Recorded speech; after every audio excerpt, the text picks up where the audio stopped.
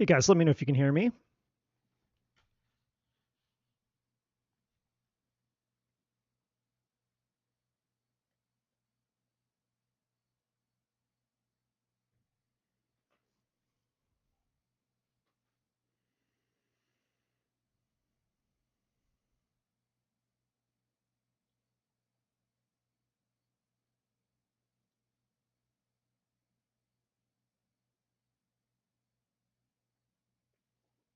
Okay, great. Thank you.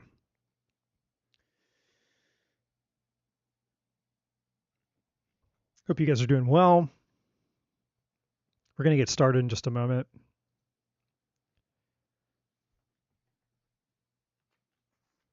Nicolette, hello, hello. Chasing Peace, Roberto. What kind of folks out here tonight? It's good to see you guys. So tonight, as promised,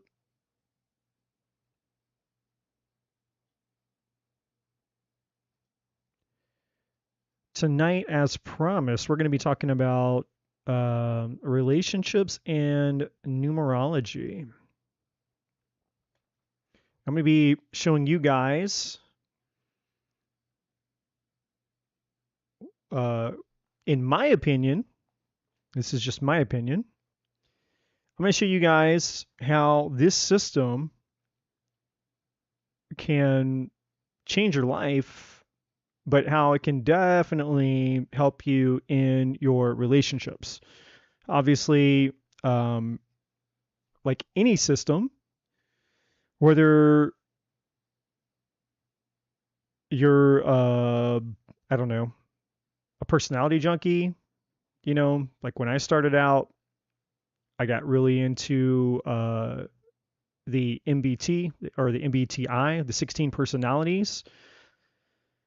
So, and then that progressed. I got really into the Enneagram.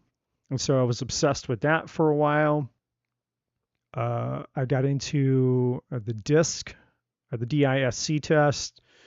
I mean, anything having to do with like personality typing. And then eventually numerology kind of found me. So I didn't find it. It kind of found me. And once I get a little bit of a taste of how profound this system was, it was like it threw all the other ones out the window. So it was like this system was like transformational for me. It unlocked so many things. So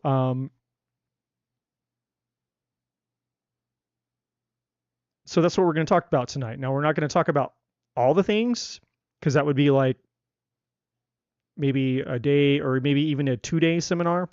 But what I am going to do is I'm going to show you guys tonight how with very, very, very little information,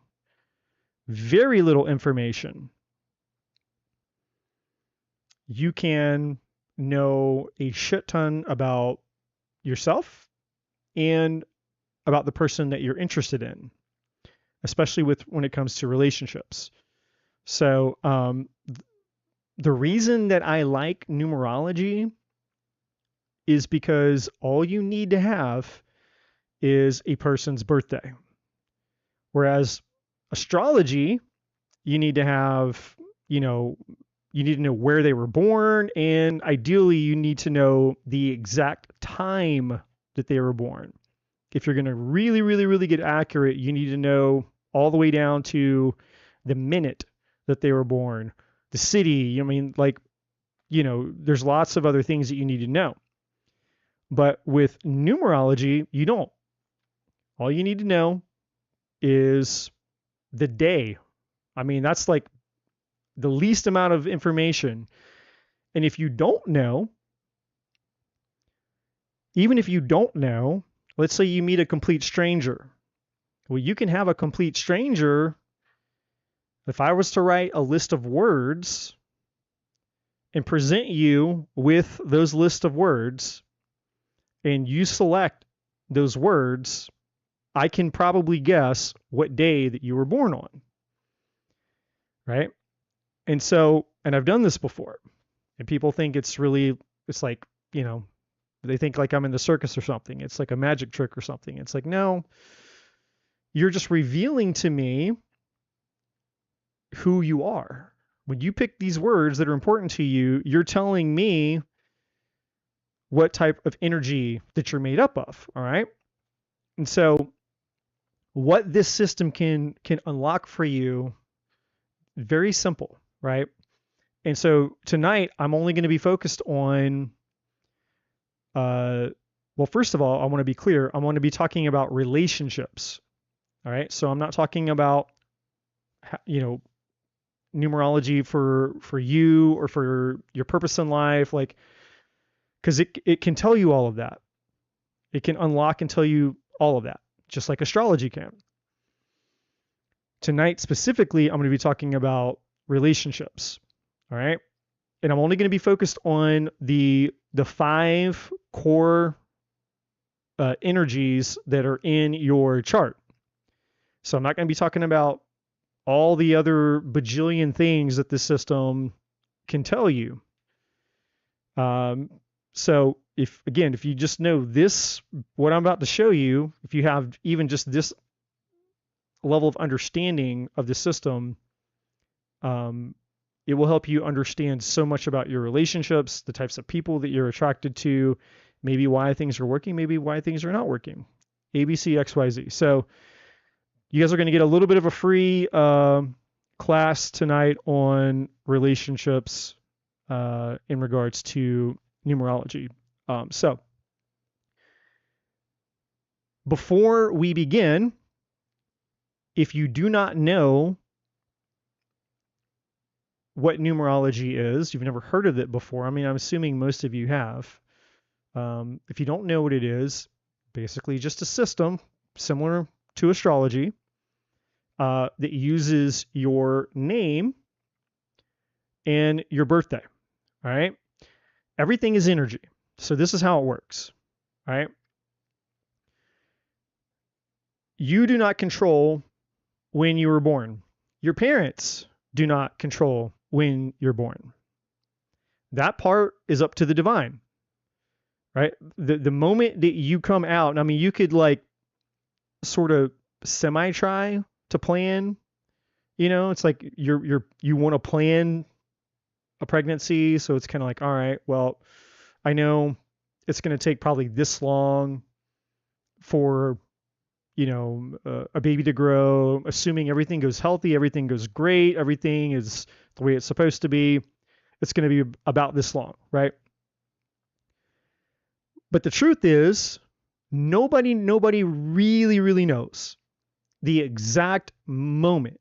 Like, even if you're at the hospital because you're contracting, and it's like, all right, the baby, the baby's coming. You still don't know the exact moment that the baby's going to come out of your body. So only the divine knows that. So the exact day that you're born, all of that is up to the divine. Now, once the child is born, you all, as the parents, have the opportunity to give it its name. And that's the part that we're participating with the divine. The divine, your birthday, you didn't get to choose that. Your parents didn't get to choose that. The name that was given to you, your parents did give that to you. Now, everything is energy. So, and I want to reference something because obviously in the year 2025, things are a little bit different now than how they were in ancient times. Way back in ancient times, you were given a name to denote a purpose and meaning. And so, like, even if we go, for those of you that are familiar with the Bible, the first book of the Bible is Genesis, right? And the first few, within the first chapter or two, I forget which one, God creates Adam, and he gives Adam the job of naming all of the creatures. And why is that? Why is that interesting? Well, it's interesting because he was naming them based on what he observed them doing. He gave them a name, assigned them a name according to their purpose. Like, okay, you know, fishes swim. So he probably didn't call them a fish. He probably called it swim. That's because that's what he observed it doing, right? And so in Native American cultures, you're given a name based on your characteristics, right? So you'd hear like sitting bull or something, right? So you weren't giving somebody, you weren't naming your children based on sentimentality or preference, or you just like the sound of it or something, right? Like, oh, I'm gonna name my child Tom, or I'm gonna name my child Michelle or something. It's like, you know, whatever. Your parents named you a name because they thought it was pretty, or it was sentimental in some way, or you know, they were holding honor for somebody. Maybe it's like, I'm going to name you after your grandparent or somebody else that they thought highly of, somebody that they cared about, or you know, whatever. But in ancient times, that's not what they did. They gave you a name based on a purpose, right? So a name is a sound. Sound is energy. So when someone calls you by your name, there's an energetic frequency that's attached to the sound of someone saying your name. In ancient times, when someone calls you by your name, what that would mean is someone's reminding you of your purpose. I just want to be clear on that. So I'm just giving you a little bit of a background on the importance of this, right? So if I name you according to the purpose of your life, every time I say your name, it's a reminder of your purpose. This is why you exist. This is why you're here. This is what you're created to do. So a name is not just an identifier, because chances are you have the same name as millions and millions and millions of other people, just like me. My name is Eddie. Well, technically, my first name is John. My full name is John Edward Gilman, but I go by Eddie. I go by my middle name. But there's millions of Eddies, you know, maybe hundreds of millions of Eddies out there. So it's not necessarily unique, right? So, but the name in and of itself, the sound, when someone says Eddie, the sound that those words make is still energy. And that energy, like all energy, has an effect. And so if you could, if I had the ability, I mean, you guys can look this up. And this is where it gets cool, because this is where science comes into it. It's not just spiritual woo-woo shit. It actually brings science into it. If I had the ability, if I had a machine, then we could actually look at what's called cymatics. And what cymatics is basically like let's say we have like a table, and it's a circle, and we pour a bunch of sand in the middle of that circle. Or let's say we have a bowl of water, and the light is the light is set up in a way to where we can see the effects of that the ripples and the water makes. But sand or something else, it doesn't matter. When you apply a certain type of vibration to that table that the sand is laying on, then the sand or the water or whatever you're using will organize itself into a shape, right? And this is called cymatics. So they have it now to where it's like when you're listening to music, you can actually you can see what it looks like in real time. So if you're just playing music, and you can watch, the basically you can see the different geometric shapes in real time. Like you can just watch it change out of one geometric shape to another geometric shape as the music is playing, right? Because of all the different frequencies that are happening. Each note is a frequency. And so you are also energy. Your body is resonating at an energetic frequency, but your name has an energetic frequency, right? And so your name is your energetic blueprint, right? Really what numerology is here is all about understanding that we every single one of us has what I call an energetic blueprint. So like, let's say, for example, you wanted to make a smoothie, right? And you had a bunch of ingredients. And so you have bananas, maybe you have ice, maybe you have like almond milk or water or some type of liquid that you're going to use. You have maybe like protein powder, and maybe you have some, maybe you have some type of, frozen berries or a banana or, whatever. You've got 5 or 6 different ingredients. Well, once you take those 5 ingredients or 6 or however many you have, and you put them all in and you blend them together, you can't take them back out. Like once they're all blended together, they become one thing. You can't take the banana back out of the smoothie once it's blended together. You can't take the almond milk. You can't separate it anymore, right? So we are basically a blend of all these energies, all these different tendencies, like everything about you, why you think a certain way, why you act a certain way, why you behave a certain way, why you are pulled towards certain things and not other things, why you crave certain things and desire certain things and not other things. Literally everything about who you are is all based on your energetic tendencies, right?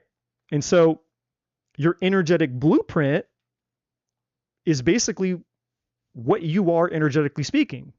Again, it makes up all the things that you like, all the things that you don't like, all the things that that you gravitate towards, all the things that you're repelled by. Everything about who you are as a human being is found in your energetic blueprint. That's it. You're just energy, right? With consciousness, your spirit. So your spirit, you're a spiritual being attached to energy. All right. So that's just the foundation here. So when you understand what parts of, or what the ingredients are that make you up, all of a sudden things start to make a lot of sense. It's like, oh my God, okay, so this is why I do what I do. This is why I'm into what I'm into. This is why I'm good at what I'm good at. And this is why maybe I suck at this and that. And this is why I like these types of people and not those types of people. Like when you understand who you are based on your energetic blueprint, all of a sudden, you have access to power, because knowledge is power. You're not just like, oh my God, I'm just this random thing that's just living and going around and I'm like everybody else. No, you're not. You might be similar to other people and other things, but you're unique in your own right. And when you understand what is responsible specifically, when you can actually look at and understand specifically why you do what you do or why you don't, and what part of your energy is responsible for that, then now you have something you can work with. So like if you're stuck in life, or you're sick and tired of attracting certain types of people, or whatever the situation is, once you have detail, once you have specifics and you know what you're working with, then you can do something about it. It puts the power and control back in your hands, right? And this is why I use this with everything that I do. I use this in all of my coaching, whether someone comes to me and they're like, hey, what's the meaning and purpose of my life? Cool. We're going to look at your numerology. Hey, I'm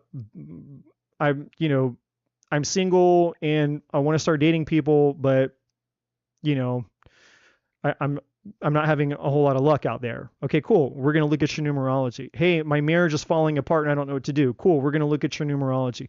Everything is we're going to look at your numerology. I want to know, I want to see their energetic blueprint. And I don't have to get super all into all the things. And again, one of the reasons that I like this is because of how accessible it is and how simple it is versus something like astrology. And this is not a knock on astrology. I'm actually trying to learn that. And I'm seeing the benefits of astrology. There's certain details that I'm realizing the more that I learn about astrology, or even something maybe more complex than that, something like human design. You know, all these systems, they bring something to the table, right? And the more that you learn, the more that they unlock, right? And so since this was the system that found me, and I have so many years invested in learning it, I still feel that this is the simplest and the most accessible. I'm not saying that it's better than, right, by any means. But in terms of the ease and accessibility of it, again, everybody knows what their name is, and everybody, for the most part, probably knows what their birthday is, or at the very least, they know what day they were born.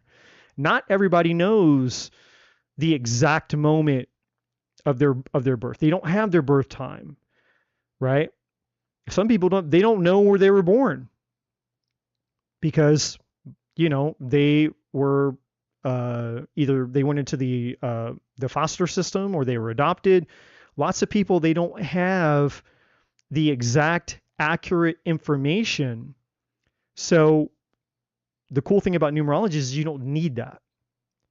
It can give you amazing results with the most minimal amount of information. Okay, that's why I like this for what I use it for, and that's why I wanted to teach it to you guys, because again, if you learn this, just like with anything, there's good and evil, right? Everything is neutral. This pen is neutral. It's neutral. Now, if I wanted to take this pen and I wanted to stab you with it, now it's not very sharp. You know, it's actually got a felt tip on there. It's still gonna hurt. Like if I try to stab you with this pen as hard as I could, it's still gonna hurt. Probably not gonna kill you. Now, if I was maybe super precise and I jabbed it in your eye, I could probably do some serious damage if I hit you in the eye with it at full force. But the pen in and of itself, my point is, this object in and of itself is neither good nor bad, right? But how it's wielded, how it's used in someone's hand makes it good or bad. And that same thing with all knowledge, all information, right? So this system, you can use that information for good or evil. So what would be an example of evil? Obviously, we know what the good is: to learn about yourself, to learn about others, in that respect. So how could it be used for evil? Well, it could be used for evil because once you understand, when you start to look at someone's chart and you understand what each one of these numbers represents energetically speaking, you understand their vulnerabilities, because every single one of these numbers in numerology has a positive and a negative attached to it, right? There's positives and there's negatives. And when you understand what that looks like and how that plays out in people's behavior, then you understand people's strengths and their weaknesses. And if you understand somebody's strengths and their weaknesses because you can see it in their chart, then you probably know where they're vulnerable. And if you know somebody's vulnerabilities, then, you know, and you want to do them harm, then now you know how to do them harm. You know where they're vulnerable, you know where they're weak. So that would be an example of how you could use this system in a negative or evil way. Okay, so so that's kind of like the overview of the big picture of this. Like, you know, without going into all the history and all the bullshit that most people don't care about. What I can tell you is that it just fucking works. Like, if you don't care about the history of it, you don't need to know all the things. Like, I'm typically not one of those people where I'm like, oh my God, you know, like, who created the system and what it, blah, blah, blah, blah. Like, I don't typically care. I'm just like, okay, how's it going to benefit me?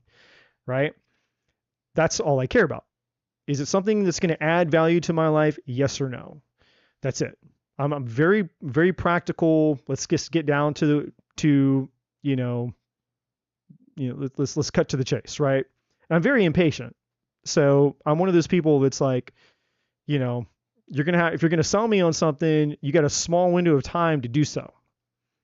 But because I've had so much experience with this system, I've convinced myself 1,000 times over, and proven to myself, like, just it's mind blowing.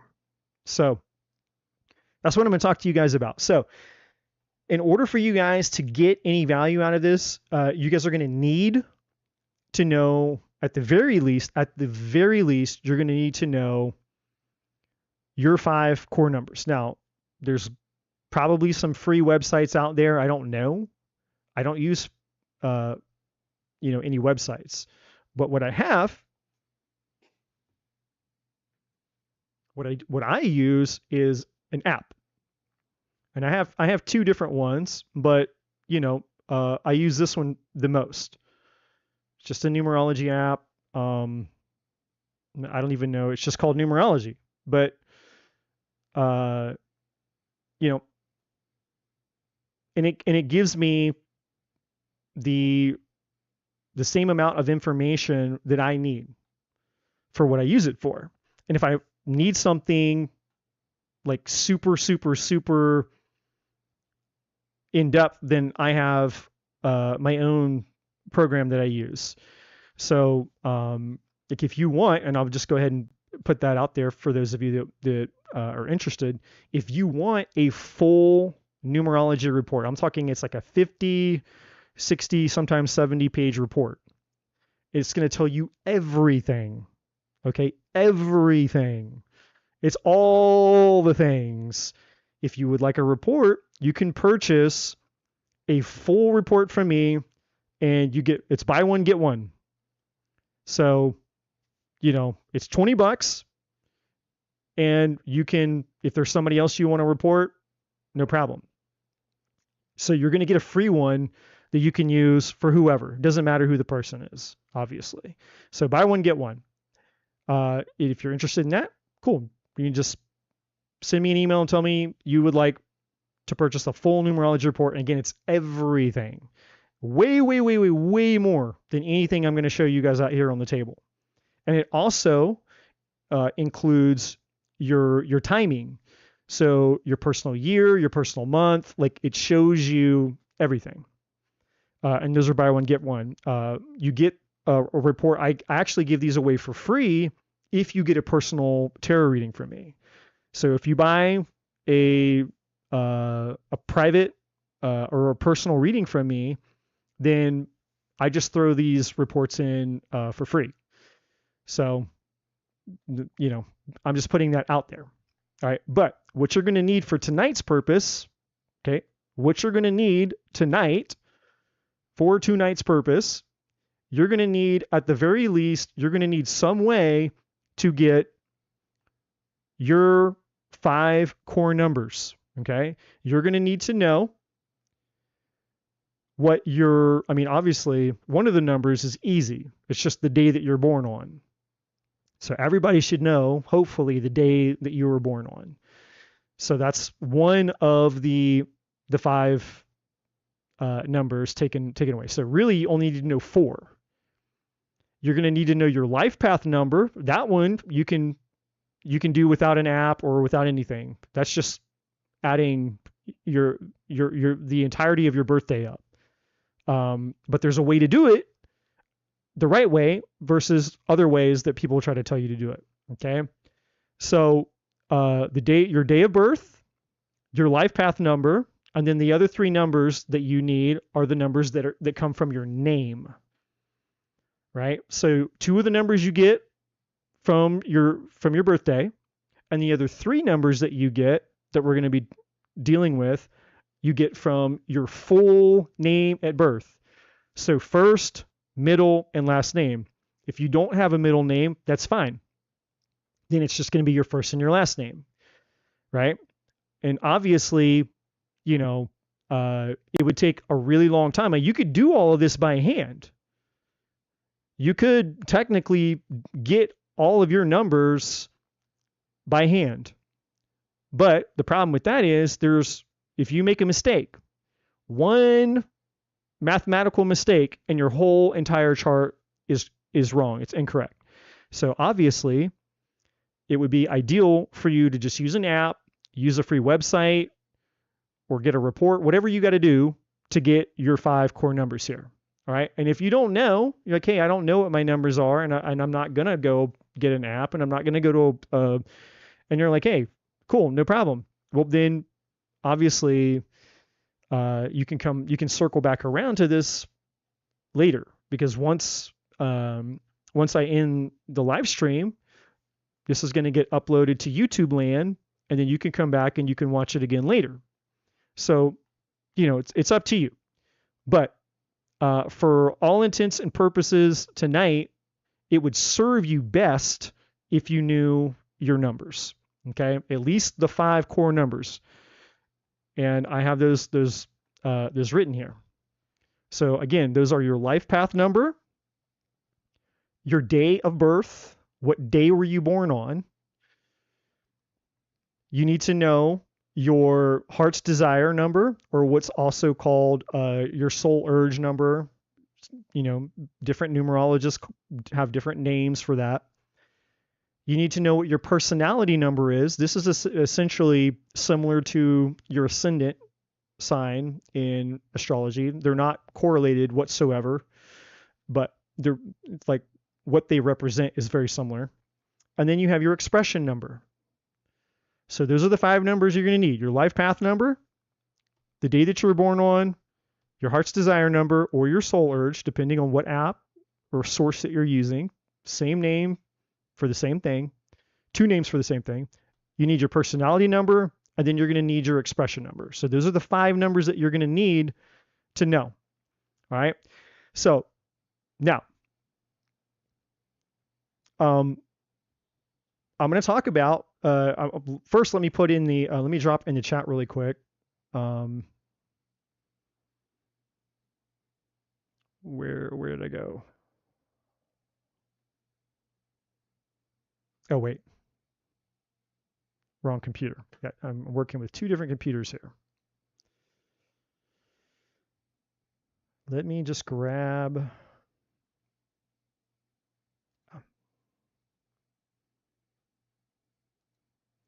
All right, so I'm going to drop in the chat.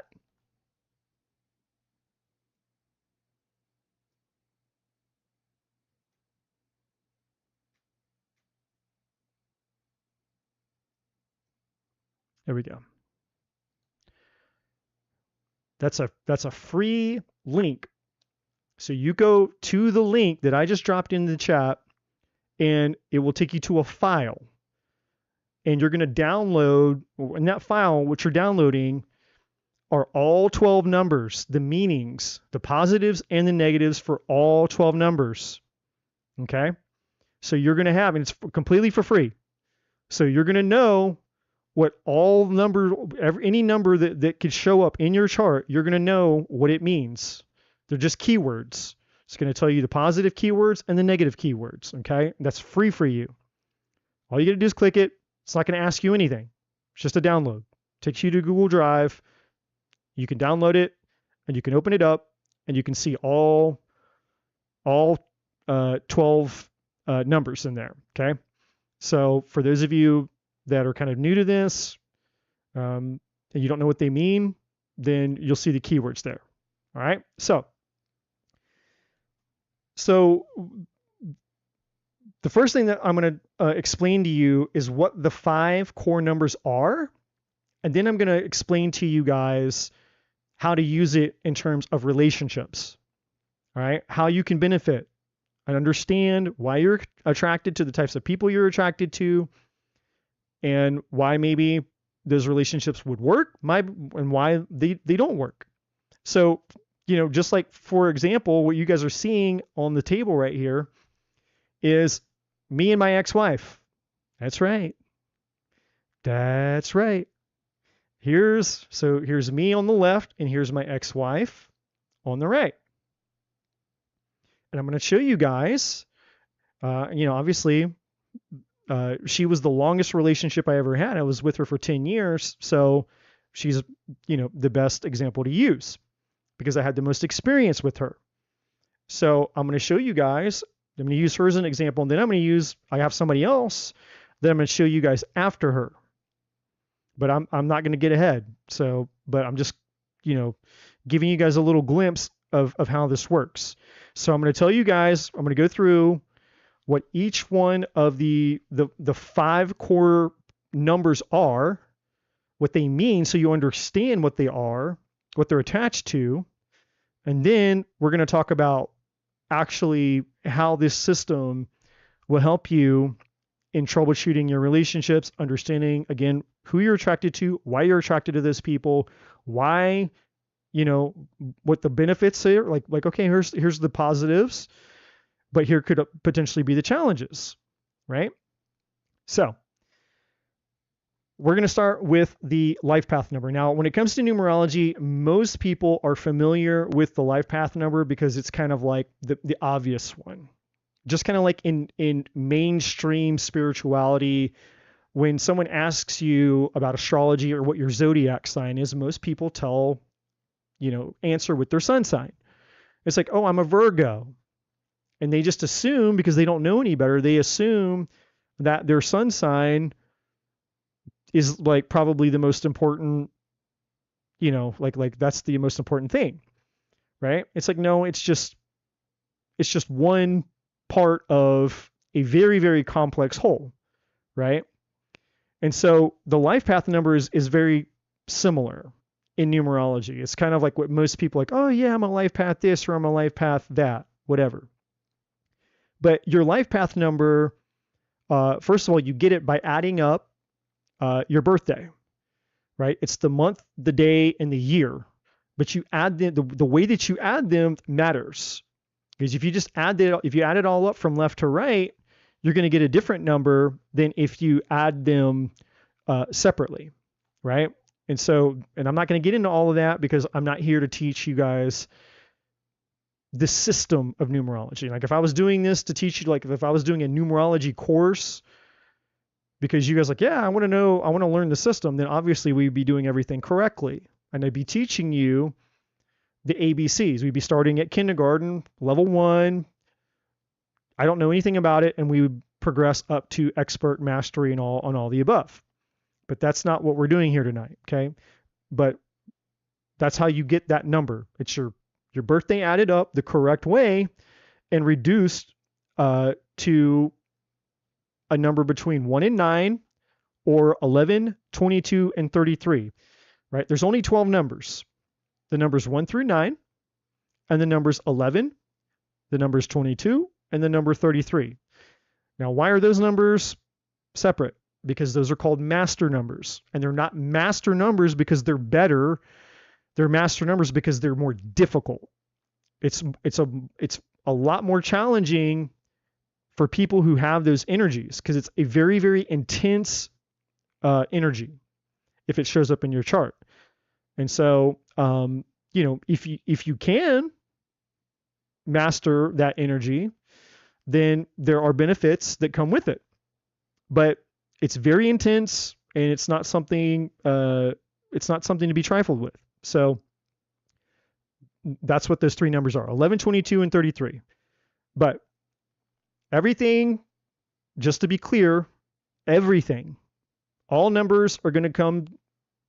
It's going to be numbers 1 through 9, or the numbers 11, 22, or 33. There are no other numbers.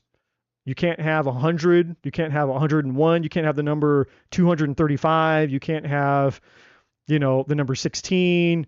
Like anything else is going to be reduced to a single digit, or it's going to be a master number. Okay, so just make that clear.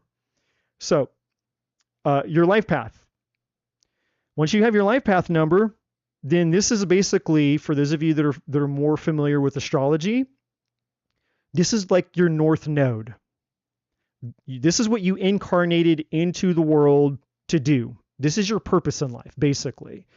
The reason that you incarnated. I like to give the analogy of geography.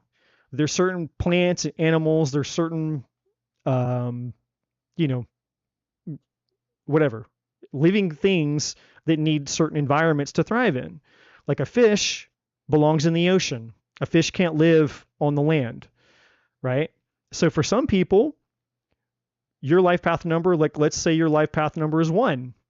Well, and let's pretend that the number 1 represents the ocean. Well, that means that essentially you came here to learn about living in the ocean.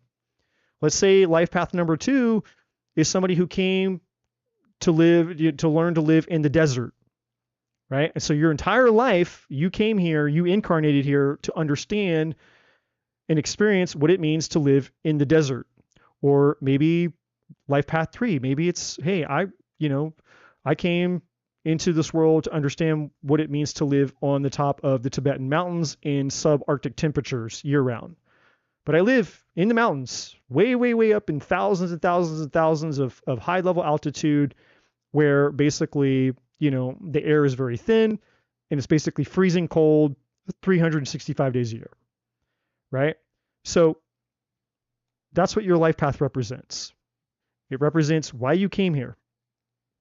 And in astrology, this would be your north node, right? The thing that that if you take on the challenge, because our life path does not come easy, and it requires us to step out of our comfort zone to get the most out of it, right? But whether we like it or not, we are going to be on that path regardless. We're going to be existing in that geographical landscape. So if you're a fish, you're going to be in the ocean whether you like it or not. It's like, but I don't want to be a fish. I want to be, I want to be a bird. Maybe you're life path 5 and you're a bird. And so you get the freedom of flying around in the air. That's what you incarnated for. You incarnated to have the freedom to go wherever the hell you want because you're a bird. And but life path 1 is down here in a fish in the ocean. You're going, man, I wish I was a bird. Well, you're not. You're a fish. So, you can hate the fact that you're life path 1 and that you're a fish and you belong in the ocean. It's not going to change the fact that that's what it is, right? So that's your life path number. And again, I'm really, really dumbing this stuff down, the level of complexity that I could go into to save time, right? So I'm dumbing this stuff way, way, way, way, way, way down for the sake of time here. Now, your day of birth, the day that you were born on, what day of the month were you born on, right? So for me, I was born on the 7th. I was born on September 7th. What day of the month were you born on? The day that you're born on is, in my opinion, what I found oftentimes are things that you're really good at, but more importantly, it's kind of like a subset of your life path. It gives you more accuracy about specifically what within your life path that you're meant to be doing. So you're not just completely lost. So for me, I'm a life path 8, but that's a big landscape. But my birthday is the 7th. So that helps give me clarity about, okay, so I'm not just generally speaking, I'm not just a life path 8. I'm a specific type of life path 8, right? I'm a 17-8 to be specific, but because I'm born on the 7th, that gives me even more specificity, if I can say that word. It's more specific in helping me understand what that is. So the day that you're born on is a clue to your mission, to your life path, It's there as a clue saying, hey, you're meant to do this in life. So, it can serve you in that regard, helping giving you clarity about knowing if you're on your path and you're on your mission, you're doing what you actually incarnated here to do or not. But I've also found that your day of birth is something that you're typically very interested in. It's an energy of interest. It's the things that you find yourself very interested in, if not obsessed with. So the number 7 for me is all about research, mysticism, spirituality. So that's why I'm out here on YouTube land. That's why I got obsessed with numerology, because I was born on the 7th. Seven is the number of mysticism, the occult, research. The number 7 is also because it's having to do with anything having to do with research.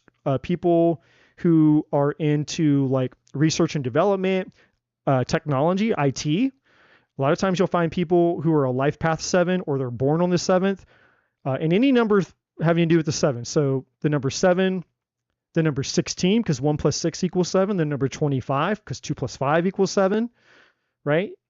So it's not just people born on the 7th, but any day of the month that adds up to the number 7, right? So like let's just I'll choose something else. The number 3. If you're a life path 3, if you're a life path number 3, or you're born on the 3rd, you're born on the 12th, you're born on the 21st, or you're born on the 30th. All those add up to the number 3. 3s are the life of the party. They're the extrovert. They know, they're bubbly, they're fun, they're the life of the party. They'll talk to anybody, they'll make friends with anybody. They're the natural human networkers. Like this is like, the woman that you go to get your hair done at the salon. Like the woman doing your hair when you go to a salon, I guarantee you, I'd be surprised if she wasn't a 3, or she doesn't have a 3 somewhere in her chart. Threes they're very creative. Speakers, comedians, actors, actresses, anything having to do with communication, anything having to do with people interacting and being seen. So 3s are, of all 12 numbers, they're also the most superficial in a way. They love attention. That's part of their energy. They want to be seen. They love attention, right? Now, again, it's neither good nor bad. It just depends on where you are in your energy. Just like me being born on the 7th. Like, on the positive, it allows me to have a very, very open mind, very curious, but very detective. So people who, are very good at science, very good at technology or research, like, so this would be somebody who would be like an investigator. Somebody, because once we will go down a rabbit hole forever.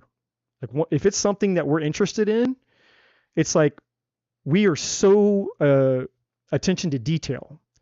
And so we want to know why. We want to figure it out. We want to understand it. And we will go down every rabbit hole. We will research, and we will just we'll literally we'll just disappear. You won't see or hear from us. And we're just basically like in our little dungeons, doing research like a mad scientist, like figuring it out, putting it all together, like putting the pieces together, like how, that's 7. A famous life path 7 that we all know is Elon Musk. Love him or hate him, doesn't matter. The dude's a fucking billionaire, and look at what he's doing. And the reason that he's a billionaire, and the reason that he's accomplishing what he's accomplishing, is because he's living in his like he's in the center of his life path. He's fulfilling his life's purpose as a life path 7.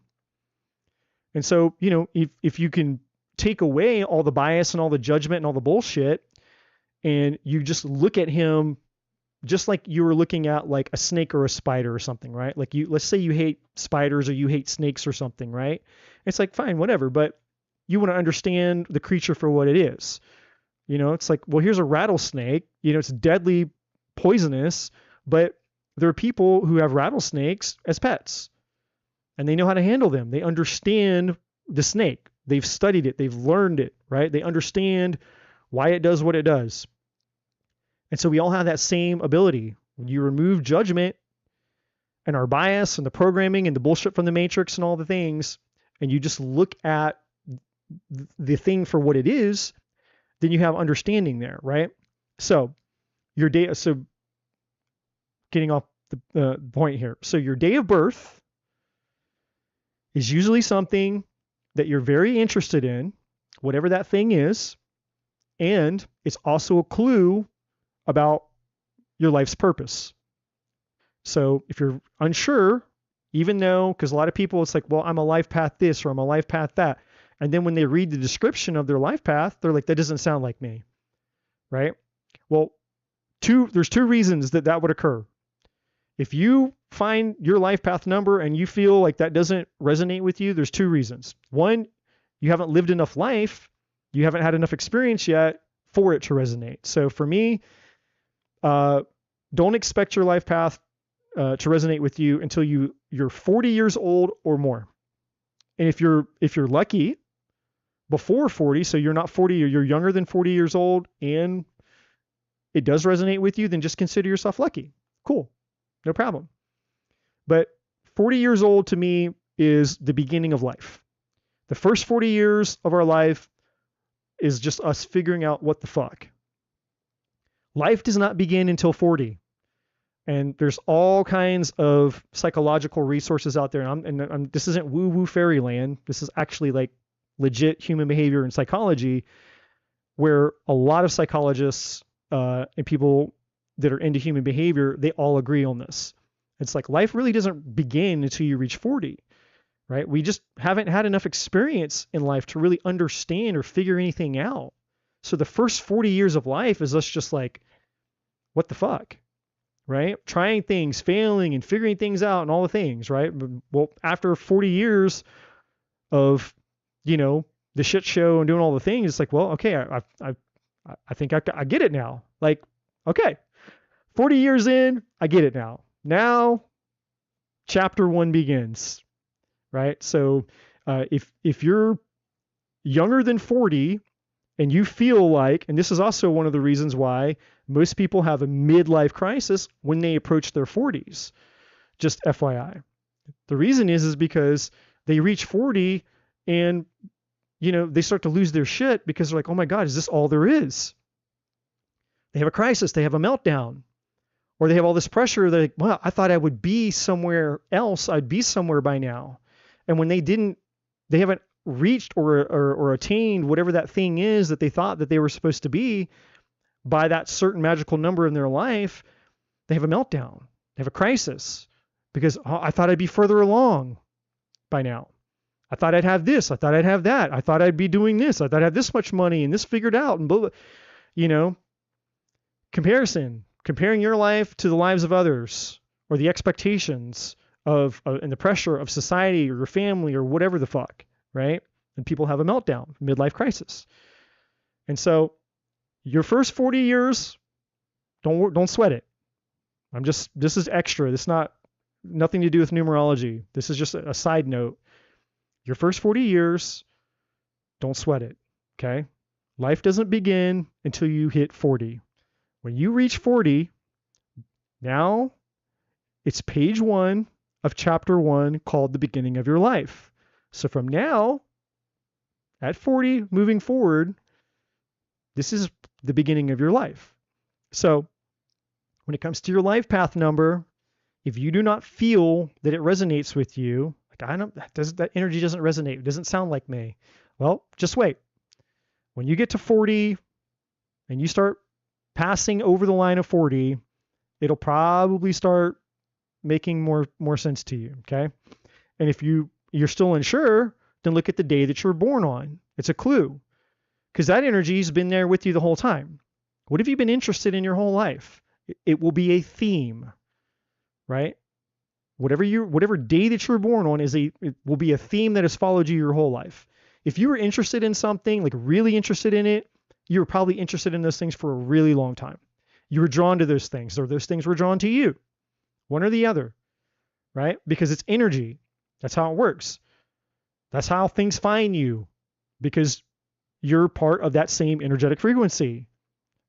You're in harmony with that frequency. So it doesn't matter. You don't have to go seek it out. Sometimes those things are drawn to you like magnets. So there's clues there. All right. So your day of birth, just recapping really quick, your life path is why you're here. It's what you incarnated on this planet to experience. The big picture. The day that you're born on are typically things that you're very interested in. Right. And now, the third number is what's called our heart's desire number. Now, again, the first two numbers come from your birthday. The next three numbers come from your name, just to be clear. So, your heart's desire, or what they call your soul urge, is essentially, it represents a few things. The first thing that it represents is your comfort zone, the thing that makes you feel comfortable. This is where your comfort zone is. The second thing that it represents is the thing that makes you feel satisfied and fulfilled. So, and there's this can be a blessing and a curse. Because if your comfort zone is being fulfilled by whatever that is for you, then this could prevent you from actually moving forward in your life. This is why a lot of people actually end up staying stuck in their life and not progressing, not moving forward, not going after their dreams, their wishes, their hopes, their desires. Why a lot of people settle for toxic relationships. All that stuff is answered by this place in their numerology chart, because it's your comfort zone. And it also represents the thing that makes you fulfilled. That's why it's called your heart's desire, the thing that your heart longs for, craves, what it wants. So if your comfort zone and the thing that you desire most are both being fulfilled, most people aren't going to give that up. Most people already have a hard enough time stepping out of their comfort zone to reach for anything beyond, right? So that's, I would say, at least 97% of the world would prefer their comfort zone as opposed to uncertainty, embracing the unknown, stepping out of their comfort zone, which is why, the top 3 to 1% of people who create jobs or, go on to do incredible things is really not because they're better than you, not because they're smarter than you, not because they're more wealthy than you or any of that. It's just because they're willing to do the one thing that the other 97% of people aren't willing to do. And it's just take a risk. It's like, I'm willing to go subject myself to discomfort and uncertainty to go get something better than where I'm at, right? Which is comfort. So, but again, that's all aside. So this is your heart's desire or your soul urge, and that's what that represents. Your comfort zone and what would fulfill you in life. All right, the next number, the next placement is your personality. This is a lot like your ascendant in astrology. This is basically the perception that people have of you, or the way that you appear, or the way that you present yourself to the outside world, right? And so for example, this is me, my chart here, it's the number 1. So I come out as very intense. I have a very intense personality. Very direct, very intense. I say what I mean what I say. I don't pull punches, and it's a love or hate thing. And I've had people tell me, on again coming to, talking in terms of relationships, I've had women tell me that I was too intense. Like, dude, you're way too intense for me. Like, it was a negative thing. But I've had other women who are attracted to it. It's like, man, I love your intensity. But there's no in between for me. With the number one, it's either love or hate. But that's just the way that I come across. That's the external. This has nothing to do with who I am as a human being. But if you were to take me at face value, you know nothing about Eddie, and you just listen to you're just watching my mannerisms, the sound, the tone of my voice, and how I speak. You could be like, man, that guy, he's an asshole, or he's this, or he's that, because it's you know, it's just the outward appearance. It's the perception of just one element of who I am, the external part of me, the way that my personality is presenting itself, right? And we all have that. Every single one of us, we all have a number that represents our personality, which again is the way that we, you know, present ourselves to the external world, and the way that the external world perceives that energy, right? But it doesn't tell anything else. It doesn't go any deeper. It doesn't show anything deeper. It doesn't, you know, reveal all the other multi-layered parts of who we are. It's just one part. It's the external part. Now, the last position is our expression number. This number represents the natural gifts and talents and abilities that we have, right? The things that we're just naturally good at, that we're naturally gifted at. And the way that we use those gifts. So the life path number and the expression number, the way you could remember these two, the life path number is what you came here to experience out of life. The expression number are the gifts and talents that were given to you to share with the collective. Okay, so whatever your expression is, those gifts and talents, that energy is what was given to you to share with the world. In other words, the tools that you've been given to serve the collective. That's the idea with this number. Okay, so now that we've gone through the 5 core numbers and you know what those numbers mean, now we can get into the juicy stuff. We can get into relationships and how you guys can use the system to understand your relationships, understand just at a glance. Again, even if you don't get super into numerology or all the things, you can use this information at just a glance. You can know just enough about it to be dangerous in a good way. You could just look at somebody and go, okay, I know what I'm getting myself into. And again, I use this like a madman, like obsessively use this. If there's anybody I'm remotely interested in terms of relationships, the very fucking first thing, but I don't care. I don't want to know anything about like more than anything she could even say to me. This is what I want to see. Like, I want to see her numbers before anything else. Before hearing about her life, anything else. I want to look at her numbers.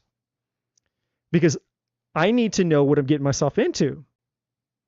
And because once I see her chart, then I know, like, okay, I have a general idea about what type of energy she's going to bring toward me.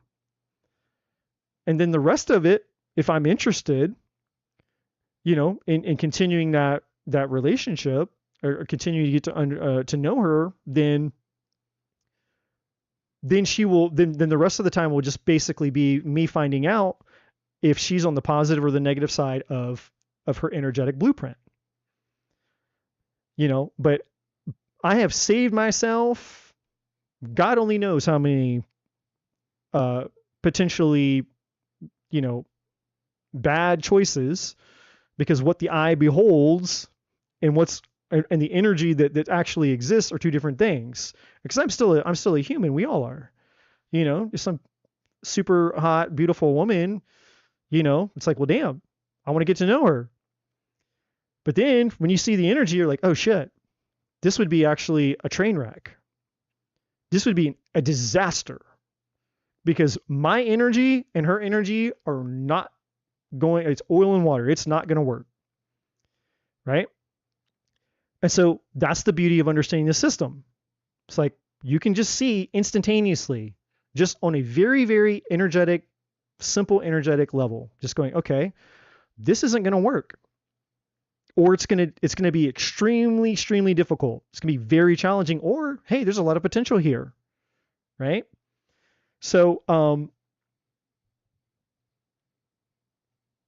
really quick, a quick disclaimer before I started breaking down the chart to help you guys figure and understand how to do this.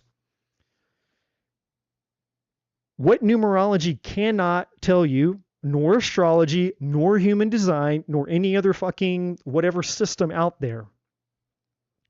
No system can tell you whether or not a relationship is going to work or not. Because you have free will. And I don't care who the fuck out on YouTube land or whatever people out there spinning their bullshit telling you free will doesn't matter, free will doesn't matter, free will doesn't matter, free will doesn't matter. Okay, well, yes, it fucking does. And I have not just my opinion. There's scientific proof. There's psychological proof. We can go into it as deep and as far as you want to go. So if you're going to come to that table to do battle, hopefully you have enough information to back up your stance, because I do. Free will fucking exists. Period. There's no system that will tell you if you and somebody are going to be in a relationship forever. No system. It's up to you. Like, for example, my mom and my dad, their numerology charts, nothing. Literally, they don't have one thing in their charts that are harmonious. Not one energy between the two of them do they have that are harmonious. Completely like if I was to look at someone's chart, like my parents, I'd be like, you guys are completely bad for each other. Like, there's nothing good here. None. But yet, my parents have been together and married for almost 50 years. So, again, and that's a paradox, because you can have a chart that looks terrible. Like, on paper, my mother and my father are the worst match possible. Zero compatibility. Zero. None. But yet they've been married for 50 years. So that's where you have to be careful with any system. I don't care if it's astrology. I don't care if it's numerology. I don't care if it's human design. Pick your fucking system. I don't care what system it is. No system is going to tell you the final outcome of a relationship. All right? That's a totally different conversation that requires a totally different set of skills. But what this system specifically, because we're talking about numerology, we're not talking about astrology, we're not talking about human design or any other system. What this system can tell you and reveal to you is what to expect in terms of tendencies. Because those things will always be there. Those are facts. Every one of these numbers represents an energetic tendency that makes up who that person is. Right? So, for example, this is my ex-wife. This is her chart. Every one of these numbers represents a tendency that she had. And so she's a blend of all those energies, meaning that at some point in time, one of these energies are going to express themselves. I'm going to see that side of her. I'm going to experience that side of her energy, just like me. Every one of these energies is who I am that's talking to you all right now. And if you all could spend enough time with me and see me in all the different modes of operation, like when you're living with somebody, you're intimate with somebody, and you're with them 24/7, day in, day out, and living under the same roof, you've had sex with them, you've done all the things with them. Eventually, you spend enough time with somebody, you're going to see and experience every part of their energy. You're going to get to experience all of it eventually, right? So this is going to give you guys an opportunity just to have an understanding of knowing ahead of time what you're getting yourself into. And it gives you a little bit more information about whether you want to get into it or not if you're single. Now, if you're in a relationship and you're having problems, this will tell you maybe why you're having problems with your person. Because it can be used to troubleshoot existing relationships, right? So, and this also explains attraction, by the way. What do you mean it explains attraction? Attraction is not something you guys choose. You do not choose attraction. Attraction either is or it is not. Attraction is not a choice. You do not choose who you're attracted to. So what do I mean? So for example, obviously I'm a dude. And I'm a dude that's into women. Okay? If I was to go out, and I'll just give you guys an example of my type, just so that it's easier to understand. So think of like a, Kate Beckinsale would be like the ultimate, right? So for those of you who don't know who Kate Beckinsale is, she was the actress in the Underworld. She was in Pearl Harbor. She was in Serendipity. And if you still don't know who she is, then just think about Sandra Bullock. Okay, so like I'm into the long dark-haired brunettes, kind of like the nerdy librarian chicks with the glasses. Like that's my type. All right. So let's just say that I was to go get, let's say I was to go get 20 women, who had to look almost as closely the same as possible. So I had to go out and I had to find 20 girls, 20 women that look like Sandra Bullock, or as close to that as possible. They had to be almost identical, same height, same length of hair, same color of hair, same color eyes, same facial structure, same body type, like everything. We're trying to get as many women that look almost as close to the same as possible for the sake of the experiment, right? And so then we have all 20 of these beautiful women lined up, and they're just standing there. Now, they can't see me. I'm like, it's like in one of those interrogation rooms. It's a one-sided window, right? Like they can't see me, but I can see them. And they're all just standing there. And I have to look at each one of those women. And if I'm paying attention, if I'm present, then I will feel drawn to certain ones versus other ones, even though they're all my type, even though I could say, yes, they're all aesthetically beautiful. They all look very attractive and they're all gorgeous women, physically speaking. But that's not attraction, because I may only feel drawn to maybe one or two of the 20. Right? That's what attraction is. Attraction is when you feel drawn to somebody and you don't choose that. I'm not talking about, because I've been around women who are drop dead gorgeous before. I mean, they're beautiful women everywhere. And you're like going to Starbucks. You're standing in line at Starbucks and you're ordering, you're waiting for your turn. There's a beautiful woman and feel nothing. Sometimes I've been around beautiful women and it's like, is there even a soul in there?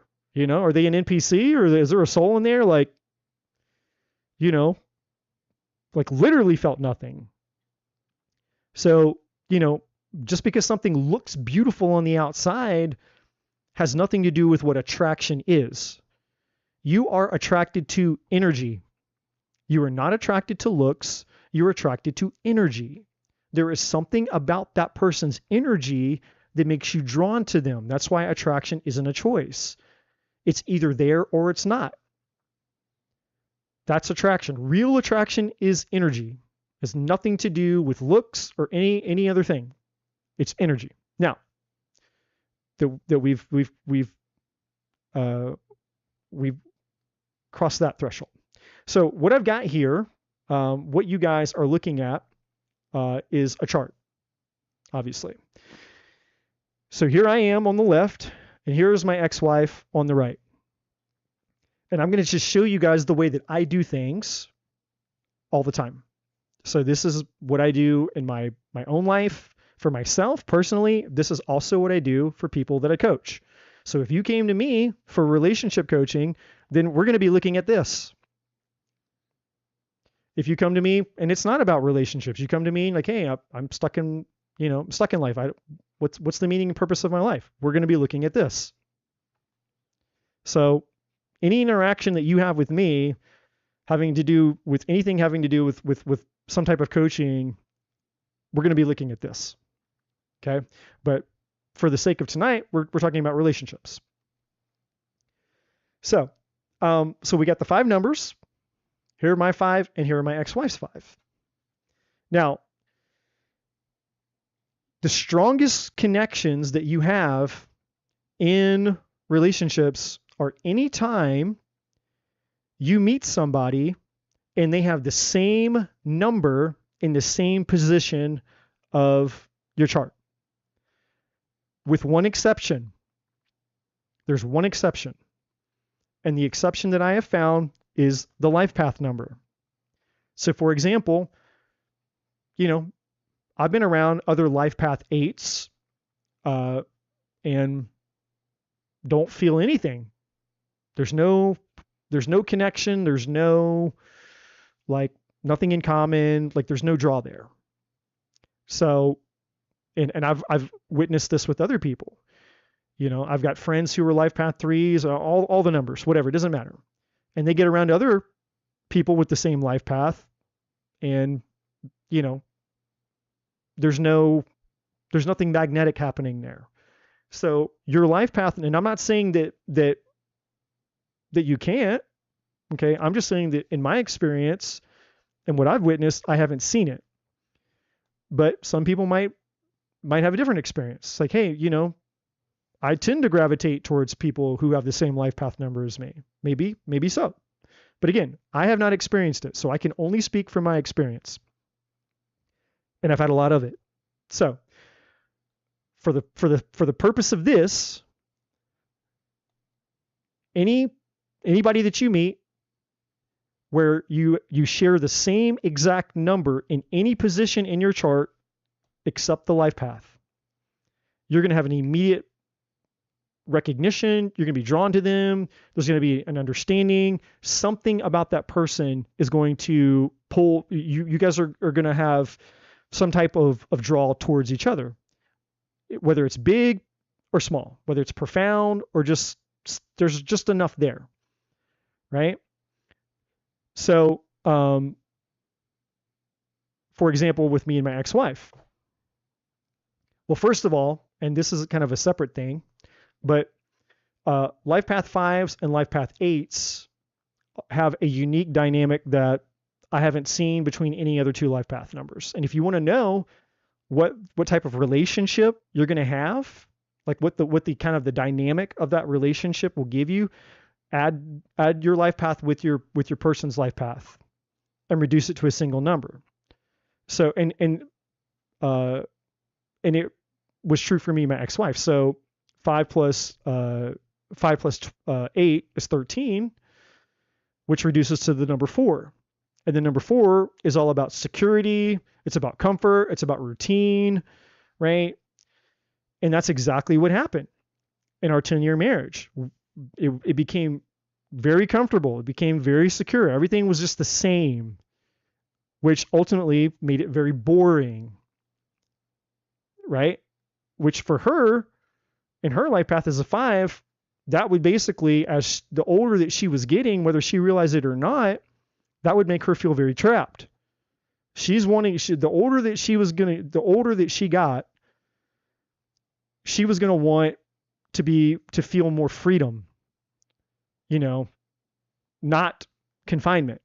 And so the 5 and the 8, it's interesting because a lot of times I have a friend, I have 2 friends, they're married, a married couple. She's also a 5 and he's an 8 like me. And what's interesting, so my ex-wife who left me for my best friend, guess what his life path was? He was also an 8. I'll use a celebrity, Sandra Bullock. Sandra Bullock is a life path 8. And the guy that she was with most recently, he passed away. This was like a year or 2 ago, maybe two years ago or something like that. He was a life path 5. So 5s and 8s, I don't know what it is. I haven't figured it out yet, but there's something about life path 5s and life path 8s that just, there's something about those energies that seem to want to find each other. But that's a separate thing. Where me and my ex-wife really connected was this, our expression. I have a 5 expression. She had a 5 expression. Now, interestingly enough, so my best friend who she left me for, who I just said was a life path 8, guess what? His expression was also a 5.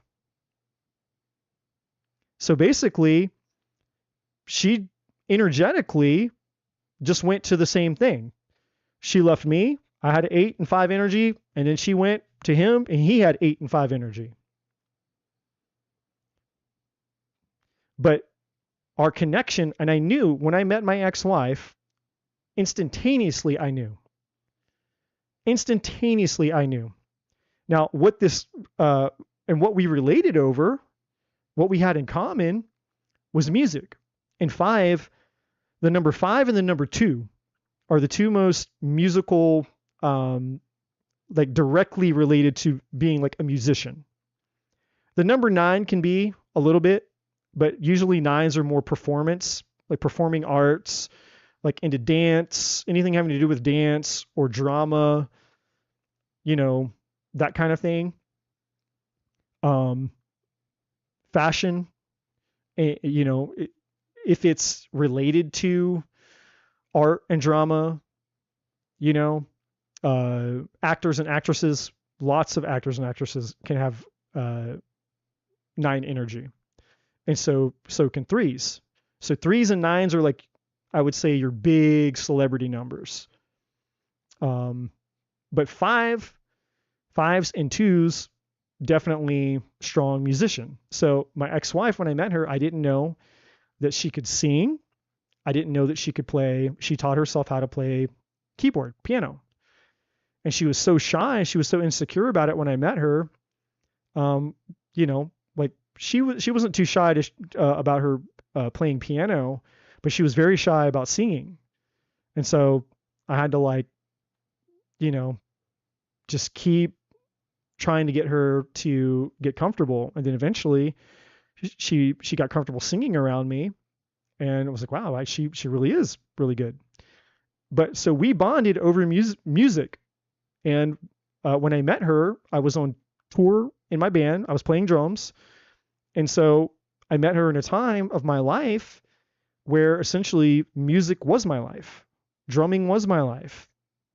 So I met her in a period of time where this 5 energy was being expressed all the time, because that's my expression number. It's one of the gifts and talents that I have is music. 5 is also communication and relating. 5s can relate to anybody.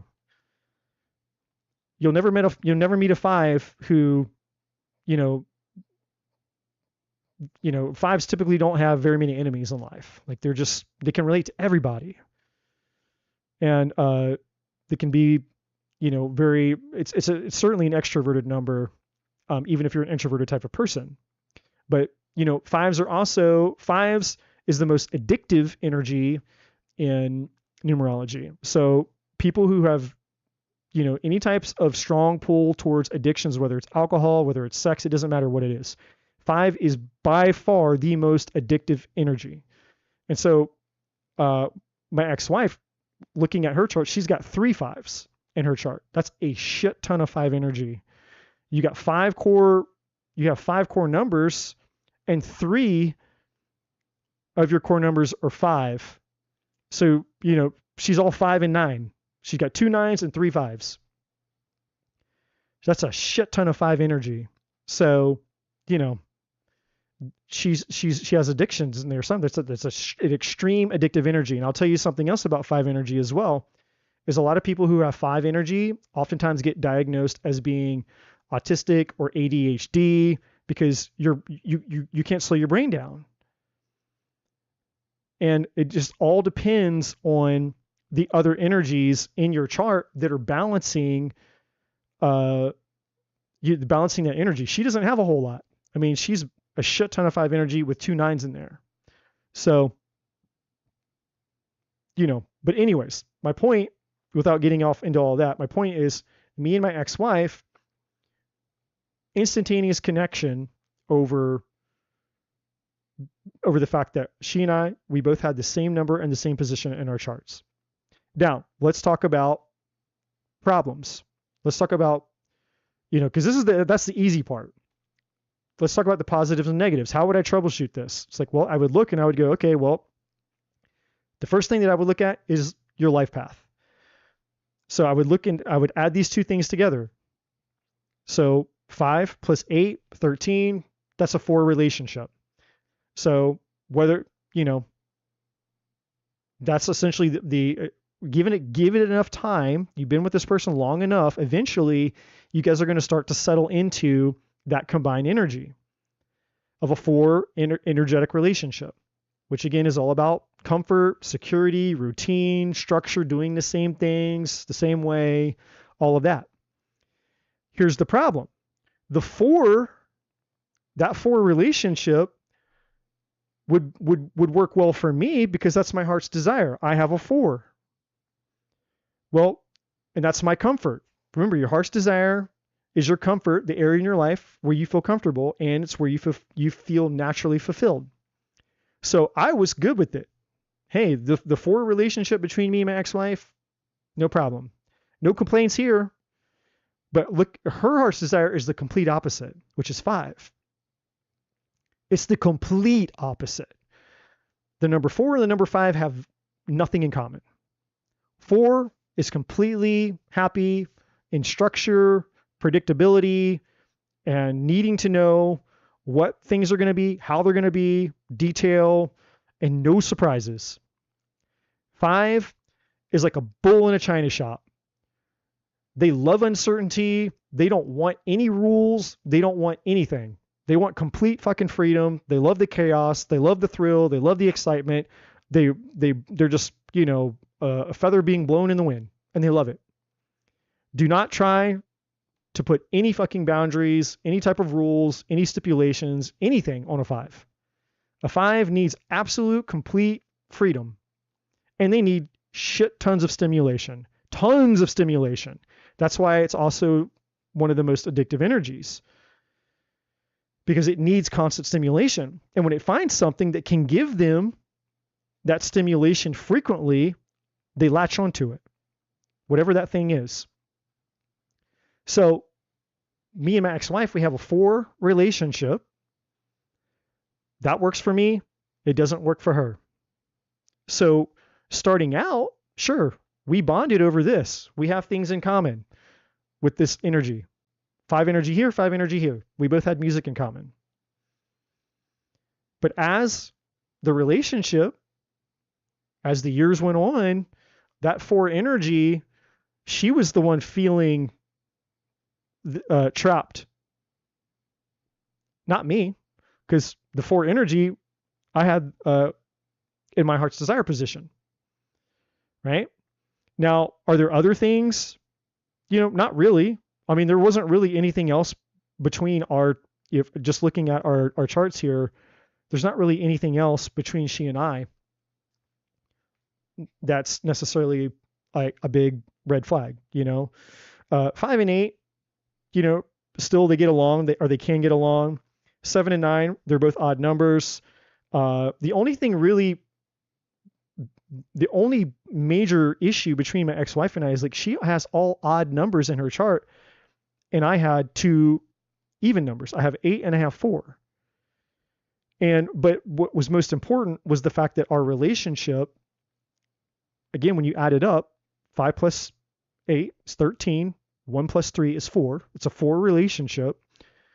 I was comfortable in that relationship, and she ultimately would not have been. Even if she didn't understand it, even if she didn't know why. And of course, she didn't understand it because she didn't have this information, right? And I could go deeper and deeper and deeper and deeper and deeper into all of that. So now I'm going to show you guys. I got one more example that I'm going to show you. I'm keeping myself on the table here. Now I'm going to show you guys.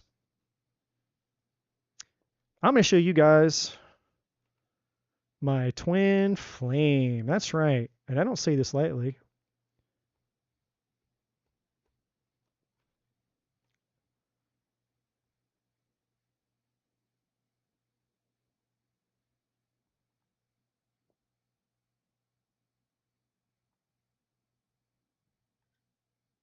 Now, there's one thing that I don't have on here that I would also look at, which is what's called your minor heart's desire number and your minor expression number. Most people have a first, middle, and last name, which is what numerology needs, but that's not the name that you go by. Like most people don't go by their full name. When you introduce yourself, you don't introduce yourself as your full birth name, you just use your first and last name. Well, your minor heart's desire and your minor expression number come from just the name that you use, your everyday name. Well, so I'm just going to add it down here. So I'm going to put MH is my minor heart's desire. I'm going to put ME or MEX for the minor expression. So for me, that was 2. Same here, 2. And for her was also 2 and also 2. So now we're going to look at this example. So when I met my twin flame in 2021, it was the most profound experience of anything I've ever felt. And it makes sense because we have literally every number except our life path and the day that we were born on. Those are the only numbers that we do not have that are identical. And I've done hundreds of numerology charts. And I've never met or I've never seen a chart where 2 people had exact identical numbers across the board. I just haven't had that experience, but until I met her. So her life path is a 4 and I'm an 8. She's born on the 15th, which reduces to a 6. Everything else is the same. Her heart's desire is a 4. Her personality is a 1. Her expression is a 5. Her minor heart's desire is a 2. Her minor expression is also a 2. Like we were literally the same exact energetic blueprint. So as you can imagine, the intensity and the draw and the pull of being around her was off the scale, because you only need to have one. If you meet somebody and you have just one number in the same position in your charts, just one number, it can be an intense pull. You only need one. Like a lot of the people who end up getting married and, different things that I've looked at, because I've researched this shit for many years now. A lot of these people, they'll have that one number in common, and that's all you need. She and I, we had 1, 2, 3, we had five numbers exactly the same. Now, between in this case, so if I add the 4 and the 8 together, that's 12, which reduces to a 3. So this relationship would be all based around 3 energy. What can you create? Right? All about creating things, about community, about networking, about building something, about communicating, right? It's either you're creating and building something or you're not utilizing the energy, right? Now, neither one of us have a 3, which you don't have to, right? And even though we both want exactly the exact same things energetically, minus again our life path and our day of birth, it's really our connection would be based on whether or not we realize the fact that in order for this connection and relationship to really thrive, did we catch the vision and the purpose of the vision, goal, and purpose of us coming together, which would have been about that 3 energy. And so if not, then chances are that even if you have all this energy bringing you together, all this attraction, all this magnetism bringing you together in your chart, if you can't fulfill this, then the relationship may not work out. And there's lots of other things that play into it. Again, you're a numerology chart, an astrology chart, a human design chart. I don't give a fuck what chart, what system. There's no chart, there's no system that can tell you if you're meant to be with somebody or not. It cannot predict and tell you if that person is going to be, whether that relationship is going to make it or not. Only you and that person can decide. Your free will determine whether or not you and somebody will make it in terms of a relationship. The decisions that you make in that relationship between each other. But what this can tell you is the potential, tell you obstacles and challenges that you might have. So between she and I, this would have been the first thing, the 3. Are we moving towards this goal in unison? Yes or no? The second thing is well, we have pretty much everything in common because our energetic blueprints are exactly the same. On one hand, that could be good. On the other hand, that could be bad. Because a lot of people don't know what it's like to date themselves. You think you're the shit until, you have to be in somebody else's shoes experiencing what it's like to date you. And that's when it gets real. We all want to think that we're like the good guy, right? Like we're in the relationship. I wasn't the bad guy. I wasn't the one. They were the ones. They were the assholes. They were the one that were all fucked up and this, that, and the other. It's like, no. Everybody's got problems. And when you choose a person, you choose a set of problems. I have problems. You have problems. Everybody has problems. There's no perfect human being. And every single one of us, we bring our problems into a relationship. And the longer that you're in the relationship, the more your problems come out and you get to see what those problems are. Right? It's just most people don't want to take responsibility for being the person who caused the hurt, who caused the pain, or did the harm. We want to play the victim. We want to save our own reputation and be like, oh no, it was them, because we want to be the good guy. But that's not taking responsibility, right? In a perfect world, there's no good guy, there's no bad guy. There's just awareness. There's conscious awareness. There's learning. And taking responsibility for what you learn and integrating what you've learned to become a better person. That would be ideal. Not comparison, not duality and all that other bullshit. So, obviously, my connection with her didn't fail for any of those reasons. And, not that I'm obligated to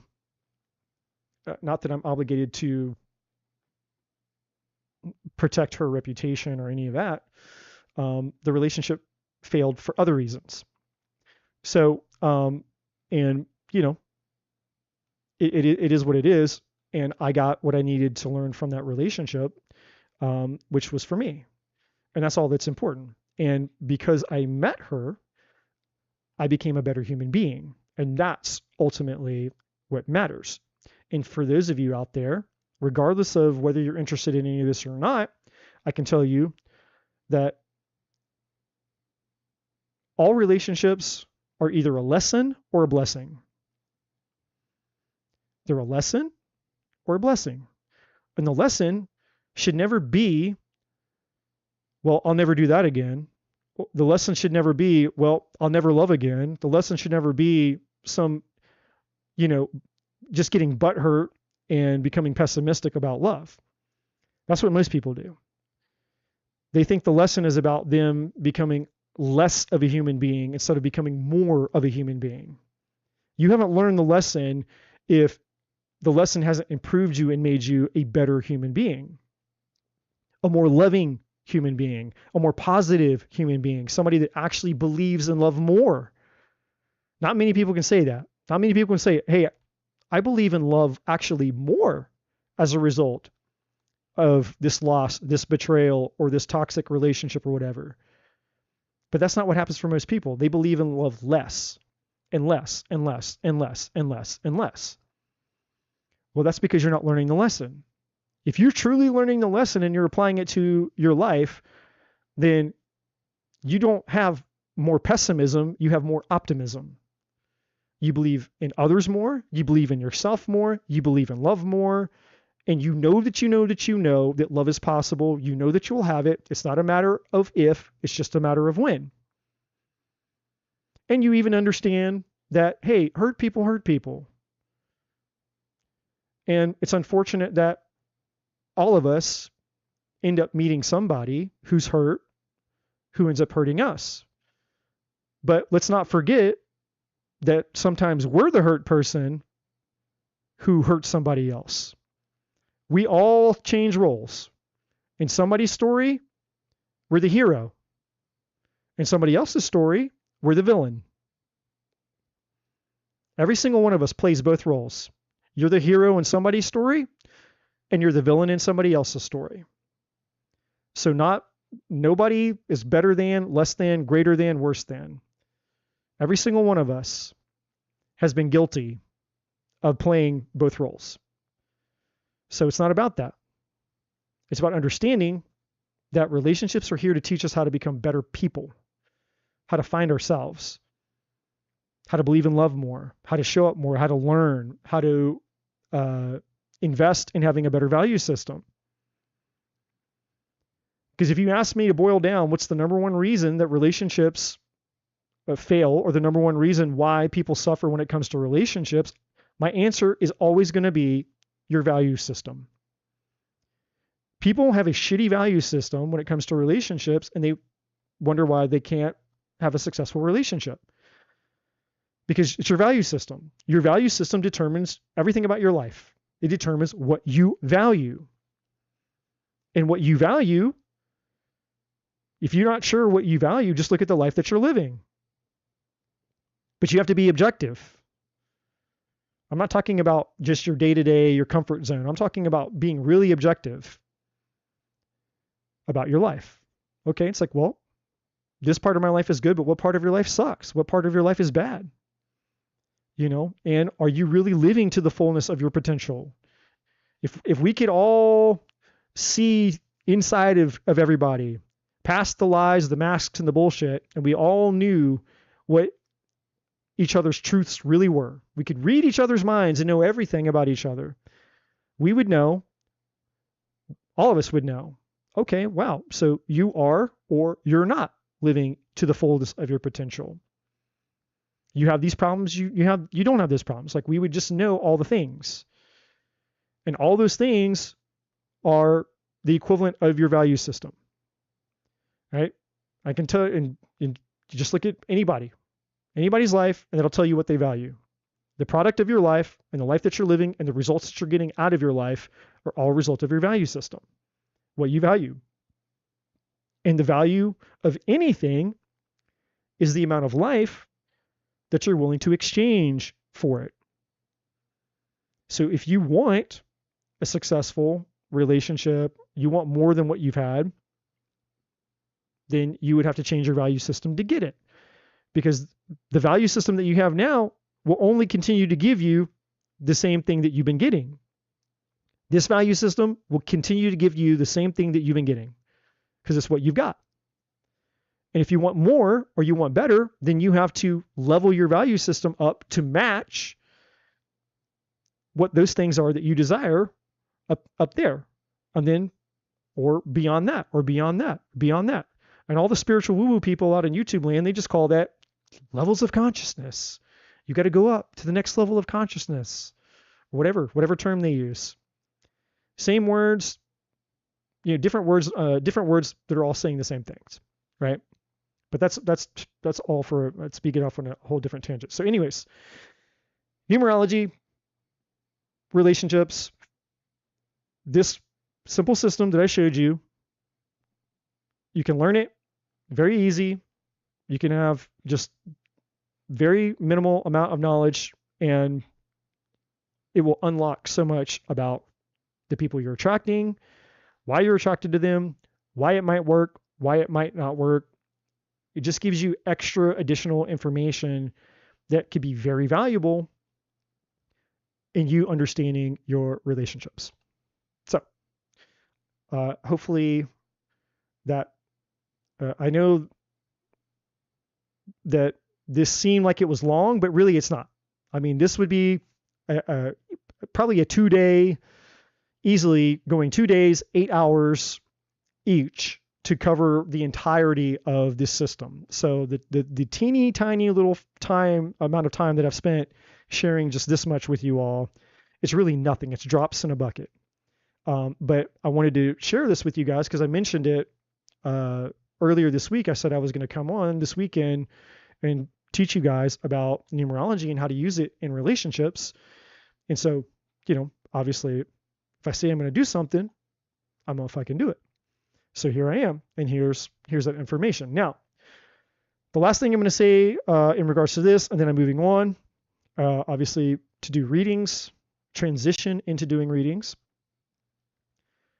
The last thing that I'm going to say is if you would like a full report, a 50 or 60 page report, actually, let me find my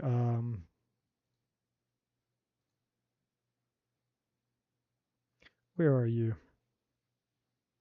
Let me find my freebie report. I have a report that I use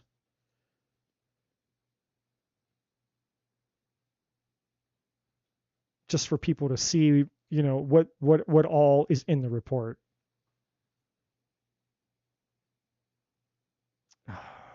What Google Drive is? This is where I get lost.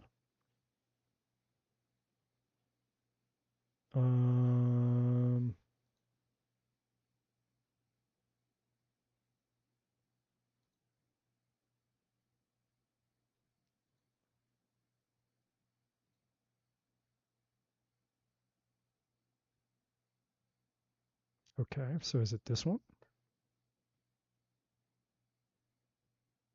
No. Is it this one?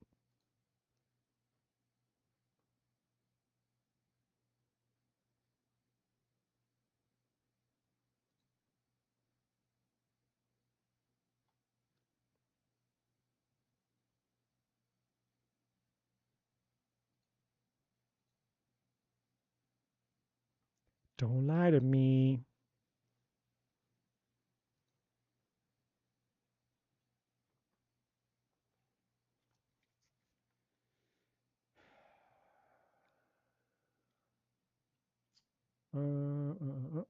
Okay.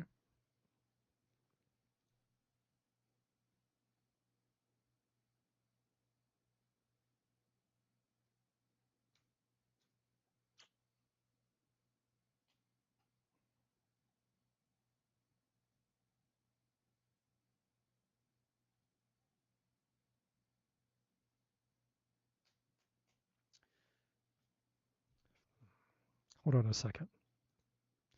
Give me a second. I don't know why.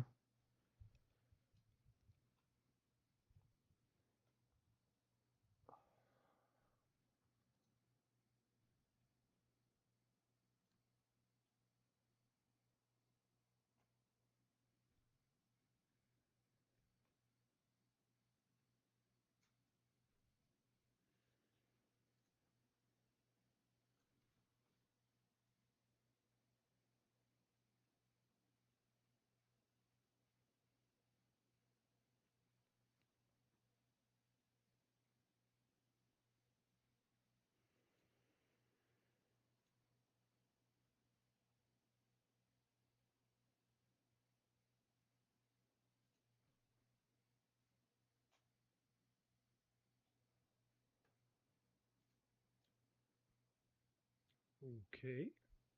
Where did it go?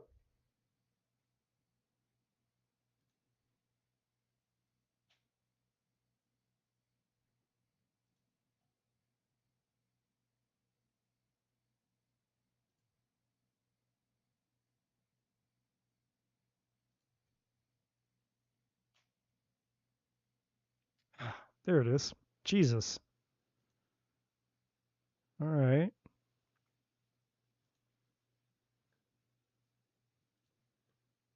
All right. Here we go.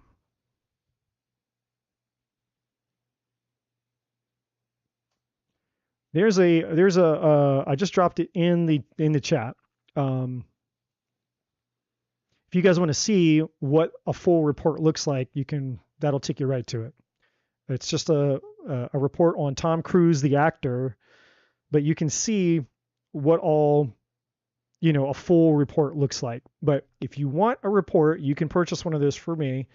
It's $20 and it's buy one, you get one. So you can obviously you'll get yours and you can get somebody else's, whoever that is, a partner or whatever, a kid, doesn't matter.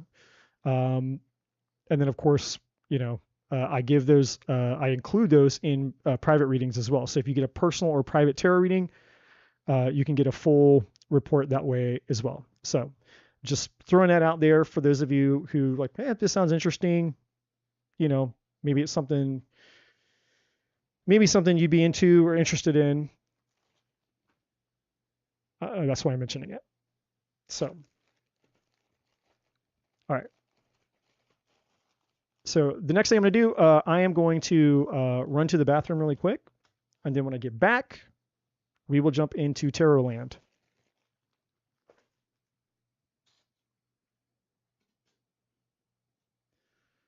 So what should I do? What should I leave on here for?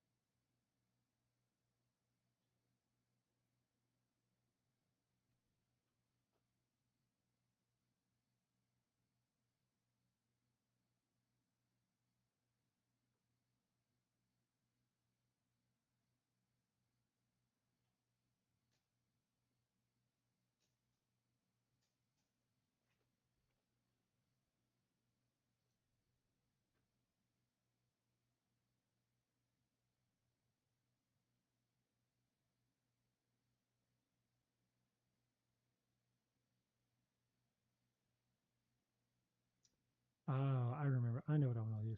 Yeah.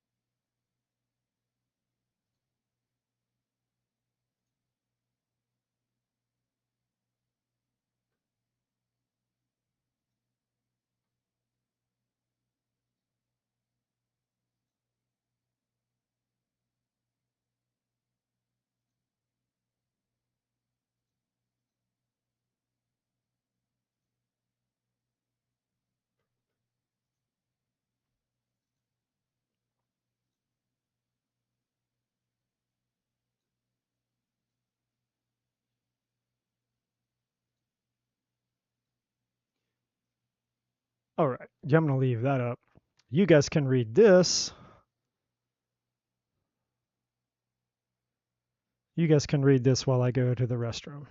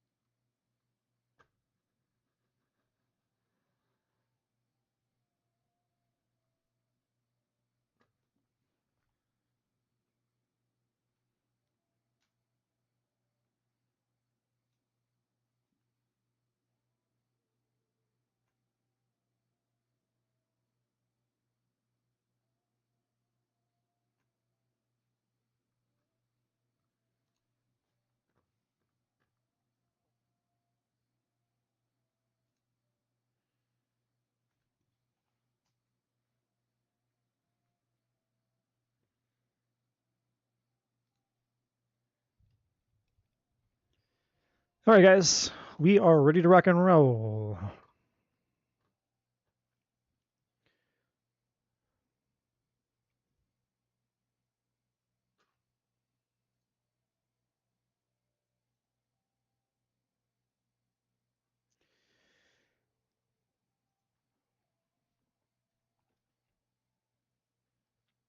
All right. So, one thing that I want to say is we are actually officially finally into 2025. I know you're like, well, dude, it's been 2025. It's almost April, so we're moving into quarter 2 of 2025. Yes, on the calendar, we've been in 2025 for a hot minute, but energetically speaking, we have only been in 2025 since about March. So now that we're moving into April, just to kind of give you guys a little bit of a heads up, you're going to start to really see and feel in April what this year is going to be like. You're going to really start experiencing the energy of 2025, I should say. If you haven't, I would highly recommend going to my videos, my playlists, and going and finding, there's a 2-part video. It's called the Universal Year number 9, part 1 and part 2. You're going to want to listen to those 2 videos if you haven't. Those videos are by far the most important videos that I will post until about June or July, when we get about the halfway mark, which we're getting close. Then in June or July, I'll make a second, like an updated, so that you guys continue to stay on track with what, what's really going to happen this year. Big picture. Okay. The next thing is probably tomorrow. I'm going to record all 12 zodiac signs. So for the month of April. So it'll be a video, and I'll have all of the timestamps there, and you guys can see what's coming up for you in the month of April by zodiac sign. So you can skip to your sign or whatever. That video should be uploaded tomorrow. Okay. Just a few things that I was thinking of before we jump in. So with that being said, welcome everybody. My name is Eddie. If it's your first time here, welcome to Human Innovation Tarot. Please like and subscribe. If you would like to skip the queue, there's all the information you need for that is in the description box. You just want to skip the line, $5. If you would like a full-blown, you want to know all the things reading, there's information for that as well. All the payment methods, all the things are there. Otherwise, I'm just going to be working off of the free list. All right. And so with that being said,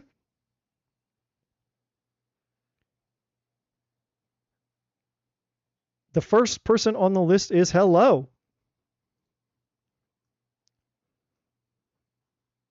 Hello. So hello, if you are here, you may ask your question. Also, just to let you guys know, to make things, move as efficiently and as quickly as possible,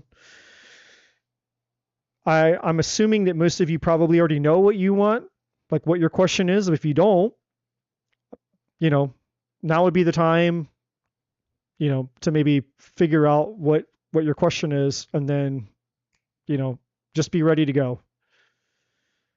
I know there's a little bit of delay from, and I don't know how long that delay is, but I can see it, as I'm watching my screen. I don't know, maybe could be like a 10-second delay.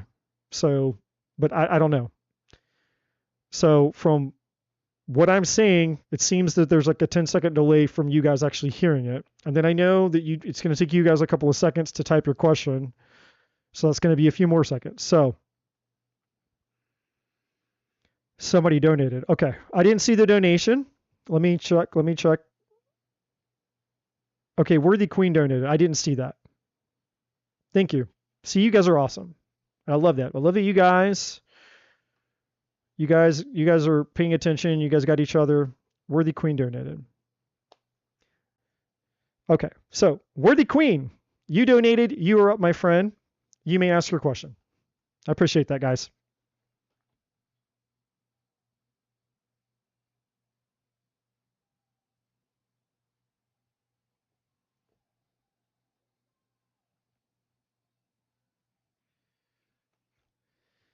Jean says she's tired, but do gods really get tired, Jean? I mean, is it possible for a god to get tired? Just curious. A love reading. Okay, Worthy Queen wants a love reading. What? So you just want to know like who's coming towards you, or like what specifically? That's very vague. Love reading is very vague. Are you single and searching? Are you in a relationship and want to know what's going to happen? If you can give me some more details, please.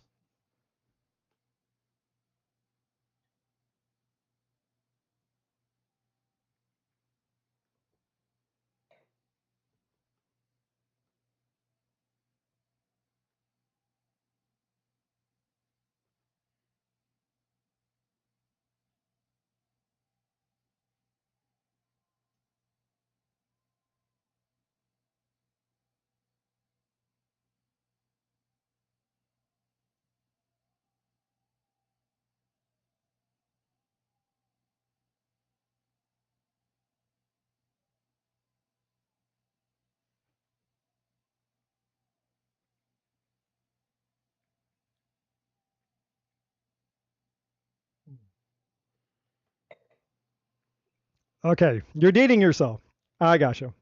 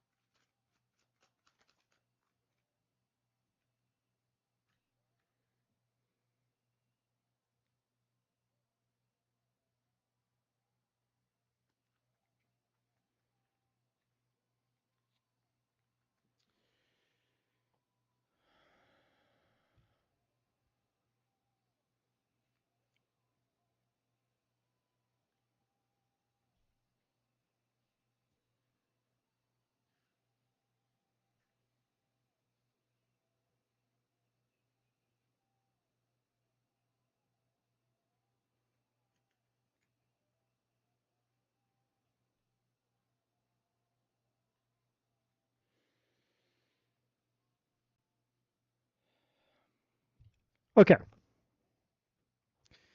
Cheers, everybody. Cheers, cheers, cheers.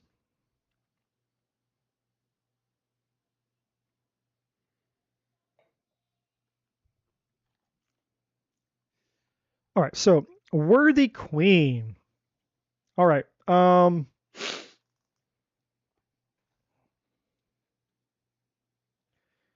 So we got a lot of cards out here on the table for you, but it's while it looks like a lot, it's actually not a lot. It's just telling a story here.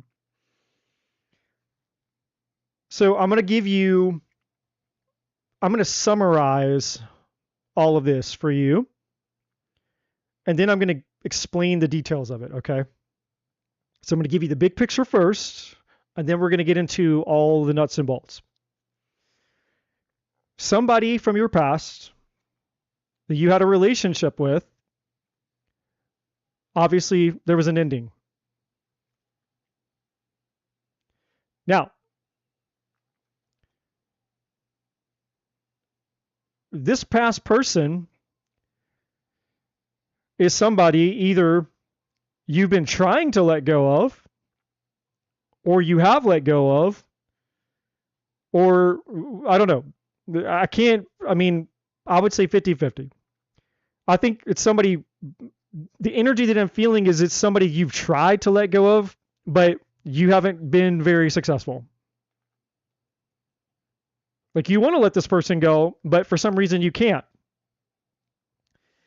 And there's a reason why. Okay.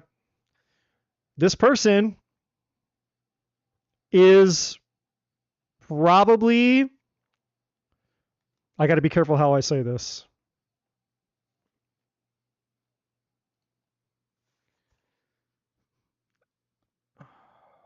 Yeah, hold up.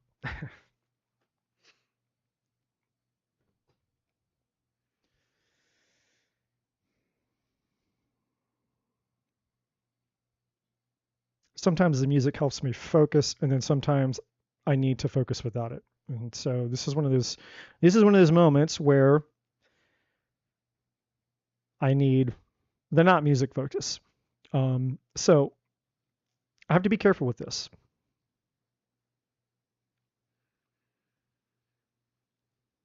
Got to be careful here. Words are powerful. And if I say something, I say the wrong thing, you're going to take it and you're going to run with it. So I got to be careful here.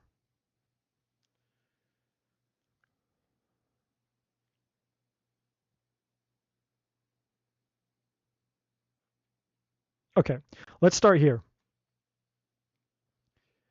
Whoever this person is from your past, you were meant to meet this person. Fate and destiny, this is a fated person. Okay, that part, 100% fact. Now, and I'm going to show you, so we have it here, fate and destiny. It's implied here with the zodiac. So if you had your chart and somebody else's chart, not somebody else, you had their chart, obviously your chart and their chart, you would see why you guys, so maybe you have like a vertex relationship or some other connection in your astrology chart. In other words, the bottom line is your astrology chart would show you why it's fate and destiny. But you have it here, you have it here, it's implied here with the love connection, and you also basically have it here with the Wheel of Fortune, which is essentially the same card as fate and destiny here. And then you have two past cards. You have the past here, the bottom of this deck, and then you have the Six of Cups here, double past energy there.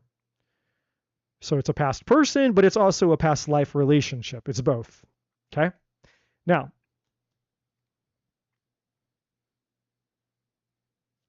this person, this is definitely somebody from your past, and it's ended. Clearly. But second chances. You're going to have a chance to have a new beginning with this past person. And I don't think, despite the fact that you've been trying to let this person go, I do not think that you've been very successful. If you were being completely honest. And it's okay. No judgment. But you have the Four of Cups here. You have the Three of Swords. You have the Two of Swords. And I'm going to explain all of this to you in a second. You have Stuck. You have the Fortress energy. I'm just pointing out the different cards, showing me the different things. And then obviously there he is. The Captain energy, there he is again. And then this Prisoner energy as well. And this is the more interesting one of all of them. This is like the Prisoner card here is basically you, like, so there's this part of you that's been wanting to release and let this person go, but no matter how hard you try, you feel like you can't. And that's why it feels like a prison. It's like, God, I want to fucking let this person go. Like, why can't I let this person go? Why doesn't their energy leave me? Like, I don't want to think about them anymore. I don't want to dream about them anymore. I don't want to feel their energy anymore. And it's like, no matter what you do, you can't get this person's energy to go away. And the reason for that, there is a reason for that, so you're not crazy. The reason for that, again, is Wheel of Fortune and Fate and Destiny. Because essentially, the reason that you guys met in the first place has not been completed. You have a soul contract with this person, and your soul contract is not completed. Now, we do not have the soul contract card on the table, but it's implied. Okay? So the big picture here is basically your question is about love and relationships. But the truth is, deep, deep down, what you're really wanting is this guy. Deep down, you still want him. Even though whatever happened in the past, there's pain. There's been pain. I see that here, the Three of Swords. There's been pain. And there's a few energies attached to the Two of Swords. Part of the energy is you're in denial of the fact that you still want this person. You don't want this person, but you do. That's part of it. The second energy attached to the Two of Swords is you actually really don't want anybody else. Your ego is telling you, no. You need to let this guy go. They hurt you. You should be done with them. Yeah, that's what we want. We want to move on to somebody else. That's why it's swords energy, because the swords have to do with the mind. However, your heart is in disagreement with your mind. What your heart wants and what your head wants are two different things. Your head wants you to forget this person and deny what your heart is saying and move on. No, let him go. Screw him, fuck him, let's be done with him. What your heart wants is him. This is you, your heart energy, thinking about him. That's what this cup is, with the flowers and the little rainbow. And you can see her eyes are kind of, sort of like when someone's like staring off into space, they're checked out, they're zoning out. Her eyes are clearly zoned out thinking about this cup over here. She's not looking at these three cups down here. She doesn't give a shit about that. Her heart knows what it wants. Her heart wants that cup. Now her mind, your mind on the other hand, is like, nope, that's not what we want. So the prisoner energy and this illusions energy here have everything to do with the conundrum that you find yourself in between your head and your heart. Because your head is trying to protect you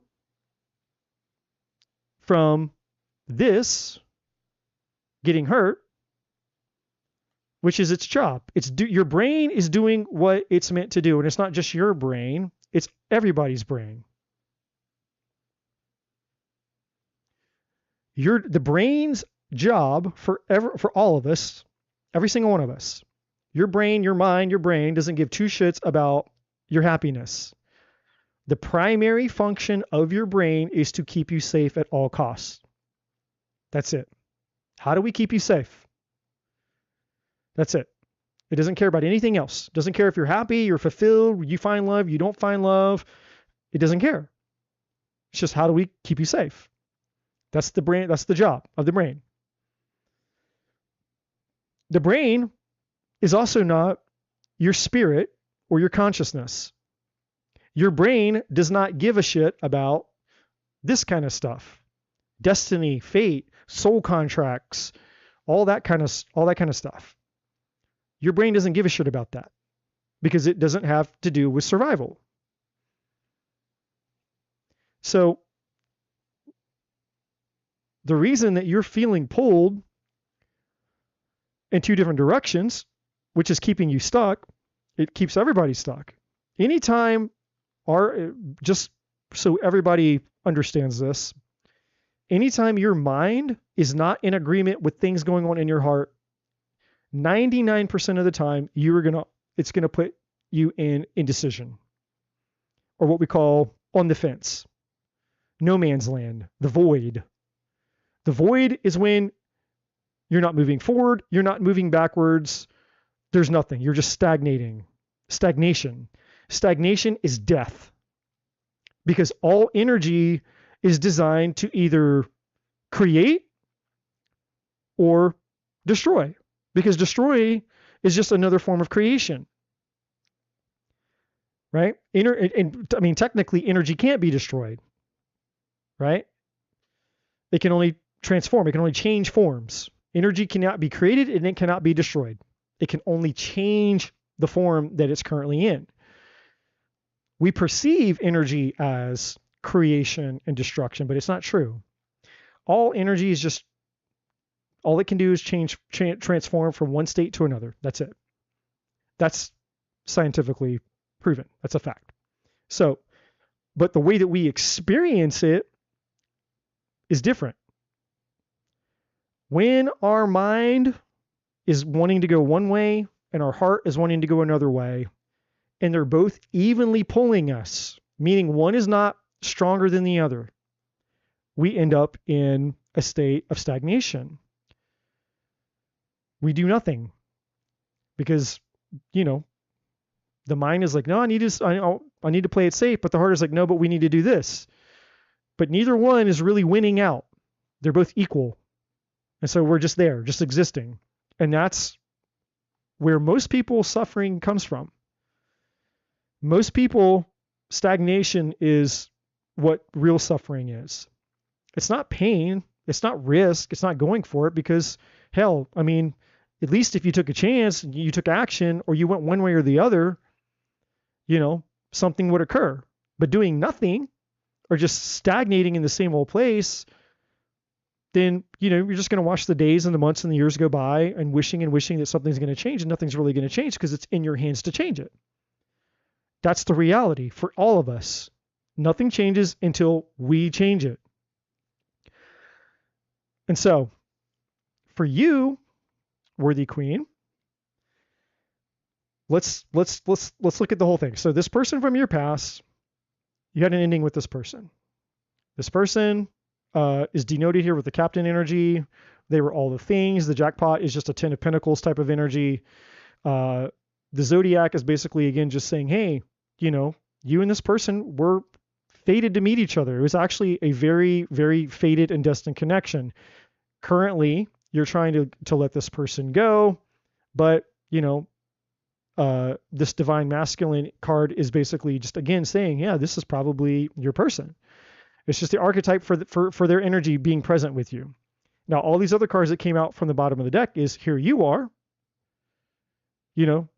Part of you, I've been focusing on myself, this and the other. I want love, but I'm stuck. Well, the reason that you're stuck is because you can't let this person go. And the reason that you can't let this person go is because your heart knows what your mind doesn't know. Your heart knows that this person is a fated person. Your heart knows that this isn't just some random person. Your heart knows that No, this is like a fated, a special, unique connection. Now, recovery has to do with you and this person. Obviously, when you two came together, you were not ready for each other. And whatever happened, whatever caused this ending here, you both need to heal, you both need to learn, you both need to grow. All of that is all implied in that card. The prisoner is a result of you being stuck, which is again is a result of everything that I've said over here about your head is pulling you in one direction, your heart is pulling you in another direction. And no matter how hard you try to let this person go, you feel like a curse. You're cursed with their energy. Like, fuck, I just want to let them go. I just want to go out and be happy and find somebody and move on and find new love. That's what you want. That's what your mind wants. Your mind's like, yeah, let's do it. I'm good for that. Fuck that past person. Let's go find somebody new. Right? Let's go find the new person. That's what your mind is on board with, but your heart is not. And that's why you find it very depressing and very motivated. It's very hard for you to get motivated, emotionally speaking. Like you could go out and you could probably have a fling. Like you could meet somebody and, you know, you could have an intellectual connection with somebody. And you could have an emotionless sexual encounter with somebody. People do that all the time. Primal, lust. No emotion, no heart. People do it all the time. People are having sex with other people all the time. And while they're having sex with that person, they're in their heart, they're thinking about somebody else. They're longing for somebody else. They're missing somebody else. They're desiring somebody else while they're having sex with this person. Happens all the time. So the prisoner energy here is basically just you feeling cursed because your mind is wanting you to let this person go, but your heart just can't. Now, the illusions is the confusion. This is just another, forget the word illusion that's on this card. It's really just confusion. And it's confusing because, again, your heart was wanting you to go one way, and your heart is wanting you to go one way, and your mind is wanting you to go another way. It's very confusing. So this favored card is about where your focus needs to be. Your focus needs to be on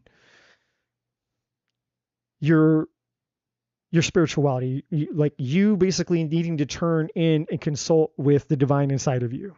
You finding you. Like you getting what is the answer inside of you? What's the real answer? When you push past the ego, when you push past the emotions, and you really have to, and I'm not telling you this is easy to do. If it was easy, everybody would be doing it. But it's not to say that it's impossible to do either. Because the divine is always ready to give us the answer when we're fucking ready for the answer. In fact, all a revelation or a realization is a moment where we are ready to accept the truth.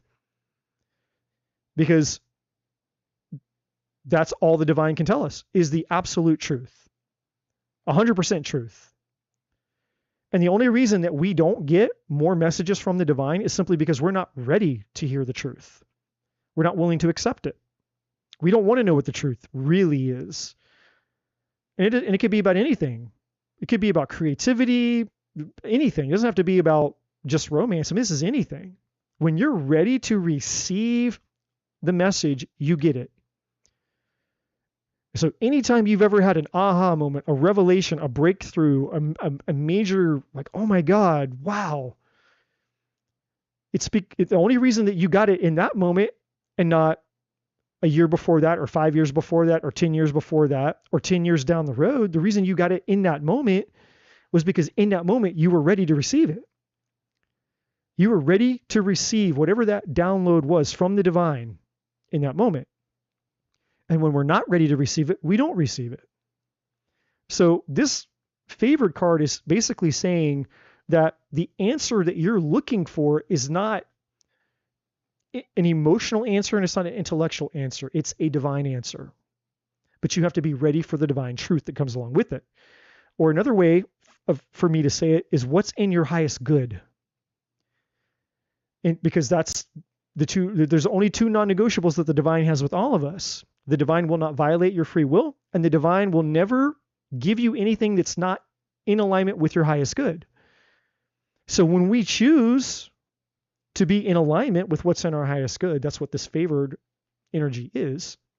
This card represents a choice to be aligned with what's in our highest good. And that's a free will choice. That's why free will is the first non-negotiable, because it's the access point. It's the doorway to the second thing. We have to make a free will conscious decision to say, hey, there's the me that I am in my existence where I can do whatever the fuck that I want. It's my divine right. Your divine right. Everybody's divine right. While we're here in these avatar suits, these flesh bodies, running around in the sandbox, this virtual reality that we think is life, we get to do whatever the fuck we want, like a video game. You can do whatever you want. It's your free will. Or you can choose to say, okay, I know I can do whatever I want, but what if I use my free will choice to seek what's in my highest good? What is the divine truth? What is in my divine right, my divine inheritance? What's that path? There's the path that we can just do whatever we want. You come in here and you can do whatever the fuck you want. And then there's the divine path. It's the red and the blue pill. You take the blue pill, you stay in the matrix, you do whatever the hell you want. You take the red pill, you choose the divine path, you choose what's in your highest good, and you get to experience something totally different than what you'll experience by taking the blue pill and just blending in with the rest of society, doing everything the same way that everybody else does it, and believing that life is what everybody else thinks that life is all about. It's a choice. You can be plugged into the matrix, or you can be awakened to the divine reality that's awaiting you if you choose that path. In fact, Jesus talked about this in the Bible, in the scriptures. He said, many are called, few are chosen. He talks about the wide and the narrow gate, the wide path and the narrow path. And essentially, that's what he's referring to. He's talking about the red pill and the blue pill. And so the answer, all that saying, the answer for you lies within understanding that there's something even bigger at play beyond the confusion that you're feeling about this past person.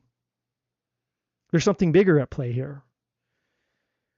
Because this person that you're connected to, that you can't shake their energy, is actually a metaphor for a total other path in your life. Because the divine is saying, hey, to choose this person is to choose fate, destiny, the spiritual path. And that's why the divine brought you both together. Because the divine was hoping that you meeting him and him meeting you would wake you both up to the fact that you have a spiritual path to fulfill that you haven't been fulfilling. Because up to this point, you've both been taking the blue pill. And the divine wants you to say, hey, there's an opportunity now by you meeting each other and reflecting these things back to each other and learning and growing, all here in the recovery energy, implied in the recovery energy is also learning, growing, awakening, and all that. There's an opportunity now for you both to realize that, hey, I don't have to live in the blue pill. I can take the red pill. There's a spiritual life. There's a call. There's actually something more to fucking life than what I thought that life just is, which is doing everything that everybody else is doing. Going to school, growing up, getting a job, adulting, paying bills, popping out some babies, going to Disneyland once a year, getting old, watching our kids grow up, retiring, and then dying. No, there's so much fucking more to living a spiritually fulfilled life than that shit. And that's what the divine is trying to show you. And there's also something profoundly different having a spiritual relationship with a spiritually awakened person. It's very different than having a casual relationship with somebody that you could just get by with, which you can do because, again, you have free will. You can find, I mean, there's roughly 8 billion human beings on the face of this planet, and half of them are the opposite sex. Assuming that you're an opposite sex person, and it doesn't matter if you are or you're not, but assuming you're into the opposite sex, you have roughly 4 billion choices out there waiting for you. One person out of 4 billion is going to be compatible with you. And you would be able to have the quote unquote blue pill life. You're going to get along, you'll be able to get married, and you'll be able to have your house and all the typical normal things. And, that relationship go the distance. It's not impossible. Somebody out there will be able to provide that for you. However, there's also this. There's a divine connection that would give you access to a life and an experience that transcends any fucking blue pill type of relationship that you could ever have. And the reason that your heart is so hung up on this past dude is because your heart caught a glimpse of it. Your heart caught a glimpse of the truth. Like, holy shit, I think he and I, we could have that. And your heart wasn't wrong, because that's where the divine lives. The divine is in your heart, not in your head. So the divine was whispering to your heart saying, hey, that person over there, if you guys can work this out, you have a profound potential of a future that you can't imagine what that would lead to, because it would transcend the blue pill life and all that shit. And that's why the excitement card is here. There's an excitement. There's a level of excitement of knowing that that possibility exists. Now, we've already talked about this card. Let's move to the patterns. Now, the patterns brings in reality, because this is all unicorns, fairies, and fucking rainbows and spiritual woo-woo and all that shit sounds that I just said to you. Now we have to bring it down to reality.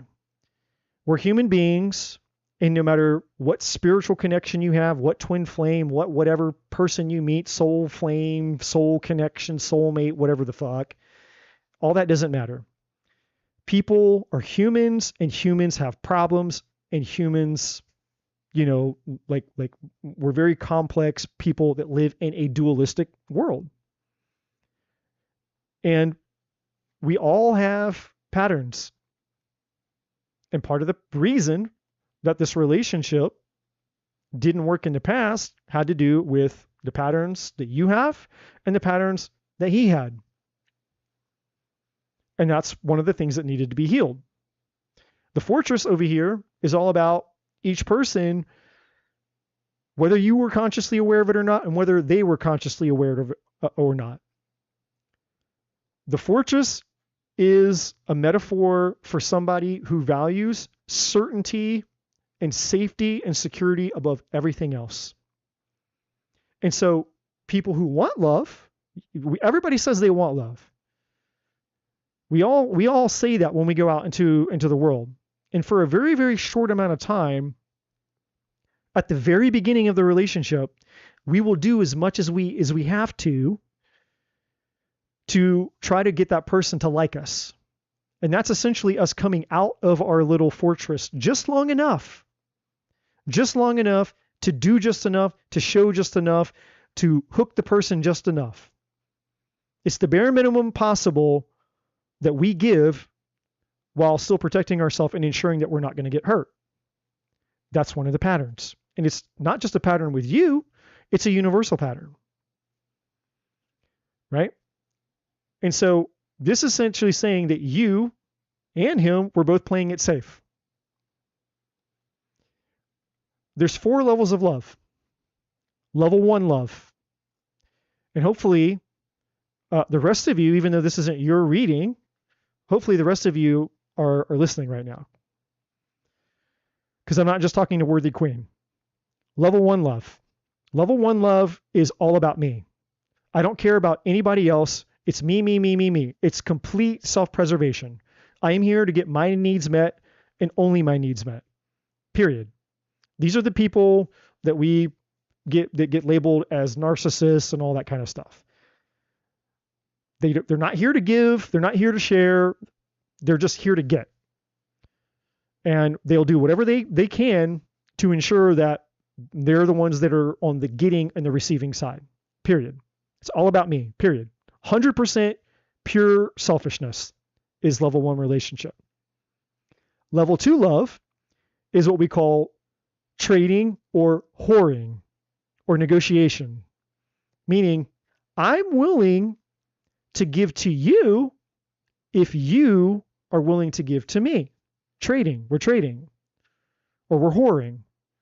We give to get. And that's the only way that the relationship works. As long as you're giving to me what I need, then I'll give to you what you need. That's level 2 love. Level 3 love is I'm here to give unconditionally. That's it. I'm just here to give unconditionally. Level 4 love is basically like God level love. You transcend even unconditional love to where you can love people that are literally hurting or killing you. So think Jesus on the cross. You know, Jesus is dying on the cross and he says, Father, forgive them. They know not what they're doing, referring to his killers. The people literally killing him and crucifying him, he's saying, forgive them. That's level 4 love. When you can literally forgive people that could destroy you and are like they're literally killing you, hurting you, and you have the level of unconditional love for the collective, for everybody, right? Most people spend their relationships in level 1 or level 2 love. They're either completely selfish or they're horse trading. And the reason for that is because of this. The fortress. Because their primary need, whether you're consciously aware of it or not, your primary need is to protect yourself at all costs. It's not to get love. You think you want love and you think that's why you're there, but it's really not. What's really driving you is security, certainty, a need to stay safe.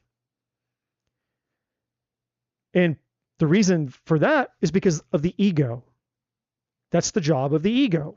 The job of the ego is to keep you safe no matter what. That's how you know where you are in your personal growth. If the fucking ego's running the show, then certainty is the goal. Protection. Protect myself at all costs. Make sure that I don't get hurt.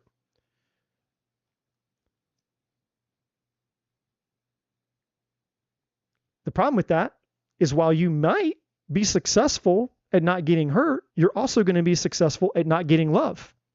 And that's why there's so many superficial surface level connections out in the world today. People don't want to go deep. People aren't emotionally available. People just go from one person to the other. The grass is greener. You're here. It's a fling, whatever. Everybody is playing at level 1 or level 2. Level 2 tops. That's most people, because most people are trying to protect themselves from getting hurt. And when you're protecting yourself from getting hurt, you're also ensuring that you don't get love. There's a difference between connection and love.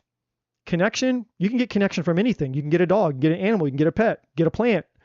You can get a hobby, right? You can get connection from anything. Listen to music. Connection is available all the time. Love is something different. Love requires vulnerability, requires trust, requires intimacy. Love is courage, because love can fucking destroy you, can hurt you. It can cause tremendous amounts of pain. Even if you do nothing wrong, even if you find somebody that you meet and you're madly in love with them and they're madly in love with you and you treat them amazing, they treat you amazing, they could still die. A lot of times they do. People die all the time, tragically. All types of ways that people can lose somebody that they love and their relationship was great. Doesn't always have to be cheating or betrayal or divorce. There's lots of people who were madly in love with their person, and that person tragically died. Some for whatever reason, heart attack, cancer, or died in a car wreck. Who knows what? Had a stroke. So the question that we have to be honest with ourselves about is we have to become consciously aware of what I was saying about the divine truth, because remember, the only way for us to receive a revelation is when we're ready for it. Well, this is an opportunity to be ready for the revelation of self-evaluation, of knowing where you are within yourself. In other words, how honest and real are you willing to get with yourself about this potential truth? And if that's true, and if you discover that it's true, that while yes, on one hand, you can say, I have been looking for love, but if it's actually more true through contemplation that you realize, wow, actually, now that I think about it, I actually have been trying to be safe more than getting love. That's really what I've wanted. I've been playing it safe. I've been trying to not get hurt. That's been the priority of my relationships. And so I'm going to say that again for all of you out there, because I know that Worthy Queen is not the only person out here in YouTube land that's going to have a relationship question tonight. So let's all learn, myself included. I'm just being the messenger right now, but I'm also being a student of life. I'm here to learn just like the rest of you. I'm setting myself aside to allow the divine to speak these things through me. So while it's all happening through me, there's a part of me that's observing this and learning as well. So I'm not, greater than or less than or anything. I'm just here learning like the rest of you. But this is a moment to get honest and to really evaluate what is true for you. Has your goal in your relationship, the primary goal in your relationship when it comes to love and romance, has your primary drive been to not get hurt? If you're really, really, really honest with yourself, has that been the number one priority? I don't want to be hurt. I don't want to get hurt. I don't want to be betrayed. I don't want to be lied to. I don't want to lose. I don't want to fail. And if you can be honest with yourself and the answer to that is yes, that's badass. And you get all the respect in the world from me for being honest with yourself. And it's not between you and anybody else, by the way. This is between you and you. Because the truth is what sets us free. And if we can't tell ourselves the truth, it doesn't matter what the fuck other people think. We're not living their lives and we're not experiencing their consequences and they're not experiencing ours. Who gives a shit what other people think? It has nothing to do with them. They're not the ones who's going to come in and fix your problems and bring love into your life or not anyway. It's up to us to take control and power of our existence and take responsibility for our existence, to give ourselves what it is that we desire, to manifest that by who it is that we become, more importantly than knowledge or anything else. Because you don't attract what you desire, you attract who you are. You don't attract what you want, you attract what it is that you are. And if the current version of what you are is primarily focused on, I don't want to get hurt, then you're ensuring that you're never going to get the thing that you want called love. And so, that's a very sober-minded moment, realization, to have to sit with that and go, okay, well, if that's true, now we have a new decision, new opportunities come from new revelations. So what opportunities and decisions and choices are those? Do I want to make the priority of my life and my relationship goals is I just don't want to get hurt. I don't want to get hurt. I don't want to get hurt. I don't want to get hurt. Because I can tell you and I can assure you that if that's the priority, then you're ensuring that basically you're going to attract the very thing that you are. So by making I don't want to get hurt the priority, you're ensuring that you're going to attract something to you that's going to give you that experience. You don't want to get hurt, so you're going to attract something that's going to hurt you. because that's what you are. That's what you become. I have become, I don't want to get hurt.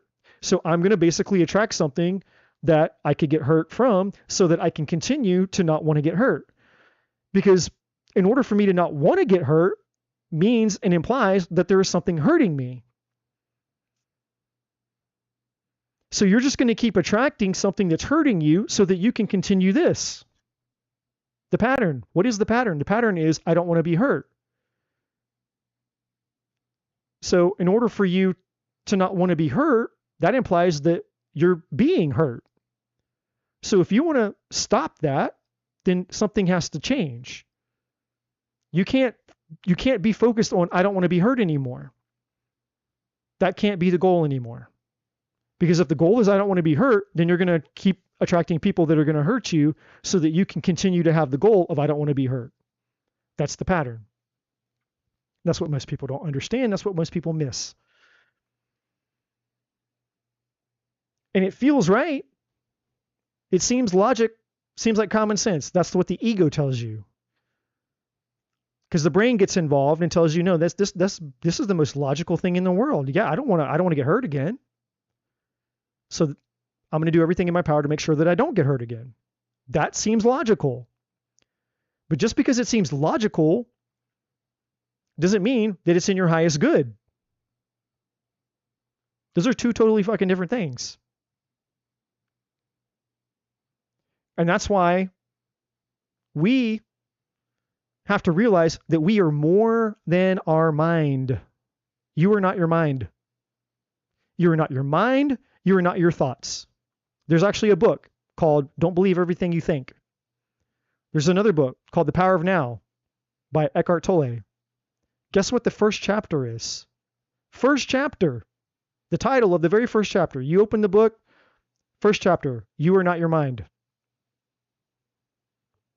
You are not your mind. You're not what you think. Don't believe everything you think. So many people over-identify with the thoughts and the shit going on in their head that they believe that they are their thoughts. They believe that they are this, the mind, the ego. The ego is running the show, not your fucking soul, not your consciousness, not your divinity. And spirituality wants to make it all this other bullshit. Spirituality wants to tell you, oh no, you're spiritual because you got, your crystals and your incense and your spiritual tattoos, and you got your astrology charts and your astrology books and your twin flames and your, all this spiritual paraphernalia.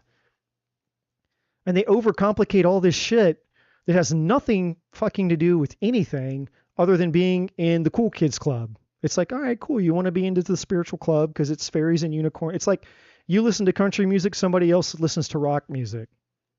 Like it's a genre. If you want to be in the spiritual genre and you like all the crystals and the woo-woo and that's like your flavor and that's how you get down, cool. I got some of that shit too. It's fun. Some of it looks cool. Some of it smells good. Some of it's interesting, But let's be sober and real about what those things actually are and what they're fucking not. Those things are not going to set you free. And those things do not have some type of magical power just because it's, categorized as spiritual and woo-woo. But yet you have a lot of these people out here in woo-woo land, spewing out information that's very ineffective, unhelpful, and, people buy into it because they're desperate. And when you're desperate and you want what you want, you're willing to believe anything. Even though most of those people don't have a fucking shard of proof of anything. You can manifest anything. Well, then why are you recording this out of your mother's fucking basement? If I can manifest my soulmate, twin flame, bajillionaire, perfect, beautiful life with my Ferraris and my Lamborghinis and my mansions and my whatever the fucks, how come you haven't done it? Why are you in your mother's basement recording a video telling everybody out here in YouTube land how to manifest their dream existence, but you haven't? Where's the proof? Show me the proof. Anybody can say anything. Anybody can offer a quasi-spiritual solution with no proof. And that's the problem with mainstream spirituality. And there's so much of that shit floating around on YouTube. It's extremely toxic. And so we have to cut through the bullshit to understand what is actually real based on cause and effect.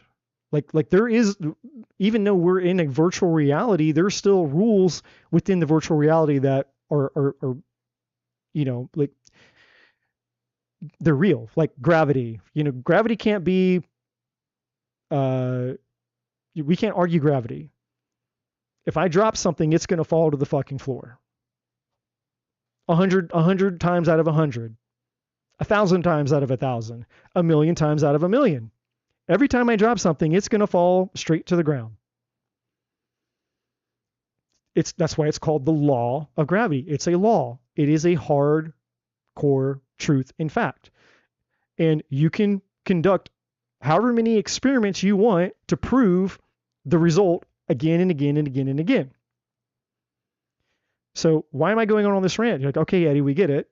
So why are you going on this rant? The reason I'm going on this rant is because, again, if the priority and the aim and the goal of the relationship is to not get hurt, it is a hardcore fact and law that you will continue to get hurt because you've made that the priority. That's how the law of attraction works.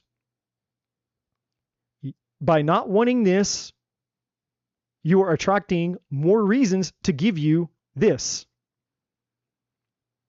It doesn't matter that you intellectually get, but I'm saying I don't want it. That's not how energy works. Energy doesn't give a shit whether you're trying to tell it how to function or not. It's like gravity. I can sit here and tell gravity all day long, don't fall to the ground. I want you to go into the air. I drop a brick, or I drop my keys, or I drop my shoes, or whatever. I drop it, and I demand that when I drop it, I demand that it float up into the air. Gravity doesn't give two shits what I demand. Gravity doesn't care what I think it should do.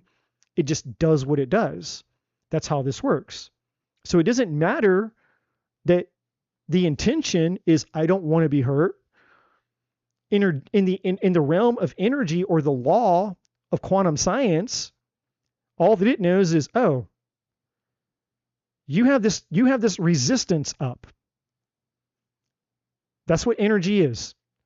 Not wanting to get hurt is a resistance. It's an energy of resistance. It's a frequency. So in that frequency, there's another frequency that's attracted to it, which is, oh, okay, I get it. You want to be hurt because there's this energy of resistance over here that's caused by getting hurt in the first place. In other words, the only reason for anybody to not want to be hurt is because they've been hurt or they're hurting. So if you're carrying hurt and pain, or you're carrying the energy of the fear of hurt and pain, it's the same energy. So you're basically saying, hey, hurt. You're sending out a signal, a beacon saying hurt. Send me more hurt. Send me more hurt. Send me more hurt. But the way that your brain processes it is, oh my God, I don't want any more hurt. I don't want any more hurt. I don't want any more hurt. And that becomes the priority. And so the part of you that wants love, that part of you is there too, because you have a heart, right? You have a soul, and your heart's like, but I want love. I came here for love. That part is true also. But the more predominant, the stronger energy is, I don't want hurt. And so you're just going to keep getting more hurt because that's the priority. You're making the priority and the goal, whether you're consciously aware of it or not.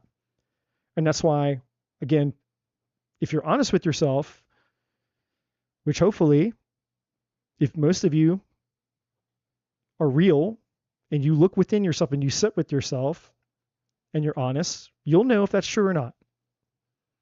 And again, that's between you and you, not between anybody else. And if you know and you find that that's true, well, it's not a death sentence. It's not you're cursed to have that forever. But what it does mean is it means you're going to have to do something uncomfortable. And that's called courage. Because love is fucking courage, period. Love is the most courageous thing you're ever going to do. Which means that despite how many times you've been hurt, despite all the reasons why You should be protecting yourself.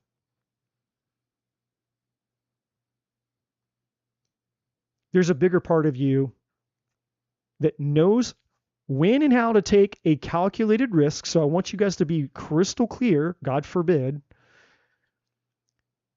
What I'm not telling you to do, I'm not telling you to be stupid. I'm not telling you to be dumb. I'm not telling you to be ignorant. I'm not telling you to just let anybody and everybody come into your life, treat you however they want to treat you. I'm not telling you not to have boundaries. I'm not telling you to do, to go through the right steps, the right motions, the right processes to make sure that, you're qualifying the people who come into your life. I'm not telling you to not, ignore red flag. I'm not saying any of that. I'm saying you do need to do those things. That's different.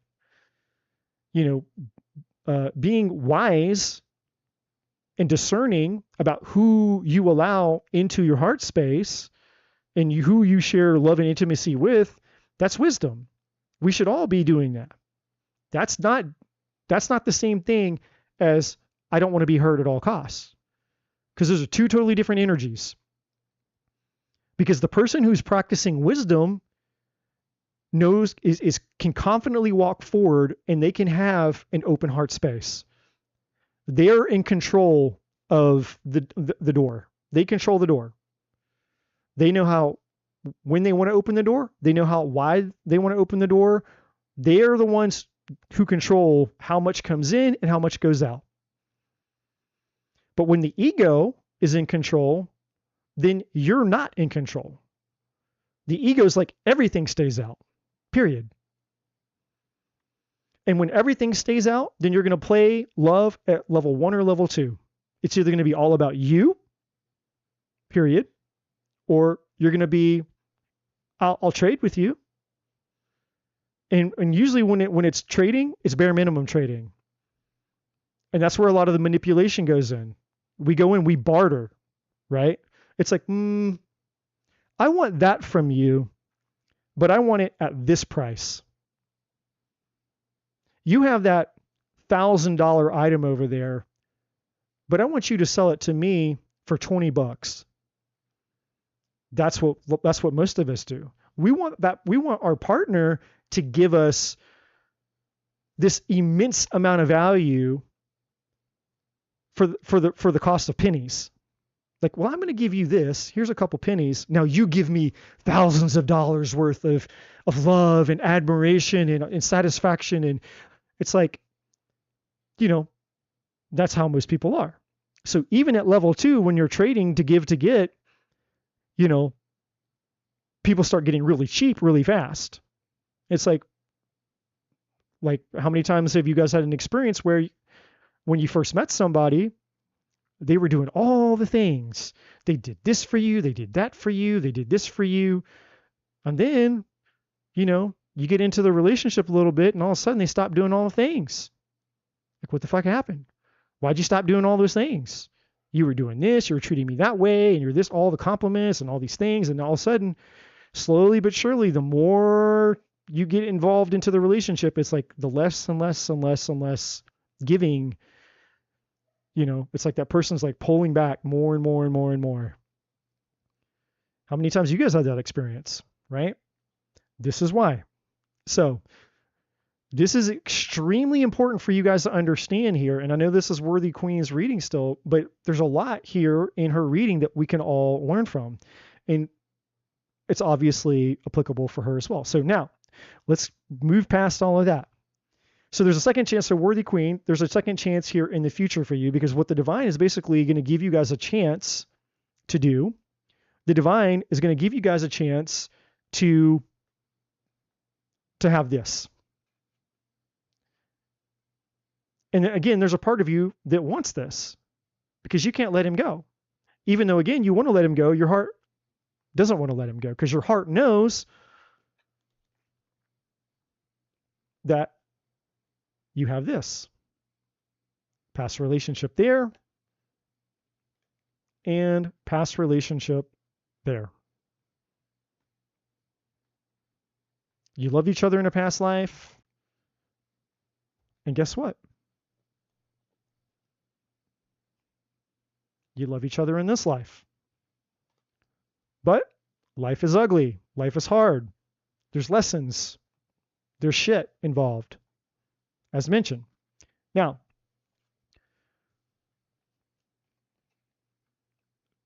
this is what's possible. A second chance, obviously, tons and tons and tons of passion, and you can guess, obviously, the common sense thing with all the passion here. All the sex, all the chemistry, but this is also about the passion of having a new life, a new beginning, a whole new lease on life, the Genesis card. But the big but boils down to this and this. The pattern. Have you realized the pattern? Have you healed? Have they healed? And what's the decision and choice that you need to make within yourself? Because again, your mind is telling you to let them go, but your heart won't let them go. So you're stalemate within yourself. And until you resolve that conundrum inside of yourself, you're going to be here. You're going to be stuck, and you're going to continue to feel like you're in this prison where you're damned if you do and you're damned if you don't. And if you go out and find somebody else, this is how you're going to feel. Here are all the other guys out there, all the other opportunities and relationships out there, and you're going to be with that person or the next person or the person after that, and the whole time your heart is going to be fixated on him. Don't shoot the messenger. I'm just here to tell you the truth. So you have a divine person that you will have an opportunity potentially to figure out if you can make that, if the way that I see it, you guys are going to have a second chance here at some point. But there's other things that you need to be aware of and focused on, so that if and when this person does come back and you do have a second chance, you can actually make it work the second time around. And that's kind of what you're meant to be learning right now. Or you can just completely go, nope, I know that I don't want that person. I'm going to go off and choose somebody else. That's your free will choice. So I know that was a lot, but there was some messages in there, not just for Worthy Queen. There were some messages in there for all of you. And I'm, he or she who has ears to hear, let them hear. And for those of you that completely tuned and checked the fuck out, because it wasn't my reading, well, you did yourself a huge disservice. But I am just the messenger. So, who is next? Okay, so now we're on the free list. How can I better navigate the current challenges in my life?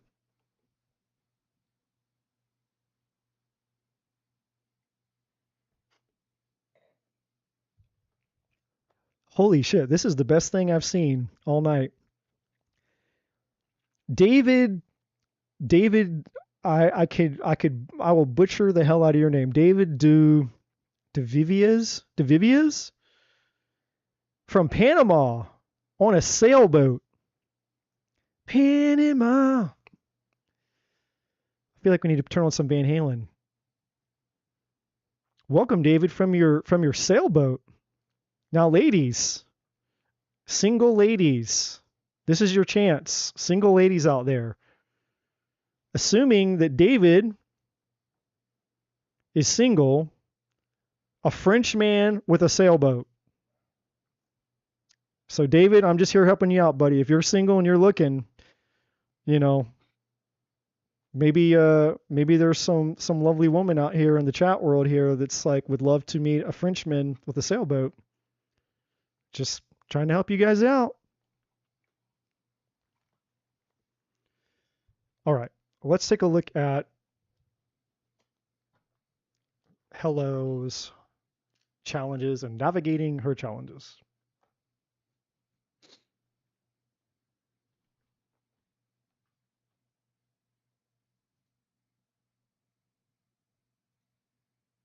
First, music.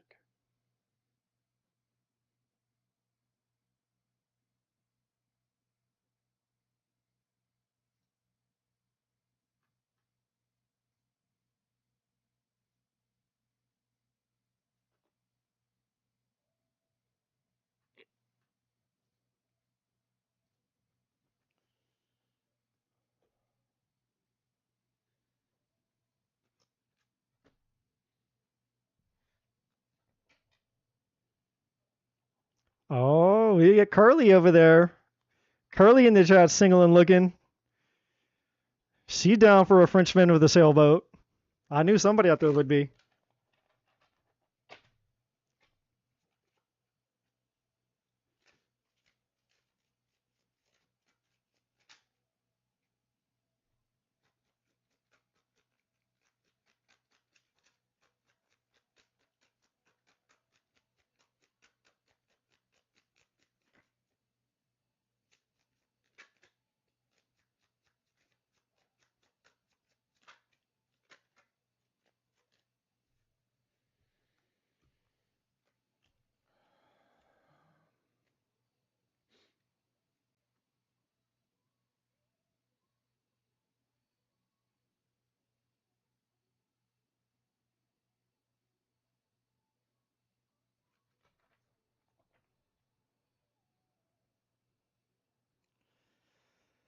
Oh, now, Gene, don't go telling on me.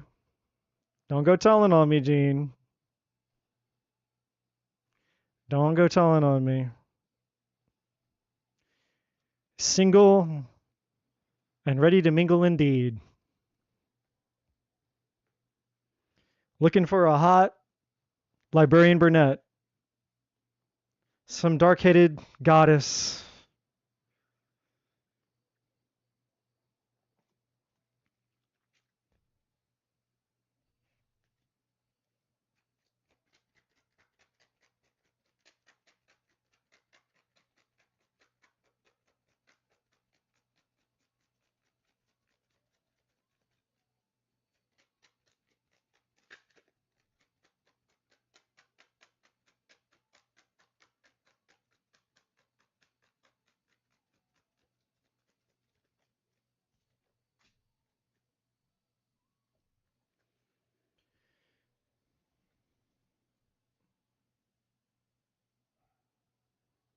Okay, so hello.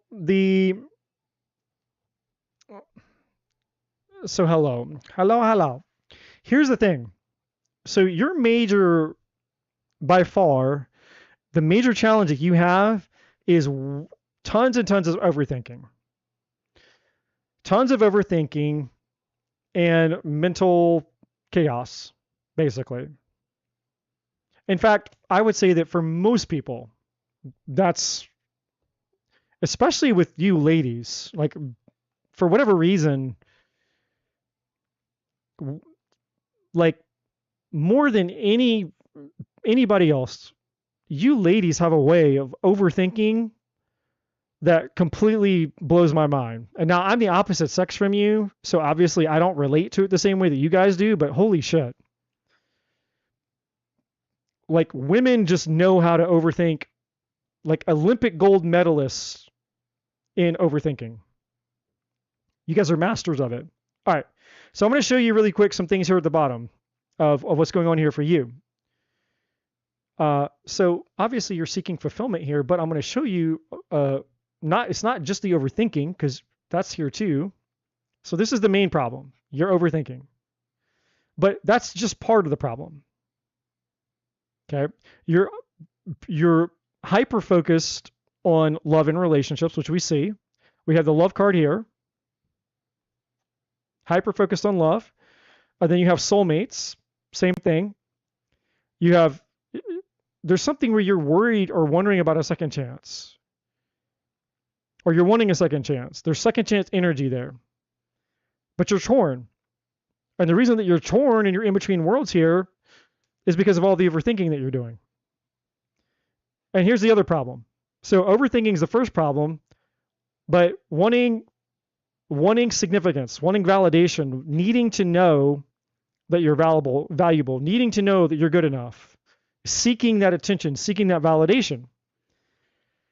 And that's, significance is a human need. We all need to feel significance, unique, special, desirable, and all of that. That's a human need. Every one of us has that. But when significance becomes our primary focus, and I've talked about this in past videos. In fact, I did a whole like mini seminar on the 6 human needs. You can find that in my playlist on my channel. It's called the 6 human needs presentation. I go through all 6 human needs that we all have. And the first, the 2 that fuck people over the most are when they prioritize certainty, which is what we just saw in Worthy Queen's reading, the reading that I just did a second ago. We had that fortress card out on there. And that's, I don't want to get hurt. I don't want to get hurt. I don't want to get hurt. I don't want to get hurt. Right? That's somebody whose number one need is certainty. They need to feel certain, and they have, they're a control freak, basically. They need to feel certain they're not going to get hurt. Well, the second problem that I see with most people is significance. And these are people who need to feel special all the time. They need to be reassured all the time. Am I good enough? Am I good enough? Am I good enough? Am I good enough? Am I good enough? Am I good enough? Make me feel special. Make me feel special. Make me feel special. Am I still good enough? Am I still good enough? So whether you're driven by certainty or whether you're driven by significance, when there's an imbalance, both of those are going to fuck you over. Now, here for you, hello, this is showing me that you're driven by significance. And that's going to bite you in the ass. So you have the overthinking energy. And this also here as well. The never-ending story is, you see this woman? What is she doing? She's just sitting overthinking. That's what this woman's doing. She's just overthinking.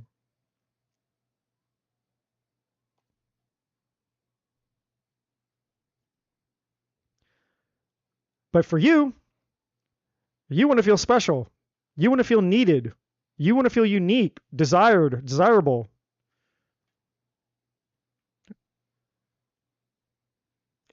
So let's break into it a little bit. So fulfillment, you're focused on, obviously, you're like, I want to be fulfilled. I think there's this person from your past that you can't seem to let go of. And I'm going to show you why that in just a second.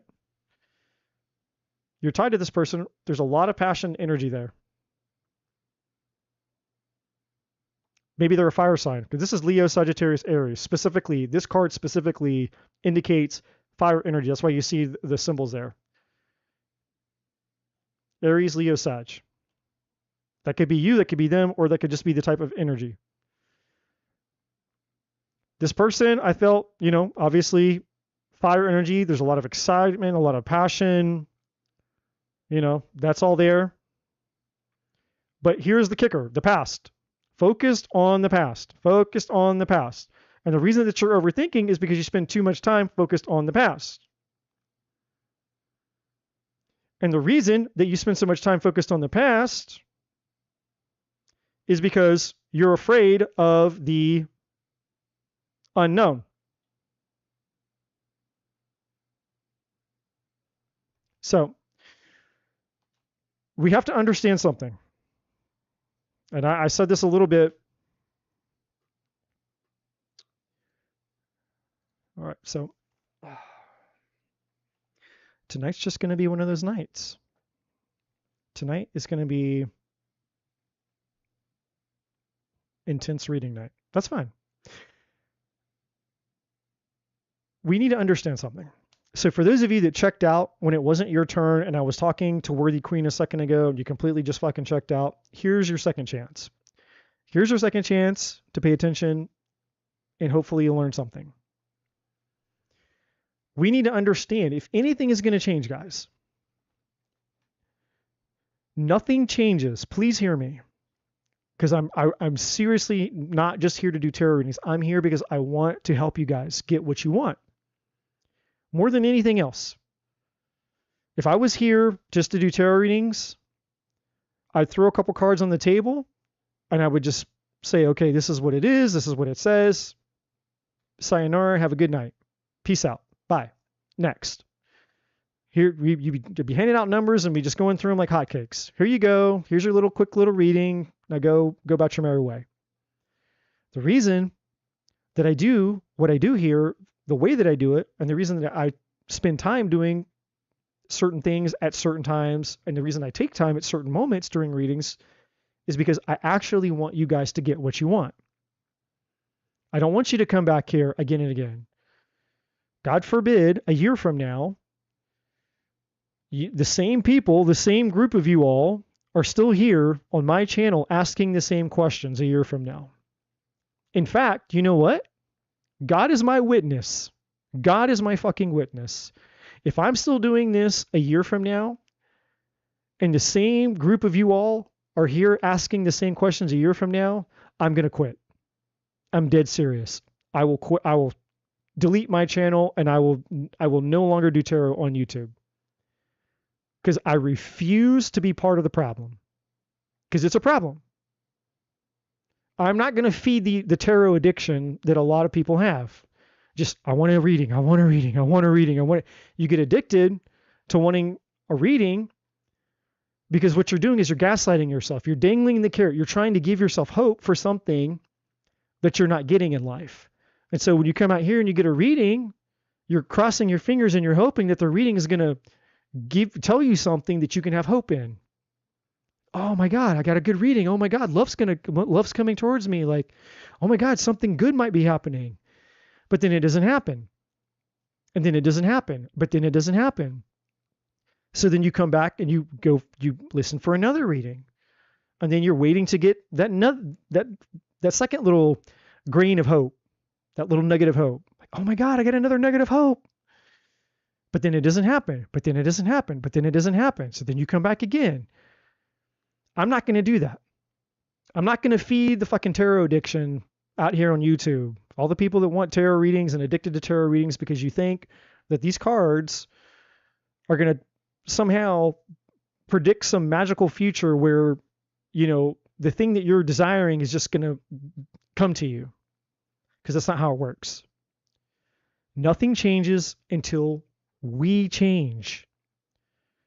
And the reason that I'm here is for that reason. I am here to help you all change, understand, equip you, guide you, give you whatever it is that I can give you with the limited resources of being on YouTube and considering it's fucking free. Give you as much as I can to put you in a position to take what I'm giving you, and I'm hoping and praying to God that you will utilize it. Because I can't force you guys to do anything with the knowledge that you receive. Even just giving you the messages that you're asking for. You have a question, I'm going to give you an answer. My question back to you is, what are you going to do with that knowledge? Like, seriously, what are you guys doing with this knowledge? When you get a reading, what do you do with that? Do you just hear it? Are you just inspired for a minute? Do you like, oh, okay, well, that was interesting. Do you just forget it 5 minutes later and just go back to doing whatever you were doing before? Like, these are the kinds of things that need to come into your conscious awareness. Like, if, again, this is about being honest with you. It's nothing to do with me or anybody else. It's, first of all, I'm obviously not everybody that comes out to Tarot Land is out here for something serious. Some of you guys, it's just entertainment, it's bullshit, it's whatever. That's fine. I'm not here to judge why you're here or for what reason that you're here or how serious you take this. But for those of you that take it serious enough to where you actually want something, you actually want love, you actually want a better life, you actually want to find fulfillment in whatever ways that means for you, then please understand this. If you hear nothing else come out of my mouth the rest of the night, please understand this fundamental fact and truth. Nothing in your life is going to change until you change it. Period. Period. That's it. It requires taking 100% responsibility for oneself, your existence, to get a change. That's the only way that anything that comes out on this table is going to have a positive effect for you. It doesn't matter if it resonates. Oh my God, that resonated. Oh my God, that and this and that and the other. You can be mind blown and wowed. Like, oh my, it resonates, blah, blah, blah. Or maybe it doesn't. That's not going to change anything. And I'm not here to wow people. I'm not here to like, oh, wow, that was accurate. I don't give a shit if it's accurate. What I give a shit about is it actually going to help you? Is it actually going to help you change, your life? Or is it actually going to help you get the thing that you want? And the only way to ensure that that's going to happen for you is for you to participate in the getting of it. So while I can call forth all the messages and all the things from all the dimensions and the realms of the divine to the best of my ability to give you the answer, it will be up to you to take that information, that knowledge, and to go out and to do something with it. Okay? And so I'm just saying that as a huge disclaimer for all of you. Because even though these are free, and honestly, maybe that's part of the problem. Maybe it's the psychology of free. When something is free, you don't value it. If this reading cost you $1,000 maybe that'd be different. Shit, cost me $1,000 to get this information. Maybe I need to go get a return on that $1,000 investment and go do something with it. Because now you'd have skin in the game, right? I don't know. I don't know what it would take. I don't know the leverage that you need to have on yourself to take this information seriously enough to go do something with it. So when I go off on these tangents and you're like, what, it's not my turn, it's not my reading, and you check out,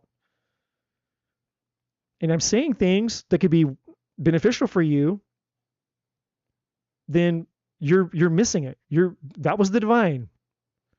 That was the divine being gracious to you. It wasn't even your turn, and the divine was still giving you information. It wasn't your turn, and the divine was giving you a freebie.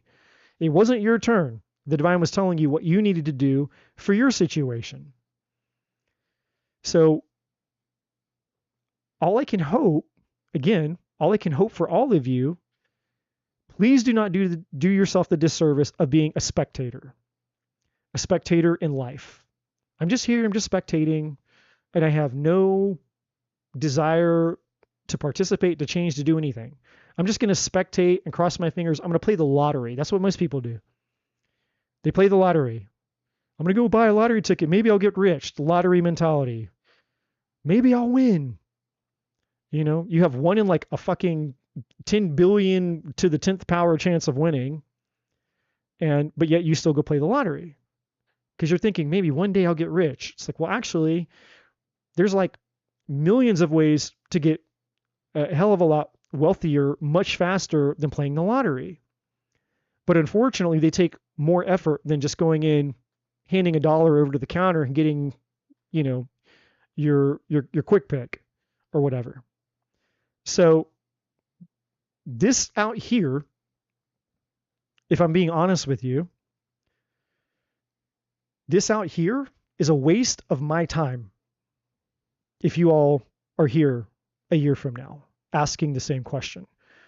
Dare I say, some of you are here 3 months from now asking the same question.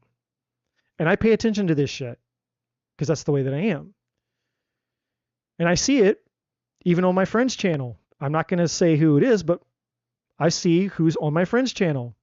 The same people are on her channel asking the same questions again and again and again. Now, there's certain questions that are okay to ask. As you progress and as you move forward, there are certain questions that you should be asking again and again. Hey, I'm a new person. I'm at a different level. I've changed. This is happening in my life, And because I've been making change, and because I've been doing the work, I want to know what the next thing is. So there are certain questions that are okay to ask again and again and again, as long as you're doing the work. But there's some other people asking the same question and they're not doing the work. Nothing's changing. You're just going to sleep. You're waking up. You're the same person. Oh, look, the tarot person's live again. Let's go ask and see if anything's different. And then it's not different. The divine can only tell you guys, some of you guys, the divine can only tell you guys the same thing so many different ways. And I'm okay for it for now because, you know, I'm just as human as you guys. I've had to be told some things several times before I finally got it. So I'm not here, you know, trying to sound all, you know, holier than thou or anything like that. I've been in those shoes. But what I am saying is you guys have to understand that nothing in your life is going to change unless you determine to change it.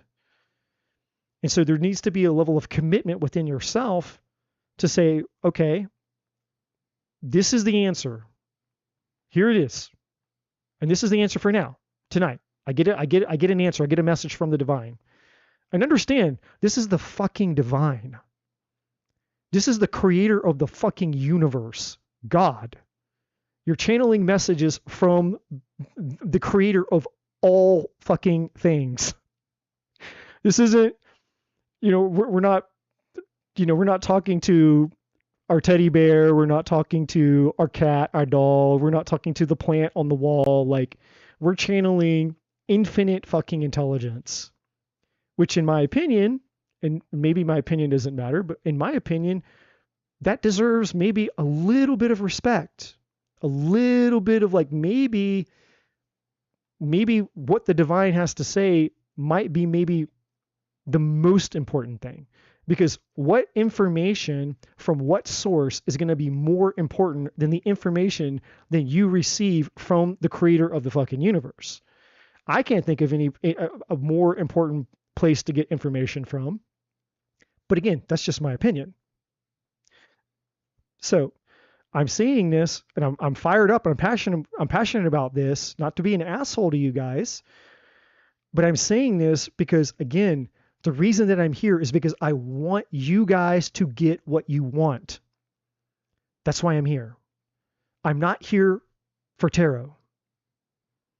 I can do this shit by myself without anybody, and that's in terms of it being an interest of mine or a hobby. I don't need YouTube to have this as a hobby. I don't need anybody else. I can do this all day long by myself. And that's for me. That's my hobby. I can have conversations with the divine infinitely. And that's for me. So I'm not here. My channel is not here because, like other YouTubers out there, and this isn't me calling them out or having any problem with them. There's other people out here on YouTube that are tarot readers because that's their passion. They like doing tarot. They have a tarot channel. And that's what you get. You get generic tarot readings from their tarot channel, and that's what they're passionate about. That's awesome. That is not me. That is not why I'm here. I am not here to do generic tarot readings like all the other channels. What this is, guys, is soul coaching. I am here to be a messenger from the divine to give you guys an advisor. I am a spiritual advisor. That's a better word. That's what I'm here to do. I am a spiritual advisor. I am here to get the most important messages from the divine to give to you guys about how to get the things that you want that are in your highest good. And all the extra stuff that I've learned over the years that I've picked up, that's just the extra, and you get that for free. Other people offline pay me a shit ton of money for that, and it's called life coaching. But when I'm out here, I made a promise to myself and the divine that I would serve the collective at the highest level. I would not hold back. There's no gatekeeping. I don't come out here. I don't make you guys pay for shit. I don't hold information back. I don't give you some quick little 30-second jerk off reading. Here you go. Here's a couple of cards. You could do that yourself. You could buy some tarot cards. You could get your little booklet, learn the readings. You don't even need the book. You just get online, look up the free readings online. Anybody can learn to do that. That's not why I'm here. I am here to serve you guys so that you guys can get what you want. And this is the last thing I'm going to say. I'm going to go back to these readings. If I'm more fired up and more passionate about getting you guys the things that you want than you are about getting those things for yourself, that should be a problem. I'm just saying. If I'm more passionate about getting you guys what you want, your fulfillment, your desires, your hopes, your wishes, and your dreams, than you are, that's a problem. So the best way to be passionate about the things that you want is to decide to go all in and to be invested at the highest level. And so whatever this is, and I do my best, guys, I do my best to tell you when I'm speaking to all of you versus when I'm speaking to the individual person. Because I get it. It's not your turn. Why do I want to listen to a reading that has nothing to do with me? I get it. I wouldn't either. I'm no different than you guys. And in any other arena or some generic reading, it's not my turn. I'm not listening. It doesn't have anything to do with me. But unfortunately, the way that it works here is sometimes there are messages that come through that aren't just for the person. Because when the divine gets involved, the divine can kill 1, 2, 3, 4, 5, 10 birds with one stone. Because we're not so different. You're not so different than the rest of us. Patterns. We all have our own unique lives and our own different stories. That's different. But our patterns are not different. There's only so many patterns that we have as human beings. And so sometimes the answer that comes through for one person is not just for that person. It's for some of you. And if you're checking out and you're not paying attention, then you're missing the answer that the divine is actually speaking to you. And so I try to do my best by alerting you all when I feel that's happening. It's like, hey, this isn't just for hello. This is for everybody. Anybody and everybody out there who wants love, who's having a relationship problem. I did that before her when I was talking about Worthy Queen. So the best way that I can tell you guys to kind of approach these live readings is almost like you come to a seminar. You've paid to come to a seminar, and the person is using somebody from the crowd as an example. They pulled somebody up on stage with them. I'm like, I'm going to use this person as an example. And even though it's not you that got pulled on stage, it doesn't mean that the interaction that the person is having with the person on stage isn't relevant to you. So if you guys, the more that you can invest in understanding that these live readings are not just, hey, it's my turn, it's not my turn, the more that you can go, hey, when I show up to these live readings, from start to finish, it's divine messages. And if I'm open to receiving those divine messages, I could leave for however long you want to stay. It's up to you, obviously, what you guys do. However much you want to receive, you could walk out of here with a treasure trove, like a whole bank account full of divine treasures, like all kinds of shit that you're going to walk away from. Way more than just your personal reading. Way more. And so I just, I'm going to shut up on that, on this whole rant, but I would encourage you guys. If you want to get the most bang for your free buck, now some of you who donate, obviously you paid something, but for the rest of you that have no intention of paying, and that's fine, you're here to do it for free, then even though it's free, for you to really get something out of it, it would be in your highest interest and in your highest good to treat this like it really is valuable. Like, yes, this is potentially life-changing information that I could be receiving. And then if you value it as potentially life-changing information, and then you go out and you do something with it, then I assure you, I promise you that whatever is promised to you in this reading, you will have it. Because you did the thing. Because that's how the divine works.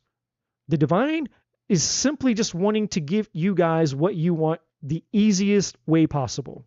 The path of least resistance. That's it. And the divine wants to make it very easy. Okay, this is what you do. This is what you don't do. Right? And so, unfortunately, because we're human and we overcomplicate shit way too much, we become our own worst enemies. And so when I go off and I have to explain some of these things, it's not just the one person I'm talking to. It's like a universal thing. We all have had these problems before, myself included. So to your own demise, do what you will, with the information. If it's not your turn, you want to check out, cool, you can do whatever you want. But I hope, all I can do is hope, cross my fingers and pray to God that you guys will treat this as it's my turn, it's not my turn type of experience. Treat it as, hey, I'm here to receive messages from the divine, and that I will leave this live tarot reading with more than I had when I came here. So what more could you ask for? You're participating in something that's free, and if you leave with more than you had than before you came here, then value was added to your life for no cost. That would be the mentality I would have if I were you. But again, you guys do with that information what you will. And the reason that this came through is because, again, sometimes the divine has to kind of be like tough love a little bit. Because the divine can see all, knows all. And the divine watches you guys go out. Okay, here's, imagine having a child that comes to you and says, Mom or Dad, how do I do this? What do I need to accomplish that? And you're like, well, you do this. And you show the kid. And then the kid goes out, doesn't do anything. And then the kid comes back to you the next day and goes, hey, how do I do this? And you're like, okay, well, I already told you, but I'll tell you again. Then the kid goes out, still doesn't do anything, comes back and says, hey, how do I do the thing? And because you love the kid, you'll tell him a third time. Because you love the kid, you'll tell him a fourth time. You love the kid, you'll tell him a fifth time, a sixth time, the seventh time. But eventually, you're like, Jesus Christ, I've told you a million fucking times. I've told you all the different ways I know to tell you. I've made drawings. I've sent you signs, synchronicities. I've sent you spiritual things. I'm doing everything in my power to show you the things. But because the divine loves you, the divine will continue to tell you again and again and again and again and again. But just put yourself in that parent's shoes. Eventually, you're like, oh my God, this shit gets a little bit old sometimes. The divine answering the same questions again and again and again, when the solution is just do the thing that the divine tells you to do and you'll get the result, right? Like, let's not overcomplicate just following the instructions, because that's really what this is. The divine's here to give you the instructions. Just follow the instructions, right? And again, that's not me, guys. I know I sound like the asshole and I look like the asshole, but I have a promise to be the messenger. So don't shoot the messenger when this side of me comes out, because it's not me. I'd be just as happy. I put my fucking earphones on, put my music on, do some tarot readings. But I can't, because I have a promise with the divine. And if the divine's like, hey, look, sometimes that's what the divine turns it up a notch. It's like, hey, sometimes the divine is going to be a little more intense with you because message isn't getting through sometimes. And some people out there, obviously, if the messages are coming through this way, it's because somebody needs to hear it. So, that is what it is. But hello. So back to you. Here's the thing. Let's get down to the nitty-gritty with you. You asked what your challenges are. Your challenges are very simple. Your challenges are that you overthink, you're focused way too much on the past, and you have a pattern of needing significance, attention, and validation. Those are your three major issues. A result of that, because you need significance and attention, you attract superficial things. So you're only going to be able to attract partners who are superficial. Now, why? Because in attracting the superficial partners, those partners are there to reflect back to you the problem. That's what the whole mirror concept of relationships is.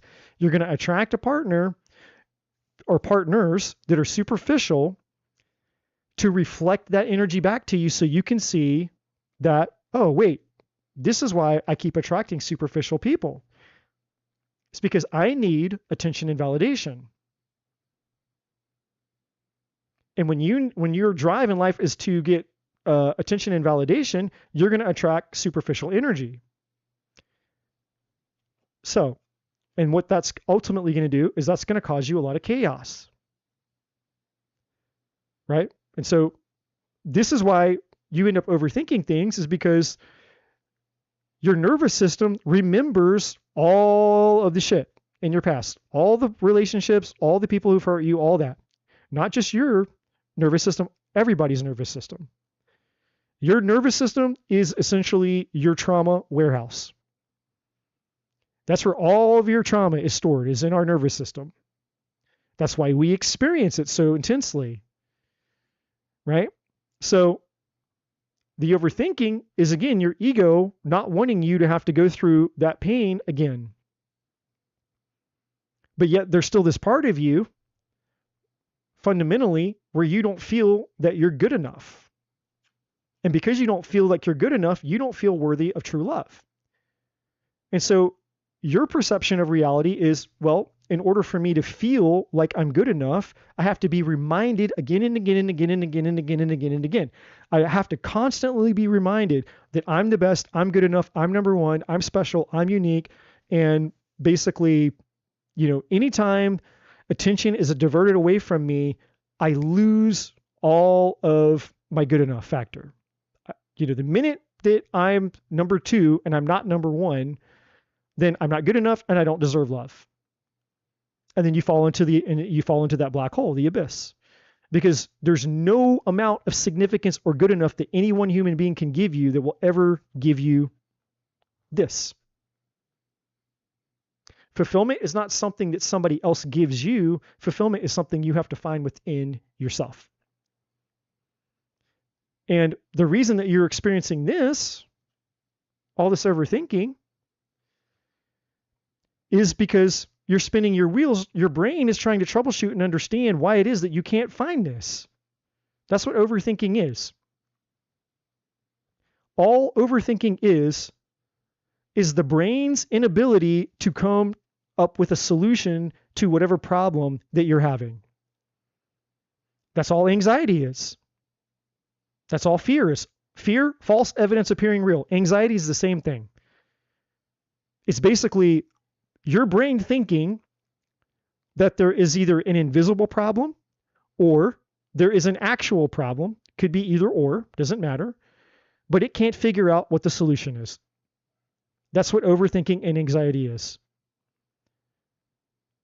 I either over-invested in an invisible problem that's not real, or I'm overly invested in a problem that is real, but doesn't matter which side it is. Doesn't matter if the problem is real. Doesn't matter if the problem is not real.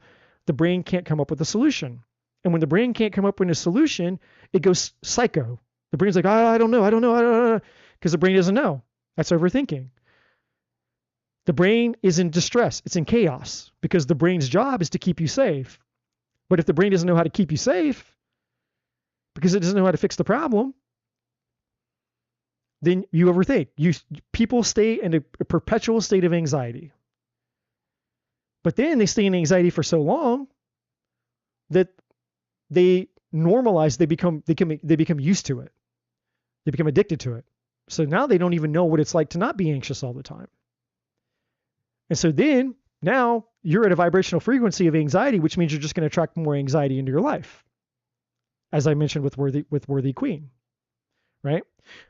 Here's the silver lining of progress. You can do this. You can make progress. You can make progress. And it is a work in progress. So what does the divine want you to know? This is the way. Now, forget the fact that it just says breathe and all this. This is you needing to come home to yourself.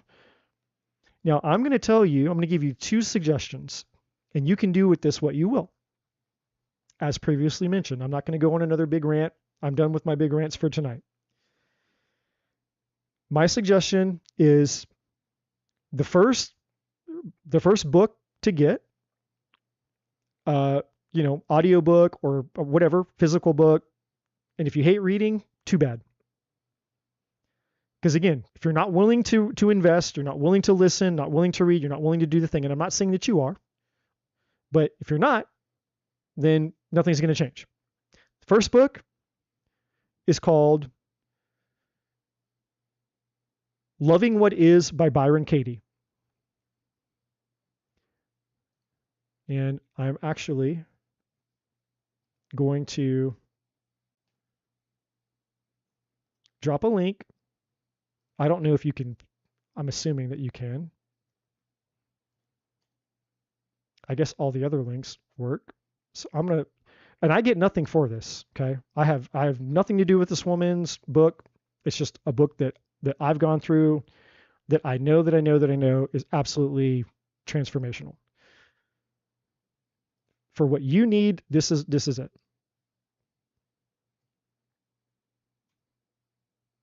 Okay, well, shit, it's too long. Okay, so never mind. The Amazon link is too long, but it's called Loving What Is by Byron Katie. So just look that book up online. It won't let me post the link. The link is too long for YouTube's chat. That's the first book, Byron Katie. The second is The Power of Now by Eckhart Tolle. Now, the reason I'm suggesting that is because, again, the first chapter of his book is called You Are Not Your Mind. So those 2 books is going to give you the answer to this. What this is you coming home and integrating to yourself. Because it's not the validation and the love that you're seeking outside of yourself, it's the love and the validation that you need to give to yourself. And I know that sounds super cheesy, super generic, but trust me, it's still the answer. And this is a problem, guys. Here's a problem with most people. Catch 22. If something is too complex, people won't touch it. Things that are too hard to comprehend, they're too complex, people won't invest in it. The flip side of that coin is if you think something is too simple, if it's not complex enough, you'll also disregard it. That's the problem with society. Too hard, I don't want to do anything with it. But if you think it's too simple, because I already know that. Too simple, then you also won't invest in it. It's this weird thing that we do as people, right?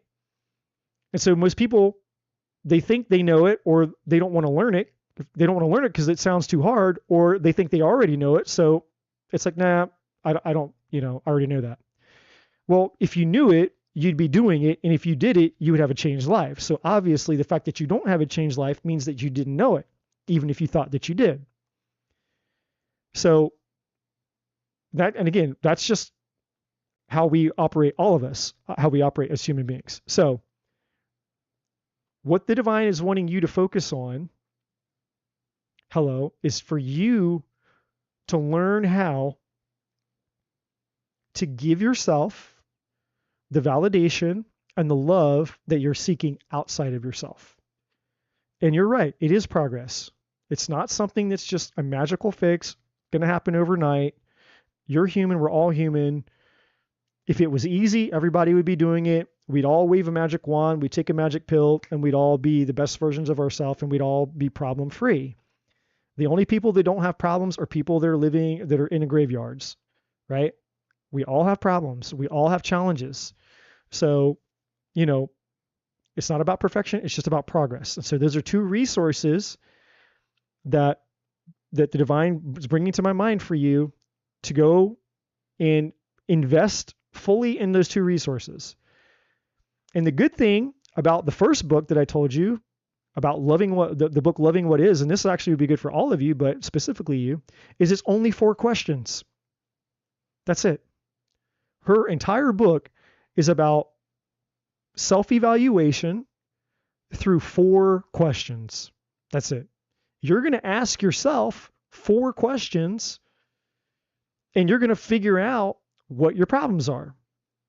And the whole book is her giving just examples after examples after examples after examples of how to ask these 4 questions to guide yourself through the process, and it applies to anything in your life. It applies to your self-esteem, it applies to relationships, it applies to parenting, it applies to money, it applies to everything. So those are the 2 things. Those are the 2 books. Okay. Obviously, the easy thing is, you know, we could just come out here and say, oh, you just need to stop overthinking. Oh, you just need to stop this. Well, if it was easy, you would have done it. It's not easy. So, you know, but in terms of the challenges, like you asked, your question was about the challenges. These are the challenges. Now, the cool thing, this is just a little extra here for you really quick. The cool thing is when you overcome this, you have this coming towards you. This is what's waiting for you. Love and a true soul connection. And the cool thing is you're going to attract this into your life.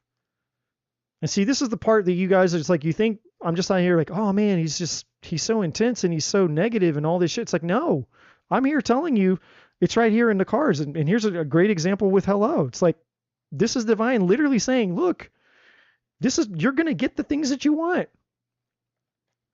You want love. Here it is. This is the love that's going to stay. This is the love that you can grow with, you can build with. This is the love of happiness, excitement. This is lasting love. This isn't toxic. This isn't going to hurt you. It's not going to leave you, abandon you, betray you, break up with you, die on you. Like, this is the real deal.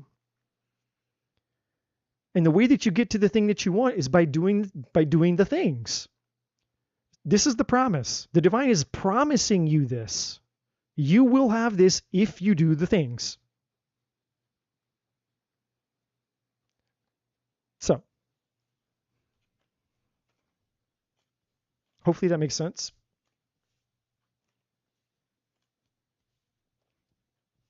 Maybe I'll get to put my music on, and maybe, I don't know. Like I said, man, we're getting into this Aries energy, man. It's intense.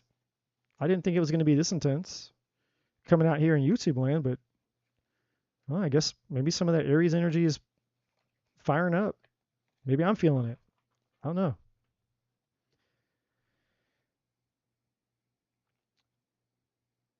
It was actually progress. Yeah, it says, I'll show it to you really quick again. It's probably hard to see on the camera because it looks the font, but it's I always put the cards back in different places in the deck. Oh shit, where did it go? Probably way the fuck back in the back. It says progress though. I'll show it to you one more time really quick.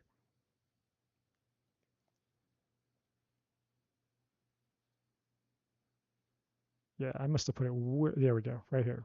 Yeah, see there. Progress. And look what she's doing.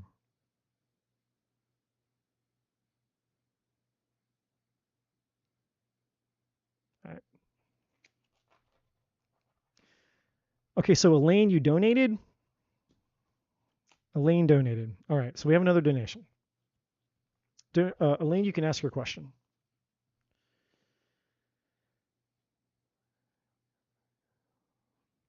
Well, I appreciate that. Hello, I appreciate you. I appreciate your value and you understanding. And that's the thing, guys. I know, like I was saying when I was telling you guys at the beginning of the reading when we were going through the numerology, I told you guys in my chart for my personality, I have that intense energy. That's my one energy that comes out. And it can come out, it seems very intense and it seems very direct and very, I don't know, it might be perceived as very harsh, but it's not coming from a harsh place. It's coming from a place of care, because I really, really care about what I do here. I'm not out here just to do tarot, cheap, easy tarot readings. There's millions of people out there doing that. I'm here because I care about you guys. I care about you guys becoming the best versions of yourselves. You guys getting the things that you really want in your life. And it brings me joy to fulfill my call, the purpose and call in my life of learning all this stuff and having all this knowledge and having a place to go to give it, an opportunity to deposit everything that I've worked my ass off, sweat, blood, and tears to become, so that I could take that information and I could give it away to the people that need it. And so, I don't want you guys to suffer. I don't want you guys coming back here years from now, months from now. I mean, I want to see you guys. I always want to stay in touch with you guys, even if you just drop in and say, hey, that thing that you said was going to happen, it happened. And it's amazing, like I want to know when you guys get your breakthrough. I want to know when you manifest the good life. But I don't want you guys to have to come back out here and keep asking the same questions because you're struggling or, you're waiting, you're longing, and life isn't what it could be. That's why I'm here. I want you guys to get the things. So please don't misunderstand me telling the truth and being direct with you guys. And I know the way that I read, if you're an impatient person, then it's going to test your patience. Because like, oh my God, when's it my turn? Trust me, I get it. And my answer to that is every person's turn is your turn, because the divine is speaking to every single one of you, myself included.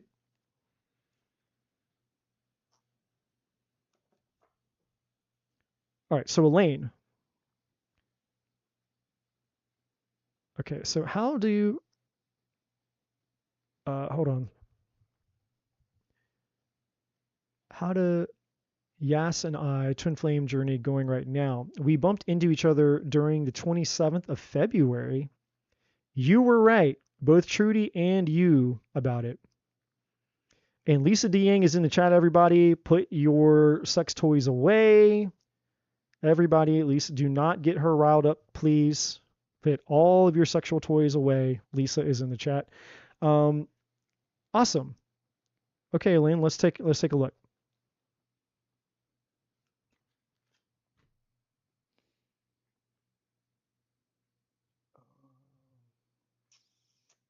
What do we need to know? Which one? This.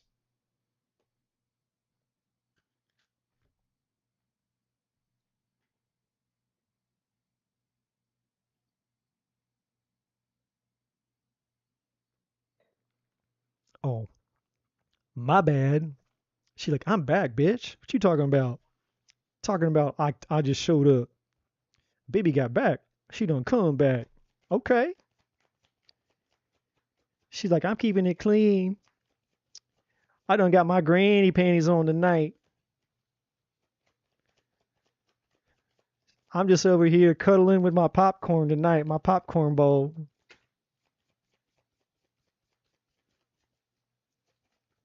Yeah, exactly. Jean's calling you out. She's like, clean my ass. We done know better than that. We done know better than that. Okay. Elaine. So Elaine, first card out. What do you need to release? We'll see what that's all about in a minute. Elaine, nothing is yet set in stone. I've never seen this card. This card I've never seen in this deck. Ever. Your hard work is paying off. I was listening to my favorite pastor. Well, we know what his name isn't. Confidence is your key to success. All right, let's see how this all translates when we get into the things here. All right, so what does Elaine need to know now that she's reconnected? Which is always, always, always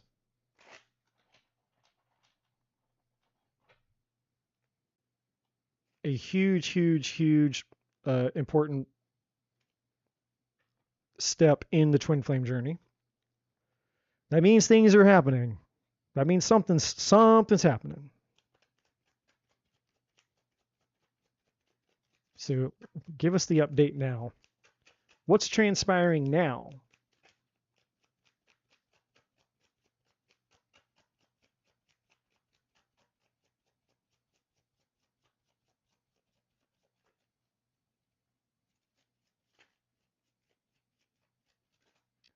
Man, that's what I'm talking about, Lisa. I don't know what you got into, but you can pass some of that my way.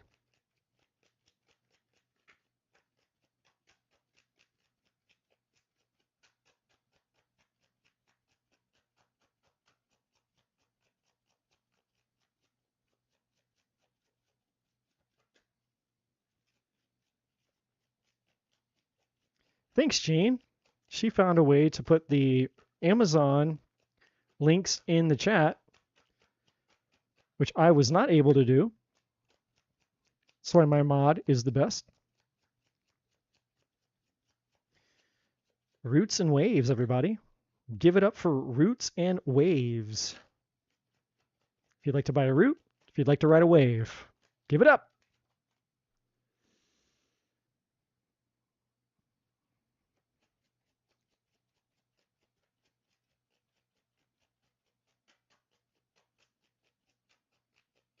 Ooh la la. I guess Curly went and found David, who had the sailboat. I guess those two sailed off into the sunset together.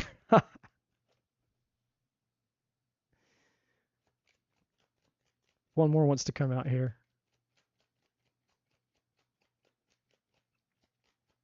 You got that right, Lisa.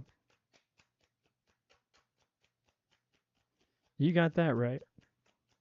I actually just had an experience last week, profound experience, which I haven't talked a whole lot about yet, but because I'm making a video about it. Complete life-changing transformation that I had last Friday night. It was literally a miraculous experience that I had. Life-changing experience.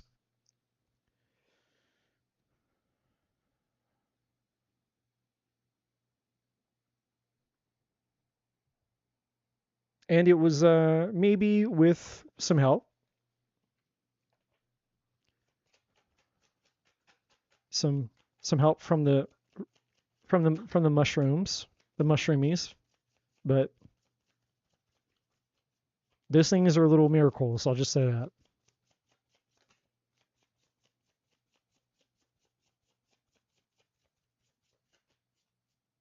So far, Elaine.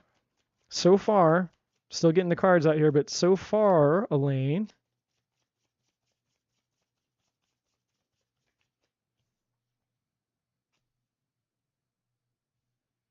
So far, I'm liking what I'm seeing.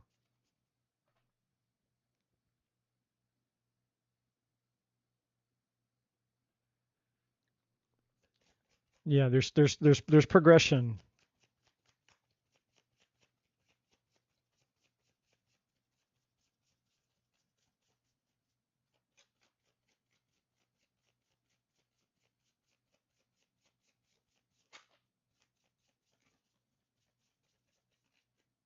You're getting really close. Really, really, really close.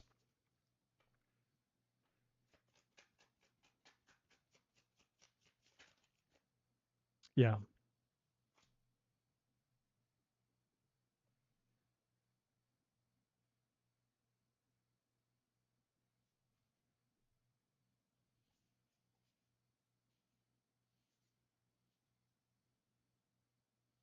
All right. So this is where you're at.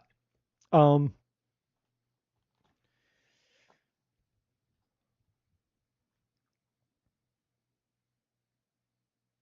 there's still a few things, obviously. Um, let's start with you. Let's start with you.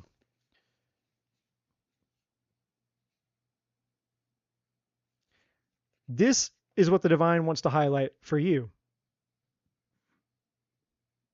This codependency.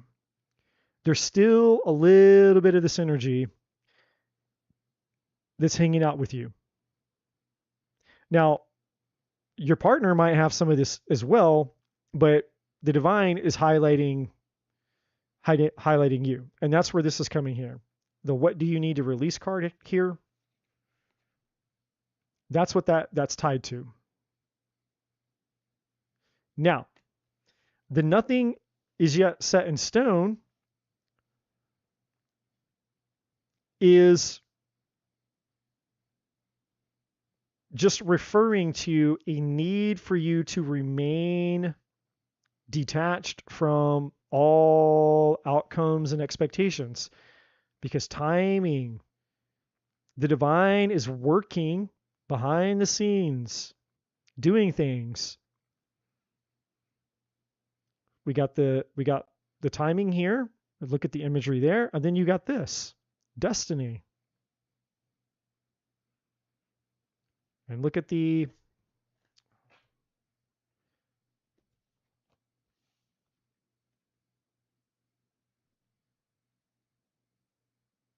so you've got two of these icons showing very similar imagery here. Now, while it may not feel like much is happening behind the scenes, that couldn't be further from the truth.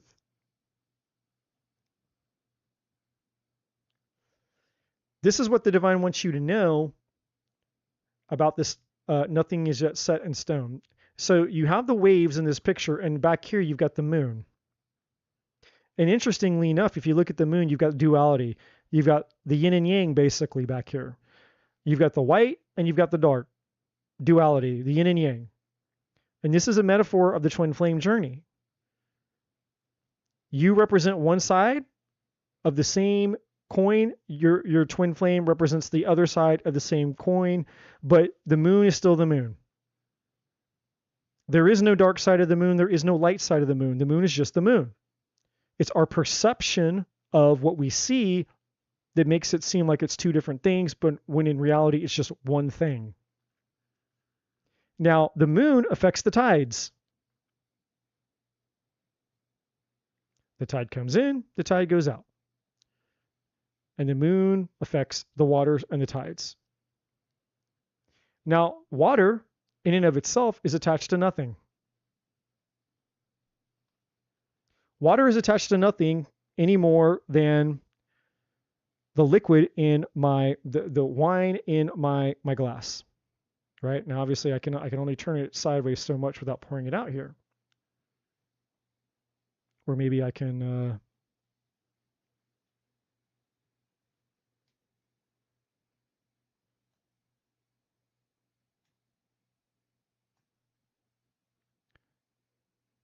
did it close out on me? What? I see how this is going to be. Why can't it stay connected? I do not understand. Pissing me off.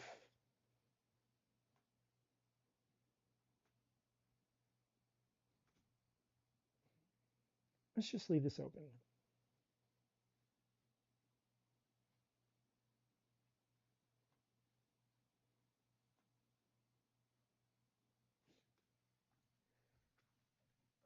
Excuse me.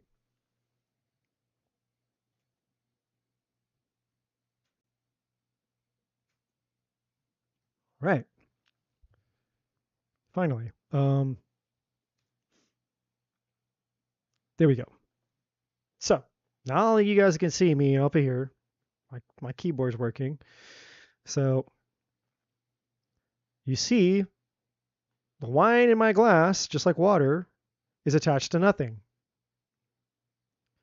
The only reason that this wine stays in my glass is because it's only limited to the container that holds it.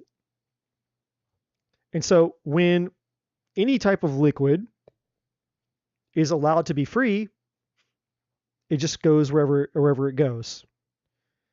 It's attached to nothing. Because if liquid was attached to something, it would not just seep wherever it goes, right? And the reason that this is important for you to know is because the twin flame journey is paradoxical to what human relationships naturally want to do. What do I mean by that? Humans, we have a tendency to want to bond. When we meet somebody, we want attachment.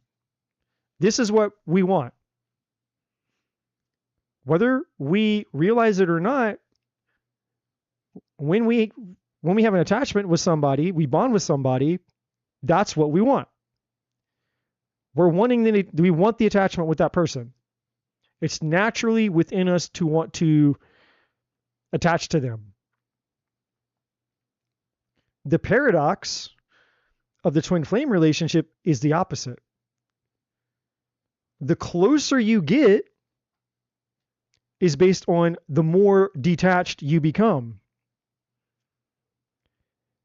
It's kind of a mind fuck because it goes against what the natural human tendency is, which is, oh, but I want you, so I want to get closer to you and closer to you and closer to you and bond and attach and bond and attach.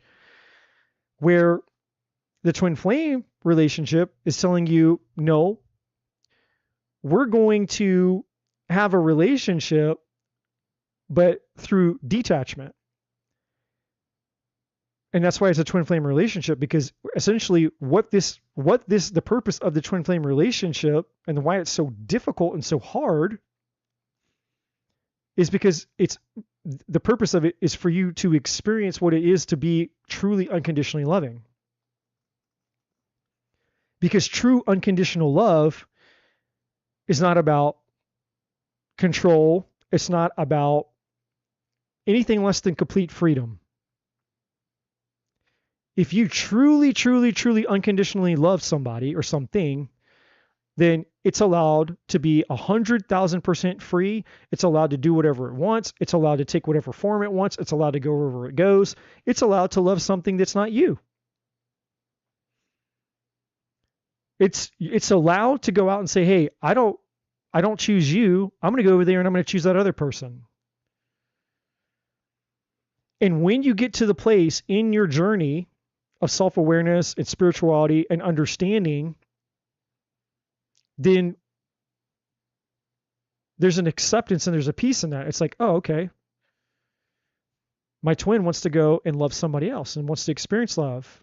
So the most loving thing for me to do would be to be happy that my twin is going to go over there and love and choose and experience love over there.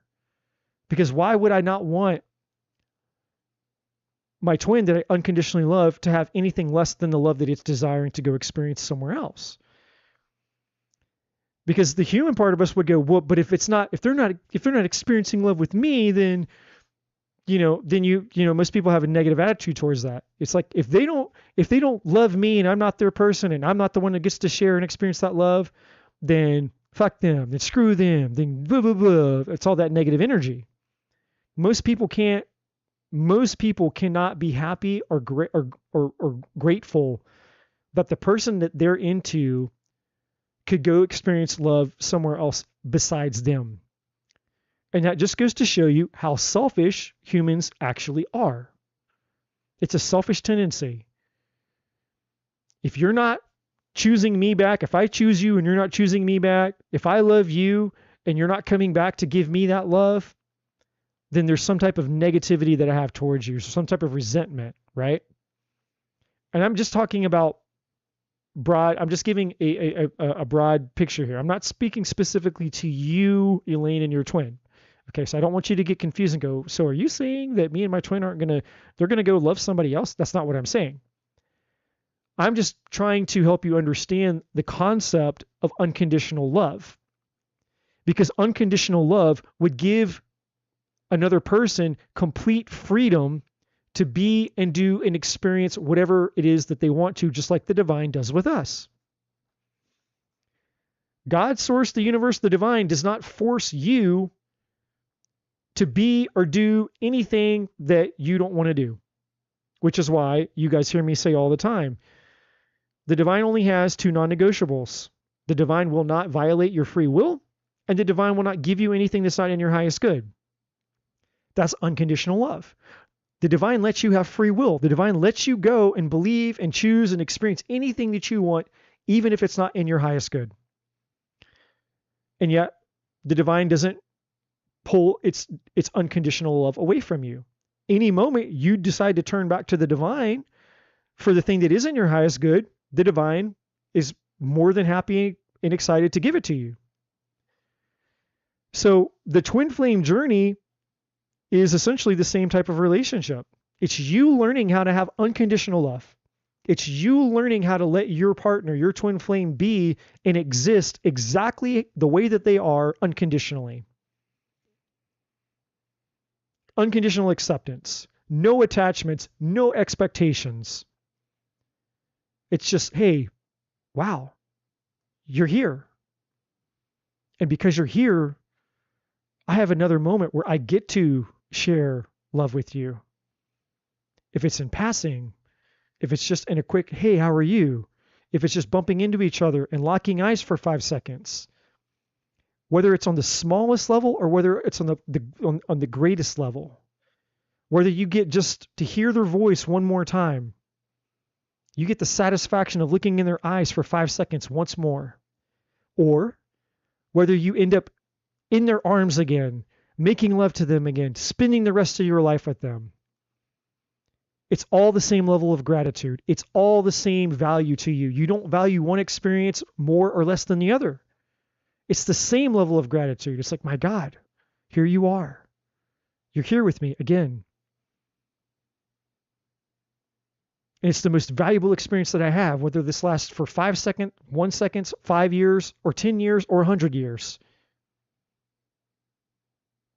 It's you learning unconditional love. And the more that you embrace unconditional love, the reflection of that first occurring within you, the more you start to realize, man, what was needed was for me to just learn how to unconditionally love myself. And that's really what my twin is here to teach me. How do I unconditionally love and accept me? How do I come back into oneness with me? And when you get there, when you understand that, you'll never need a force of love outside of you ever again, including the love and connection of your twin flame. But what will happen instead is a level of gratitude that surpasses any type of superficial understanding that the mind or the ego could ever conjure.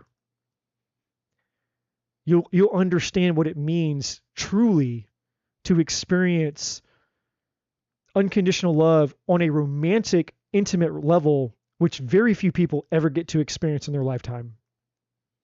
Very, very few people ever get to experience in their lifetime. So you, Elaine, are one of the rare and lucky few in this life who decided to come down here and learn about unconditional love, and you incarnated here in this world with your twin flame. And the beauty is if you continue on this journey and you succeed, you will come to understand what unconditional love is for yourself, and you will come to understand what unconditional love is for your twin. And because you both have that experience together, then you'll have something that very few people have, which is an experience that you can then share with the world, teach the world, show the world, tell them how to do it. Because that is the number one pandemic, the number one soul cancer that exists right now globally. People, one, they don't know who they are. Two, as a result of not knowing who they are, they do not understand the love that exists within them. They don't love themselves. They don't know the purpose and meaning of their life. They're obsessed with the externalization, seeking for fulfillment outside of themselves. If I can only have this, if I can only have that, if I can only get this, if I can only get that, if I can only have this, attain this and get this, and it's all of that. And so instead of being a human being, we become human doings, because we think that if we do enough, we'll get enough. And if we get enough, then we'll be fulfilled enough. But it's an endless pit. It's a void, which is why you have the void card here on the table. That's what this card is here telling you. It's one of the energies attached to this. That this void card represents the old way of relating to the world, which is the way that most people do. Which again is being a human doing instead of a human being.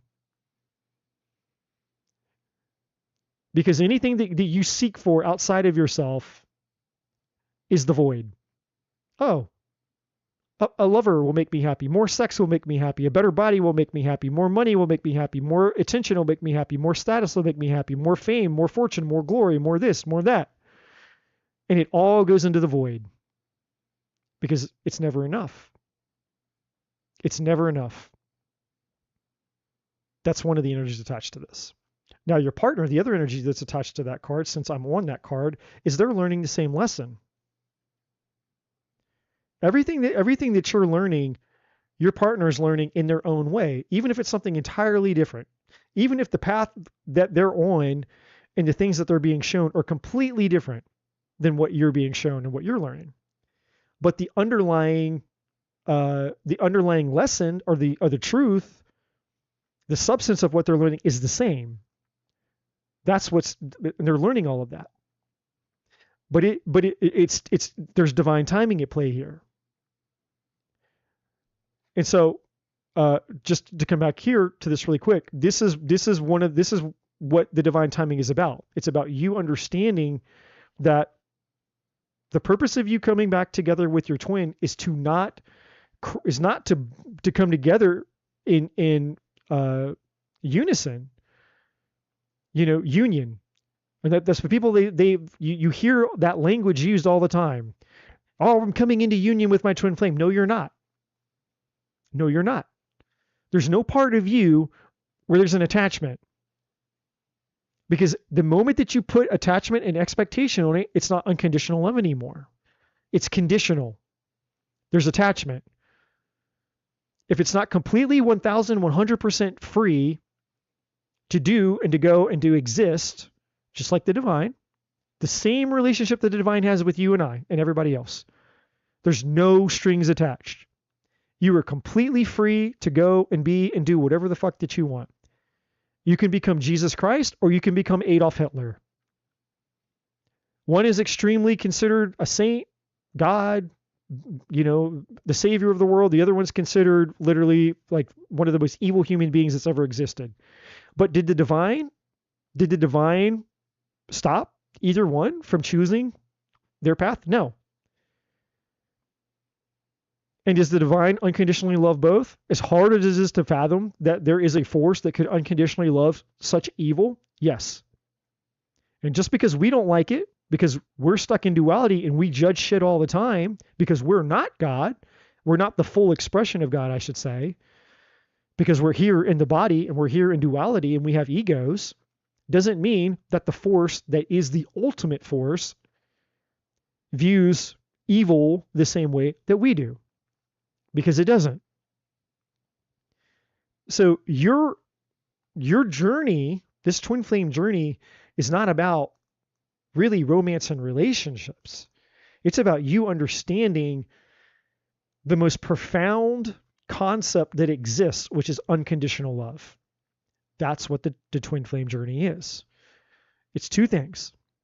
It's you understanding unconditional love by discovering it within yourself, and then understanding how to take that unconditional love that you found within yourself and how to experience it out here in the world with all these other things. That's the real challenge. It's challenging enough to find unconditional love within oneself, but it's even more challenging to come out here in the world and practice unconditional love with a world of suffering, of corruption, of misery, of pain, violence, abuse, trauma. But it's not impossible. In fact, one of the great spiritual teachers of our age, Jesus Christ, he said, you will see and do even greater things than these. What was Jesus talking about? He was talking about his own life. It was a prophetic declaration to all future generations saying, you all have the ability and capacity to transcend even what I've done. And so we can take that and apply it to ourselves and say, okay, cool. Our floor, Jesus' ceiling was meant to be our floor. Then your hard work is paying off. If I get the camera. Your hard work is paying off, my friend.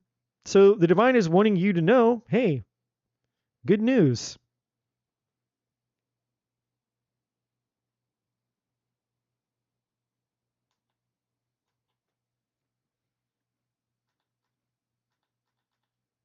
The good news is progress. Confidence is key to remind you, Elaine, that don't be fooled that when something happens and it doesn't appear like it's the whole thing, like, oh my gosh, something happened, but then it looks like it's, one step forward and two steps back. The divine doesn't want you to be fooled by that. In other words, the divine is telling you, you can't trust what your ego is telling you. Because the minute you have an experience, your ego is going to try to get involved and start telling you and shitting all over your experience, telling you, oh my God, look, there's something happened. But then it kind of seems like it went back to nothing happening. And so then your brain is going to start getting involved in that and trying to get you, to lose hope. Because you're like, oh my God, nothing's happening, this and that, blah, blah, blah, blah. And the divine is saying, no, that's not true. Progress is happening. Progress is happening. Stay the course, stay the course, stay the course, right? Things are happening. Well, what's happening? This is happening. Creation. This is you and your person coming together.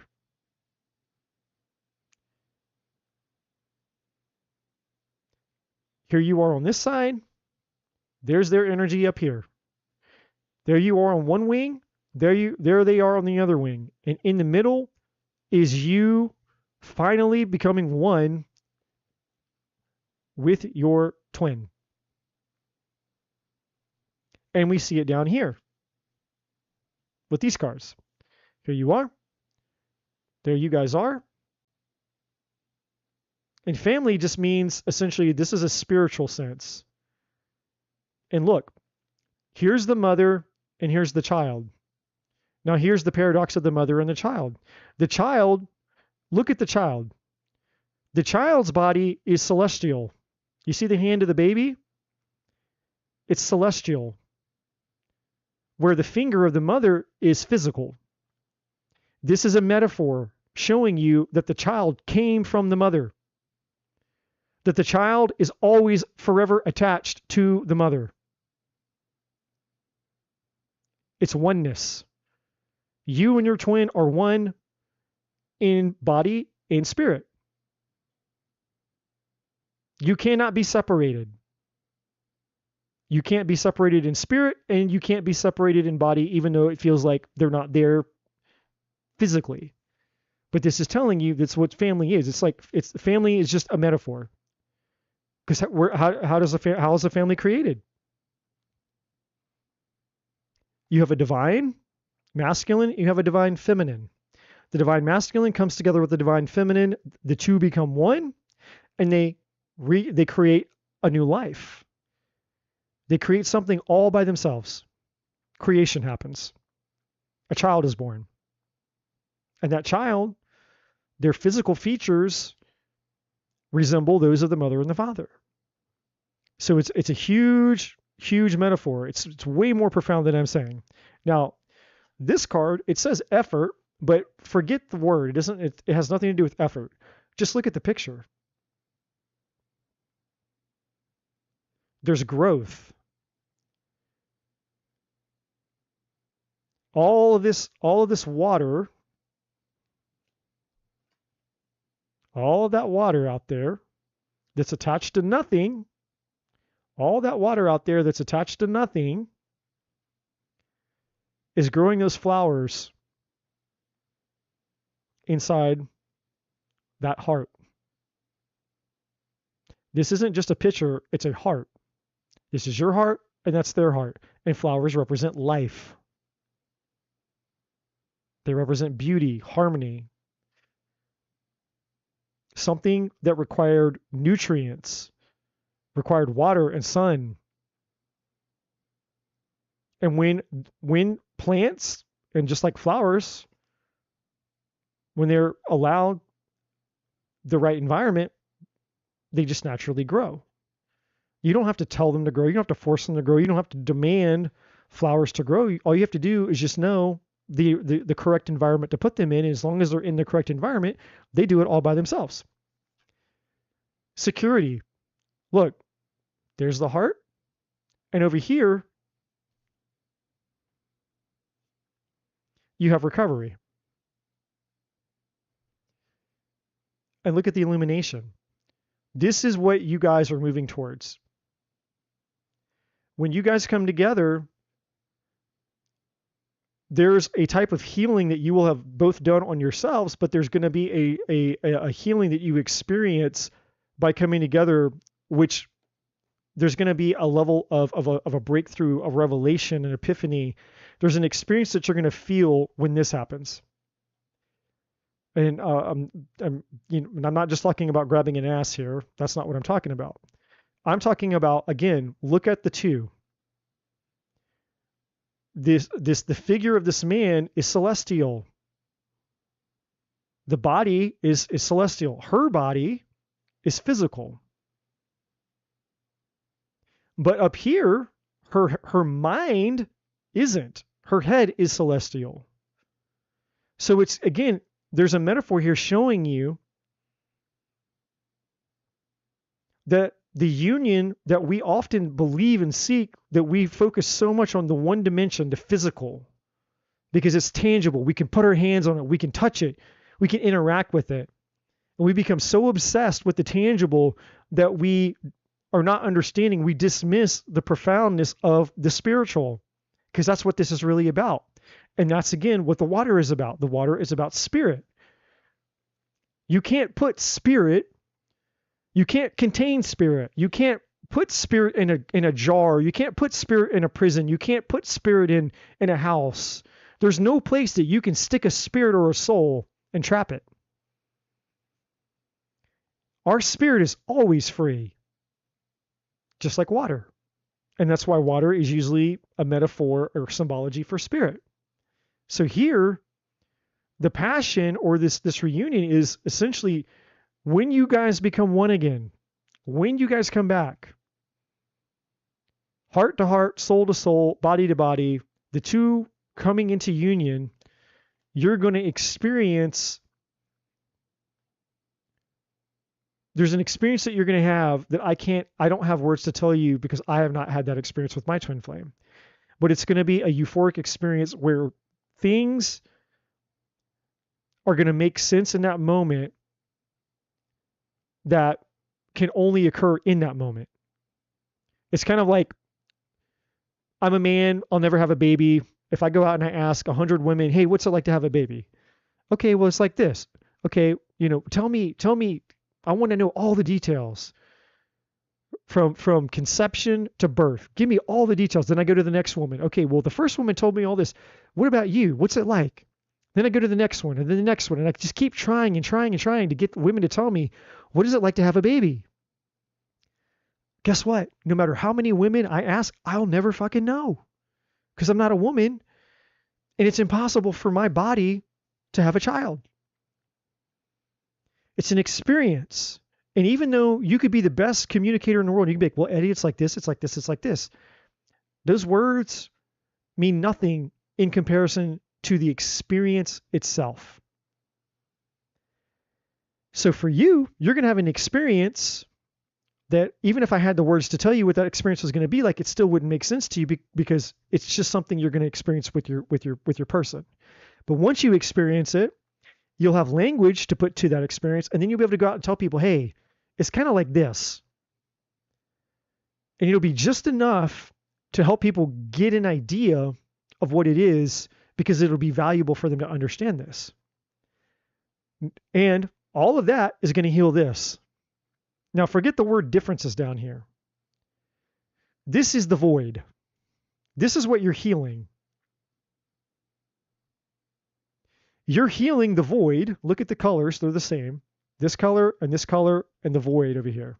It's the same colors. You're healing the lie and the illusion of separation. The lie and the illusion of separation that occurs within us. And as a result, the lie and the illusion of the separation that we believe that we have with each other. And all the other trauma that's attached to that. You're healing all of that. And as a result of you healing that, what you're coming to understand is this. This is all that there is. There is no such thing as separation.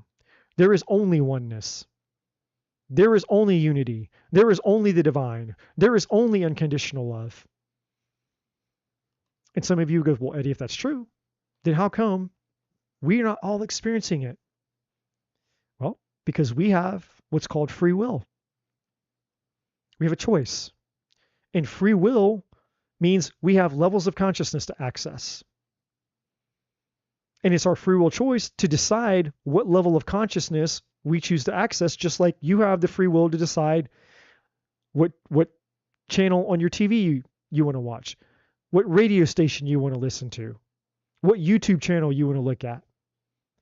Rock music is on this station. Country is on this station. Electronic is on this station. We choose what we dial into. We choose the frequency that we want to tune into. It's a conscious choice. Unconditional love is like gravity. It's always here. It just is. Just like God, source, the universe, just like us, our soul. It just is. If we want to access it, we want to know what that experience is like. It's a choice. And some of us chose to be teachers to lead and guide humanity in understanding how to make that choice and the pathway to get there. That's why you're here, Elaine. That is the twin flame journey. Now, a few other things just at the bottom of the deck I'm going to touch on. One thing over here before I forget.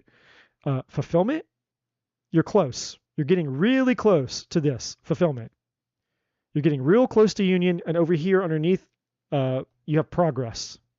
You're getting really close. Chemistry. Now, obviously, this is talking about the obvious chemistry, you and your twin flame, blah, blah, blah. But this is also an indication of the divine showing you that, again, behind the scenes, you don't see what the divine's doing. This is the divine. That's the hand of the divine up here, mixing things together. The divine knows what it's doing. That's what this card is saying. Hey, when you think that nothing's happening, trust me, I know what I'm doing. Communication. You're going to get more communication. Expect more communication in the near future. Now, this is interesting. You're understanding. You're a little bit ahead of your twin. This is you illuminated. You get it. So this was you before. You were just in the same place with your twin. Now, you're not. You got it. You're illuminated. You have the knowledge. But your twin's not far behind. They're not far behind. So you're coming into your awakening, and the divine is working behind the scenes on them. There's still there's some fear that they have. There's some things that the divine is still working on with them behind the scenes. But look, there you are, soul connection. Union is coming. So your twin is kind of like in that last phase, I guess. Like that final phase of whatever's going on with them, the divine is working through that last little bit of stuff. What the divine wants you to do is to continue to focus on you. That's it. Just continue focusing on you. Go deeper. Let go more. Detach more. Lean into yourself more. Trust the divine more. Focus on them less. So everything you're doing, keep doing it, but just do more. That's it. And the divine will take care of this part of it, the bringing you back together with them. And so really, your whole reading can all be boiled down to this. Let me take these cards off because we don't need those anymore. It all boils down to this. These two cards. All you need to know is your hard work is paying off. And all you need to know is confidence. Confidence is just saying, trust the divine. Trust the divine. That's really what this card should say. Not so much about confidence. It's just trust. Trust the divine. You're doing your part. The divine is going to do its part. That's all you got to know. Okay? So you're on point. You're doing what you need to be doing. Now, for those of you who've been here listening and you heard me go off on my big rant earlier, this is exactly my point in the past of what I was saying about when it's not your turn, you could just check out. And when I was saying all the thing about being out here and why I do readings, and Elaine is a great example. She's a great example. Elaine, she comes and she gets readings. And I don't know, I don't know Elaine in real life. I've never met her. I only know her from this channel. But clearly, she's taking this shit serious. And she's going out and she's doing what the divine is telling her to do. And she's getting results. And so then she comes back and gets a checkup. That is how this works. That's how this should work for you guys. When you get a message, if you go out and you do what the message tells you to do, you'll get a result like Elaine gets a result. And then when you get a result, you can come back and you can get a checkup on the thing that's happening and you'll get more answers. Ideally, that's how all of this would work. And your life would change. You would see progress. You would get the things that you want out of your life.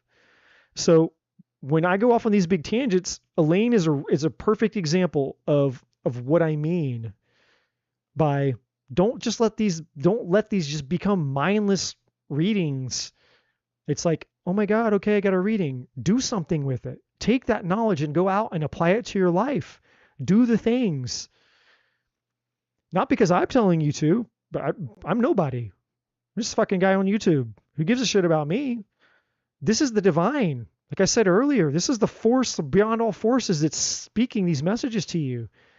It should be the most valuable information you could ever get from any source. And I promise you, if you go out and you do something with that knowledge, you will see results. And Elaine is literally proof of it. Literally proof. Her whole reading right there is proof. Now, if she wasn't doing the work, she would not have gotten that reading. She would not have met her twin, and all the cards that came out on the table would not have been those cards. It would have been a different reading, you know? So, but she, she takes this serious and she applies it to her life and she gets results. That's how this works. So, everybody, be like Elaine, myself included. Okay, who's next? Tanyeka McKnight or Chasing Peace. Let's just start here at Tanyeka. Tanyeka, technically you are next.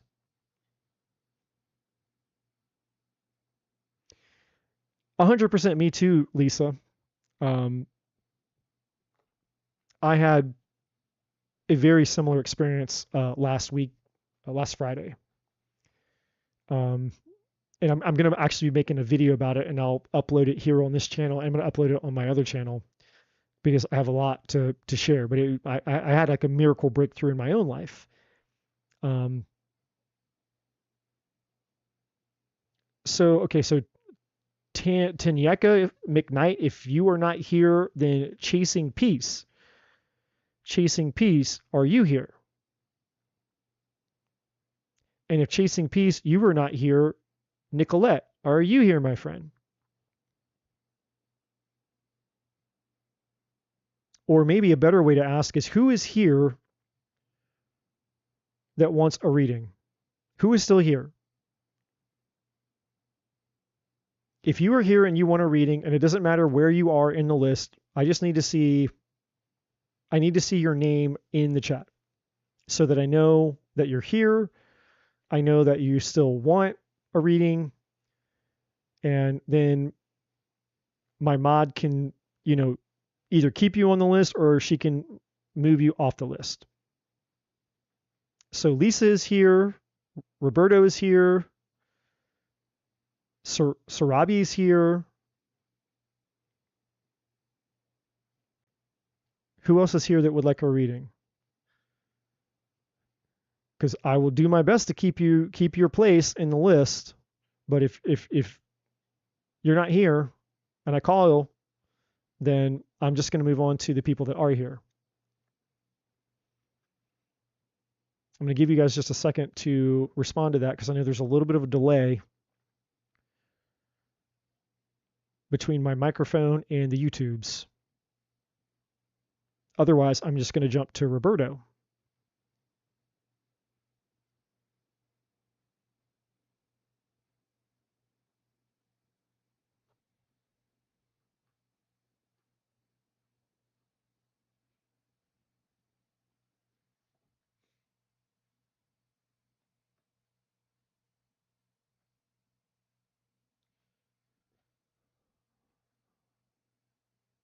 Okay.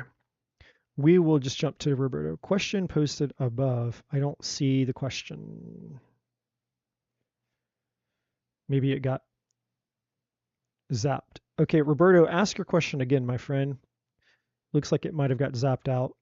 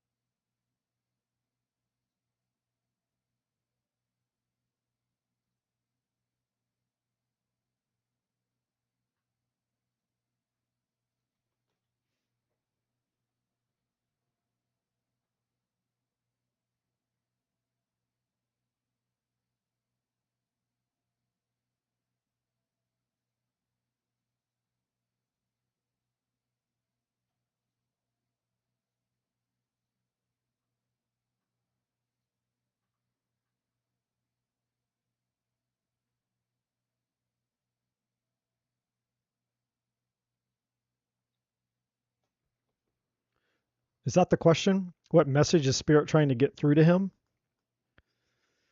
I'm assuming that's the question. Oh, wait, there we go. I've been experiencing flashing lights, seeing repeating numbers, and finding white feathers on my bed and birds chirping at my window. What message is Spirit trying to send me? All right, now we're talking. Now we're talking.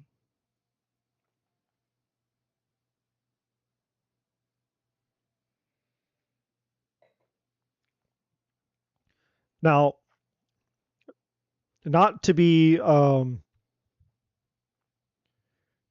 to play favorites, but these are the kinds of questions that I personally enjoy, because these are things that allow, it's a level of curiosity, but it's also implying that there is a seeking for, divine messages, so I have tendency, I mean, whatever questions is fine, but I personally enjoy questions where I can sense that the person asking the question is in fact actually seeking the thing that is in their highest good. Because intuitively I know that it's always, the divine is always like smiling on those types of questions. Because like, oh, okay, this person's paying attention and there's no resistance in getting the message through. And those types of people are more likely to take that information and do something with it. So just an observation, but it's actually very empowering.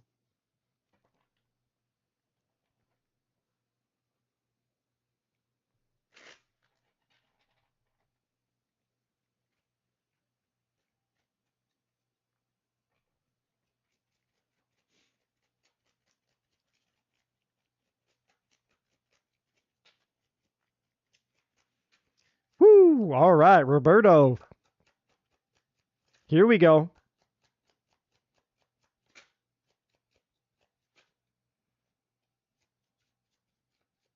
Oh, yeah, I like this. All right. You're manifesting, my friend. You're seeing the signs and synchronicities. You're starting to see the first fruits of some serious manifestation, some serious shit, in a good way that you're manifesting. So now we have the void.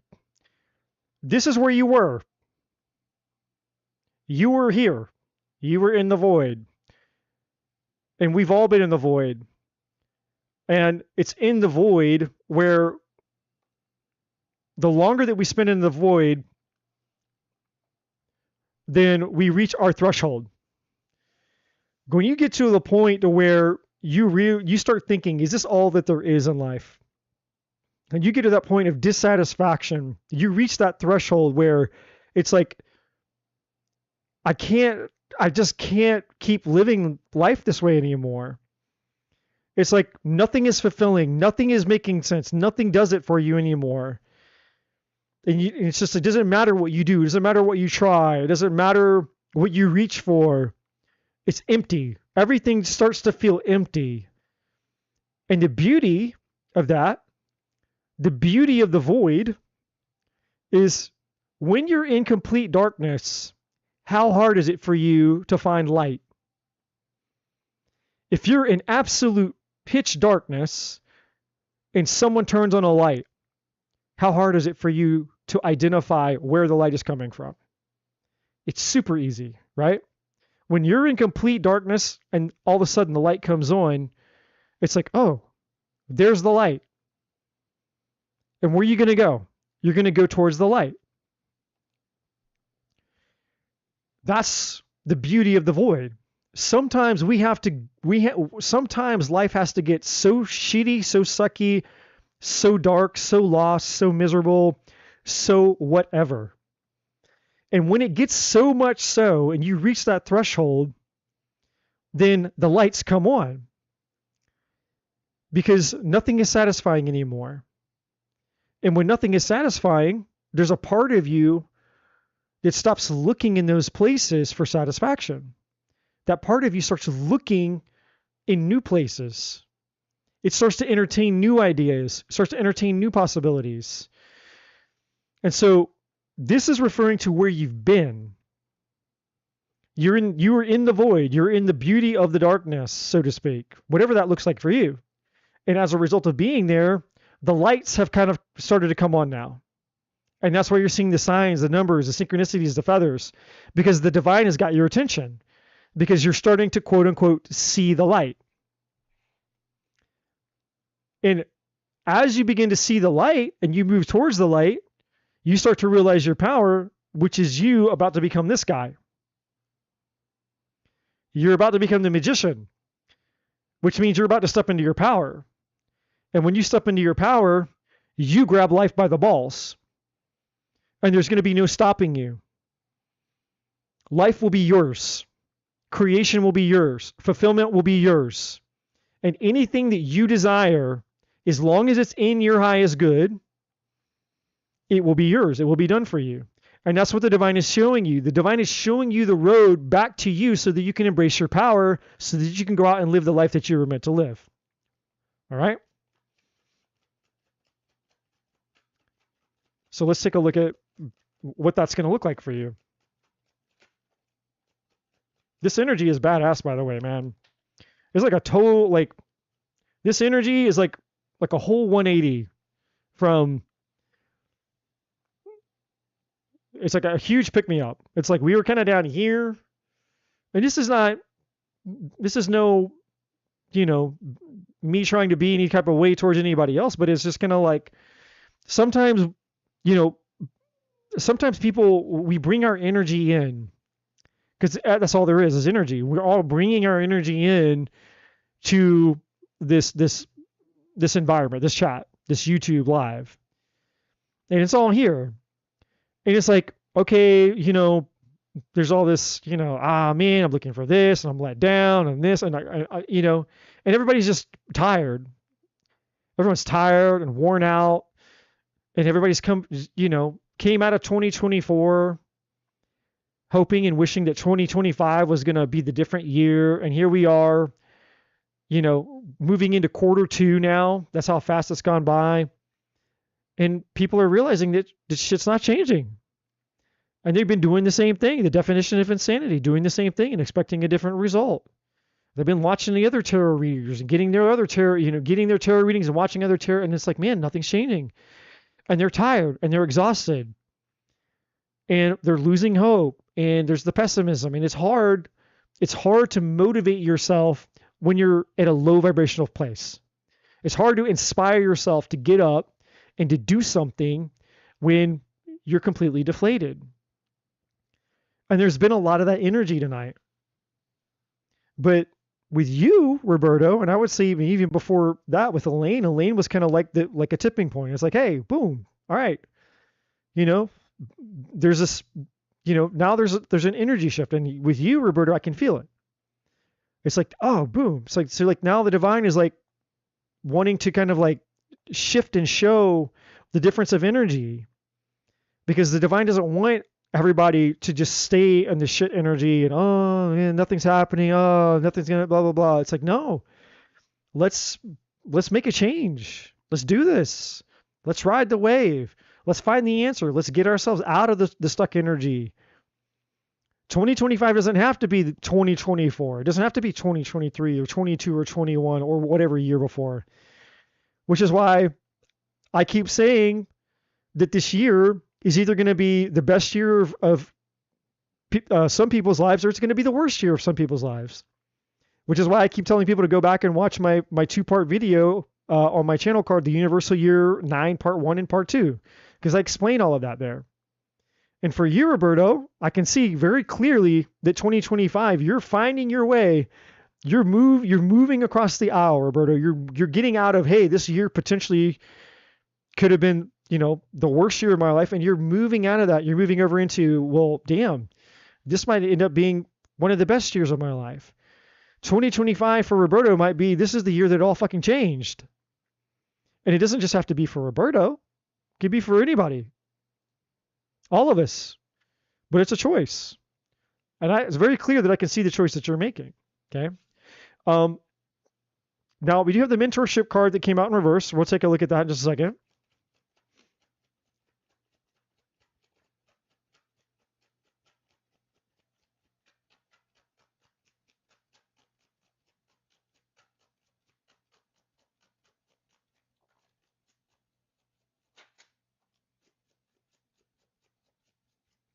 Okay, yeah, this is making perfect sense. Okay, the next card out is we have scarcity. We have patterns, and then we had the collective. Now, at face value, one would look at these and say, oh, well, that sounds kind of negative, but hold your horses. Hold your horses. I'm going to tell you why this isn't negative. And we have the sixth sense at the bottom of the deck for you. We have destruction underneath that. And then we have success. And these three cards at the bottom of the deck are probably the most important because it tells your story. And again, the rest of you out there that aren't Roberto, you can check out because it's not your reading, or you can tune in and you can let the divine teach you something that's absolutely relevant for you and the rest of us. But it's up to you. So for you, Roberto, these three cards are the most important cards. Sixth sense, which is this is your spirit, this is you stepping into your spiritual truth. Or a better way of saying, this is you stepping into your spiritual identity. Okay? Which is this. These two cards are tied together. This is you stepping into your power. And what is your power? Your power is your new spiritual identity. You realizing that, hey, you're not just a person, you're not just a normie, you're not just, you're not plugged into the matrix, you're not taking the fucking blue pill, and I'm just like everybody else, blah, blah, blah, blah, blah. No. You're powerful. You have spiritual abilities. You're a spiritual fucking person that have spiritual power, spiritual abilities. That's what this is. It's you starting to realize, hey, maybe there is something to this. Why do you think you're getting the numbers and the feathers and the synchronicities? Who did that? Well, your friends didn't do it. Your family didn't do it. Your job didn't do it. Your dog or your cat or whatever didn't do it. The mailman didn't do it. Where did those things come from? How did those things start to come into your awareness? How did they start to manifest? Who did it? You did it. How did you do it? This is how you did it. You started getting plugged into your spiritual power. The systems came on. What happens? What happens when you get in your car and you turn the car on and you look at your gauges, right? No power in your car. Your car's turned off. What do the gauges do? They do nothing. They're like this. They're empty. Gauges are doing nothing. When you turn your car on, what do the gauges do? They all come to life. The lights click on. They move. All of a sudden, all the gauges turn on in your car. That's what you're seeing. The synchronicities and the sign and all that you're seeing is confirmation that, hey, the power's turned on now. Roberto turned the fucking power on. And now you're starting to see the manifestation out in your environment that the power's been turned on. So what you need to realize, my friend, is the power's turned on. Here you are with the power turned on. And now that the power's turned on, that means shit can start happening. So here's you with your power turned on. There's that. So let's talk about these. I'm going to go up here. And I'm going to tell you what these are, but let's talk about this because again, I said these are the three most important cards for you. And the reason I want to start here is because this part of the message is not just for you, Roberto. It's for all of us. So you have this sixth sense, which is your spiritual identity, and we all have that. It's getting tuned in. It's all of us realizing that the power is either turned on or it's not. Well, what gets the power turned on? This. If we're not getting it, if we're not consciously choosing to turn the power on, then we get a fucking tower. Life has to blow up. We have to go into the darkness. We have to go into the void. And eventually, the longer that we stay in the void, eventually we get blown out of the void. Something blows up in life. But wherever there's destruction, there's light. And anytime there's light, even if it's dark, complete pitch blackout, and lightning strikes, lightning will illuminate the entire sky. You can see everything. One bolt of lightning and boom, the entire sky lights up. Well, light in the darkness shows you where to go. The tower, anytime we go through destruction, it's always for our highest good. Because one, it's removing the shit that's getting in our way from turning the power on, and two, it's showing the light and where we need to go so that we can keep the power turned on. And what that ultimately leads to is this: success. So when you, not just you, Roberta, but the rest of you out there, when you start questioning your life and you're wondering, well, maybe my life is a shit show, this is when you need to go good. Good. This is when you need to start being happy. Like, man, my life is a shit show. Hey, your life blew up? Something, your whole life is crumbling? Good. Well, why are you saying that, Eddie? That's kind of shitty. No, it's not. Because if you understand the reason why your life is blowing up, then you'll be happy. You'll realize, oh my God, this is the best thing that ever happened to me. My life needed to blow up so I could get the power turned on so that I could get my success, whatever that is for you. Whether it's love, whether it's money, whether it's a purpose, whether it's a family, it doesn't matter.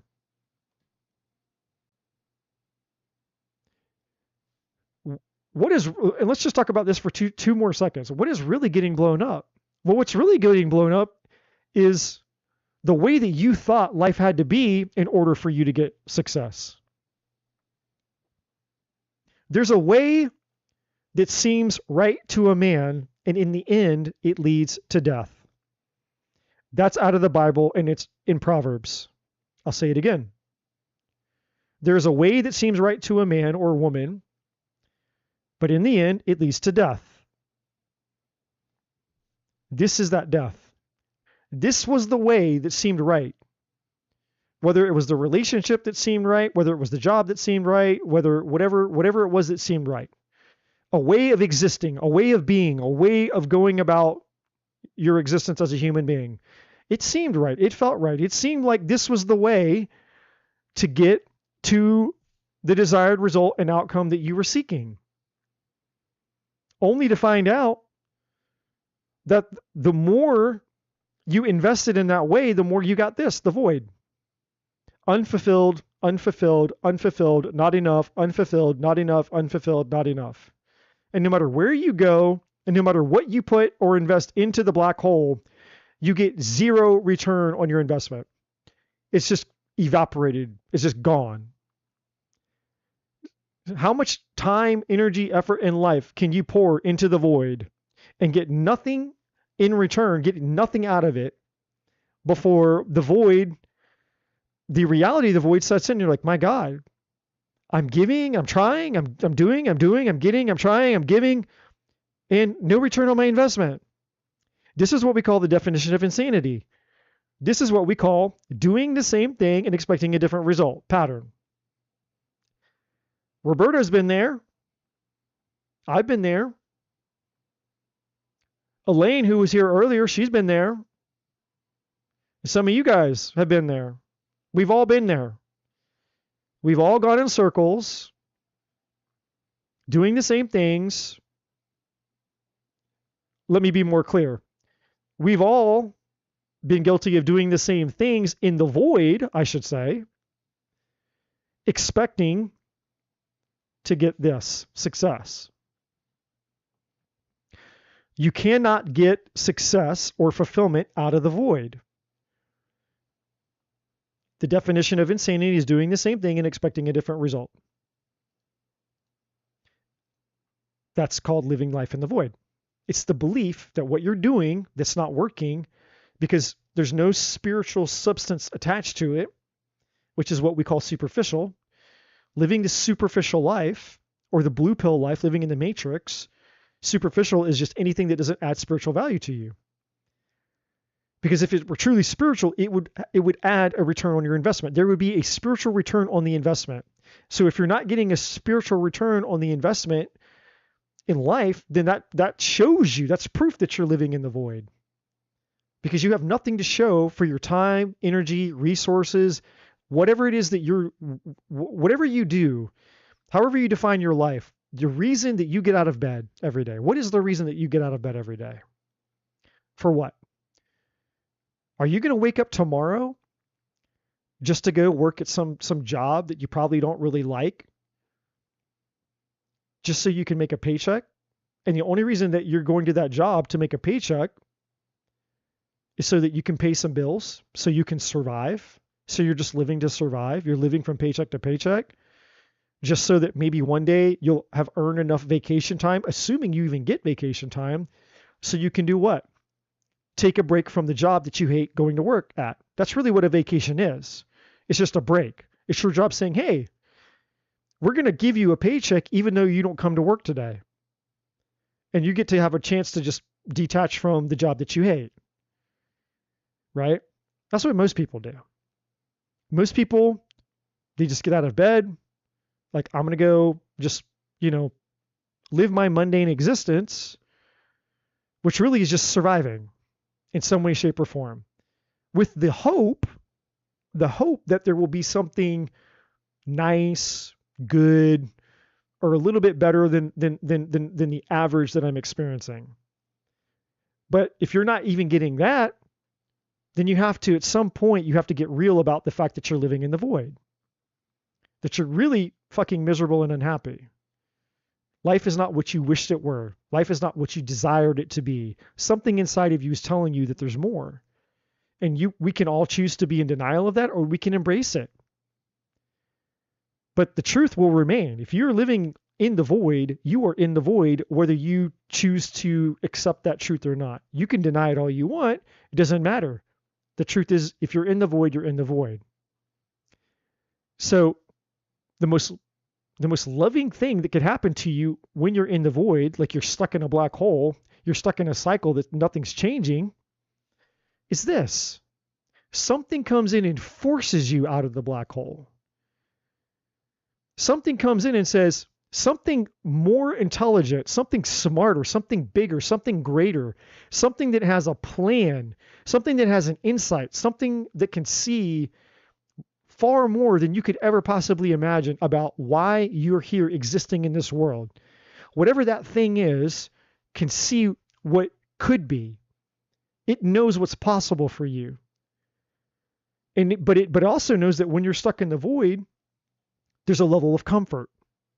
Because a lot of us, our number one problem is that we're in a very toxic relationship with our miserable life, if we're honest. We have an extremely toxic, codependent relationship with our miserable life. And it's so miserable, but yet it's so comfortable. And that's why we don't get out of it. It's not painful enough to motivate us out of it, but it's not pleasurable enough either to motivate us out of it.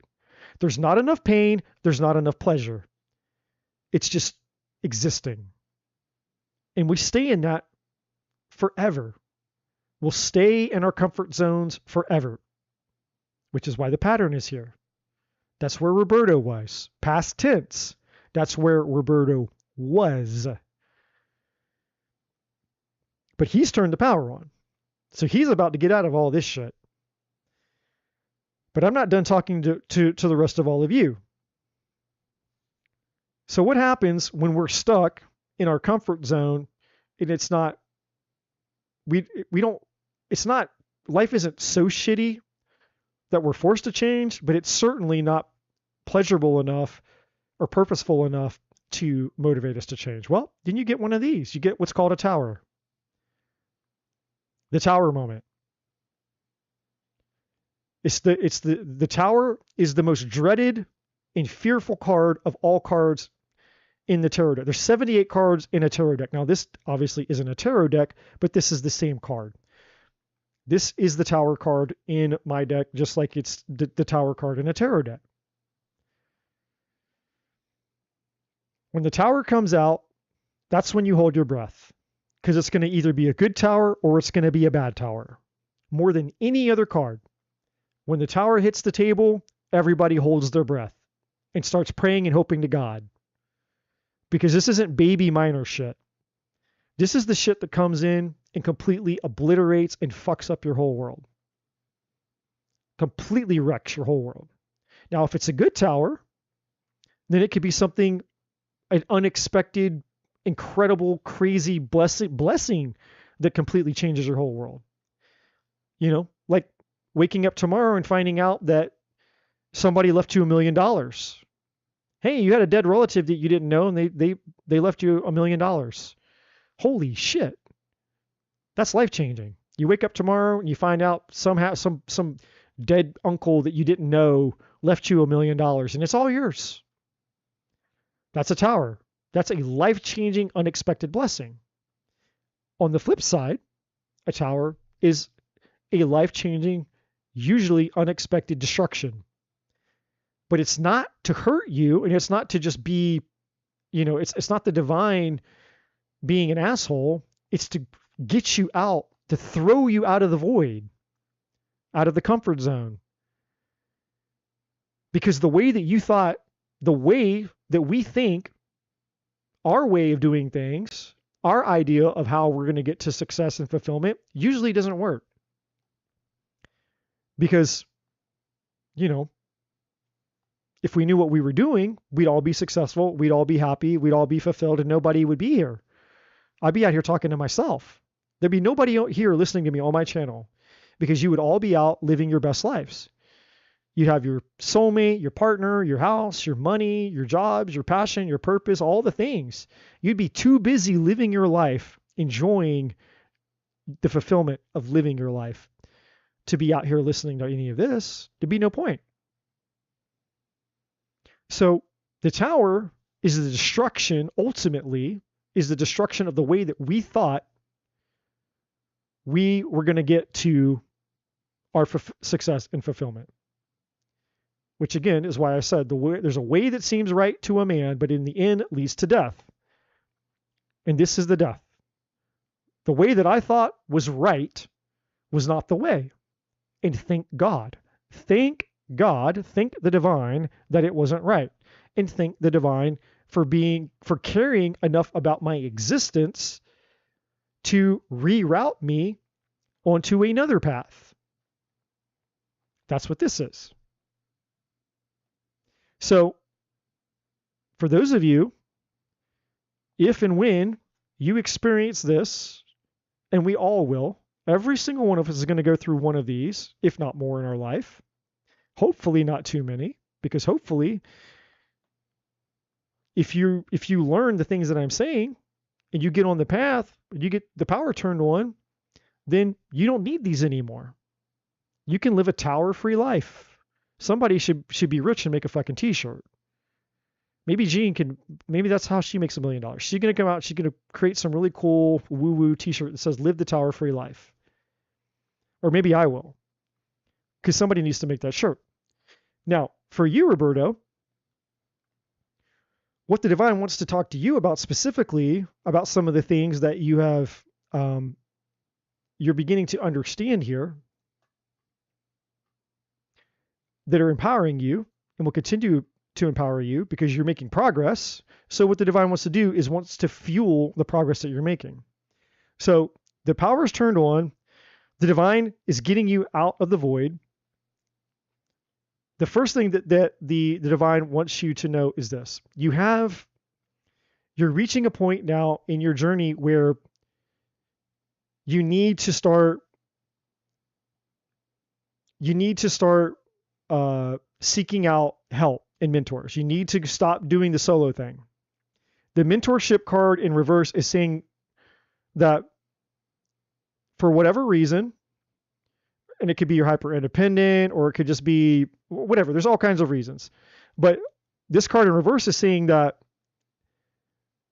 it's time for you to start seeking out other people for mentorship, guidance, wisdom, and knowledge. In other words, stop trying to do it all by yourself. Stop trying to learn it all by yourself. You have nothing to prove, and you don't get any extra achievements. You don't get any extra trophies for saying, hey, I did it by myself. I figured it out all by myself. Like the divine is saying there's no need to reinvent the wheel. There are people who've come before you, who've come before me, come before all of us, who have already learned the shit that we've gone through. You know, there's probably a book about it, probably a podcast about it, probably a course. But the divine is basically saying like, hey, now that you're making progress, catapult your progress, fuel your progress that you're making by finding somebody who can turn decades into days. Find somebody and be willing to invest in it, whatever you can. If you can afford to find a coach, if you can afford the course, if you can afford whatever you can afford, time, money, energy, it doesn't matter. Make the investment and allow other people to teach you whatever it is that you need to learn so that you don't have to figure it out by yourself. And you'll skip all the trial and error. You won't have to spend years trying to figure out and learn something that somebody else has already figured out and learned, who can just teach you how to do it right the first time, and you get to skip all the bullshit. That's what this is saying. Now, the divine wants to highlight for you that a lot of your patterns are rooted in a sense of scarcity.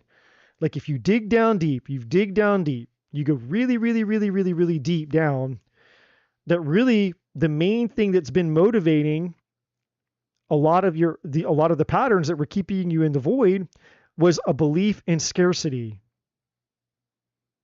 Okay? And only you will really know how that resonates to you, because scarcity can mean different things to different people. It could mean I don't feel like I'm good enough, or there's not enough, or I don't know enough. There's all kinds of different ways that scarcity could symptomize, okay? So this is the thing that the divine wants you to keep your eye on.